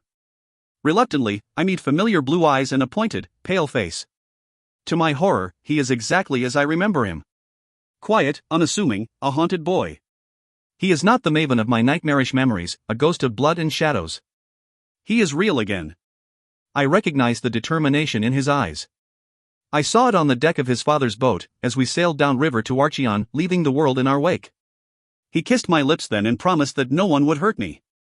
I said I would find you. Click. His hand moves from my jaw to my throat, squeezing. Enough to keep me silent, but not enough to stop me from breathing. His touch burns. I gasp, unable to summon enough air to scream. Maven. You're hurting me. Maven, stop. He is not his mother. He cannot read my thoughts. My vision spots again, darkening. Pinpoints of black swim before my eyes, expanding and contracting with every awful click. And I said I would save you. I expect his grip to tighten. Instead, it remains constant. And his free hand reaches for my collarbone, one blazing palm against my skin. He is scorching me, branding me. I try to scream again, and barely get out a whimper. I am a man of my word. He tips his head again. When I want to be. Click. Click. Click. My heart tries to match the rhythm, beating at a frenzy I won't survive, threatening to explode. Stop, I manage to choke out, one hand reaching into thin air, wishing for my brother. But it is Maven who takes my hand in his, and that burns too. Every inch of me burns. That's enough, I think I hear him say, but not to me. I said enough. His eyes seem to bleed, the last bright spots in my darkening world. Pale blue, streaking across my vision, drawing jagged lines of painful ice. They surround me, caging me. I feel nothing but the burn. That's the last thing I remember before a white flash of light and sound splits my brain apart. And my entire world is pain. It's too much of everything, and strangely nothing at all. No bullets, no knives, no fists, or fire or strangling green vines. This is not a weapon I've ever faced before, because it's my own. Lightning, electricity, sparks, and overload beyond even my limits. I called up a storm once before in the Bowl of Bones, and it exhausted me. But this, whatever Maven has done, is killing me. Pulling me apart, nerve by nerve, splintering bone and ripping muscle. I am being obliterated inside my own skin. Suddenly I realize, is this what they felt? The ones I killed? Is this what it feels like to die by lightning? Control. It's what Julian always told me. Control it. But this is too much. I am a dam trying to hold back an entire ocean. Even if I could stop what this is, I can't find a way past my own exploding pain. I can't reach out. I can't move. I'm trapped within myself, screaming behind my teeth. I will be dead soon. And at least this will end. But it doesn't. The pain stretches on in a constant assault on every sense. Pulsing but never ebbing, changing but never stopping. White spots, brighter than the sun, dance across my vision, until an explosion of red squeezes them out. I try to blink it away, to control something in myself, but nothing seems to happen. I wouldn't know if it did. My skin must be gone by now, scorched away by the surging bolts. Perhaps I'll be given the mercy of bleeding to death. That will be quicker than this white abyss. Kill me. The words repeat, over and over. It's the only thing I can say, the only thing I want now. All thoughts of New Bloods and Maven, my brother and Cal and Killorn are gone entirely. Even the faces that haunt me, the faces of the dead, have disappeared. Funny, now that I'm dying, my ghosts decide to leave. I wish they would come back. I wish I didn't have to die alone.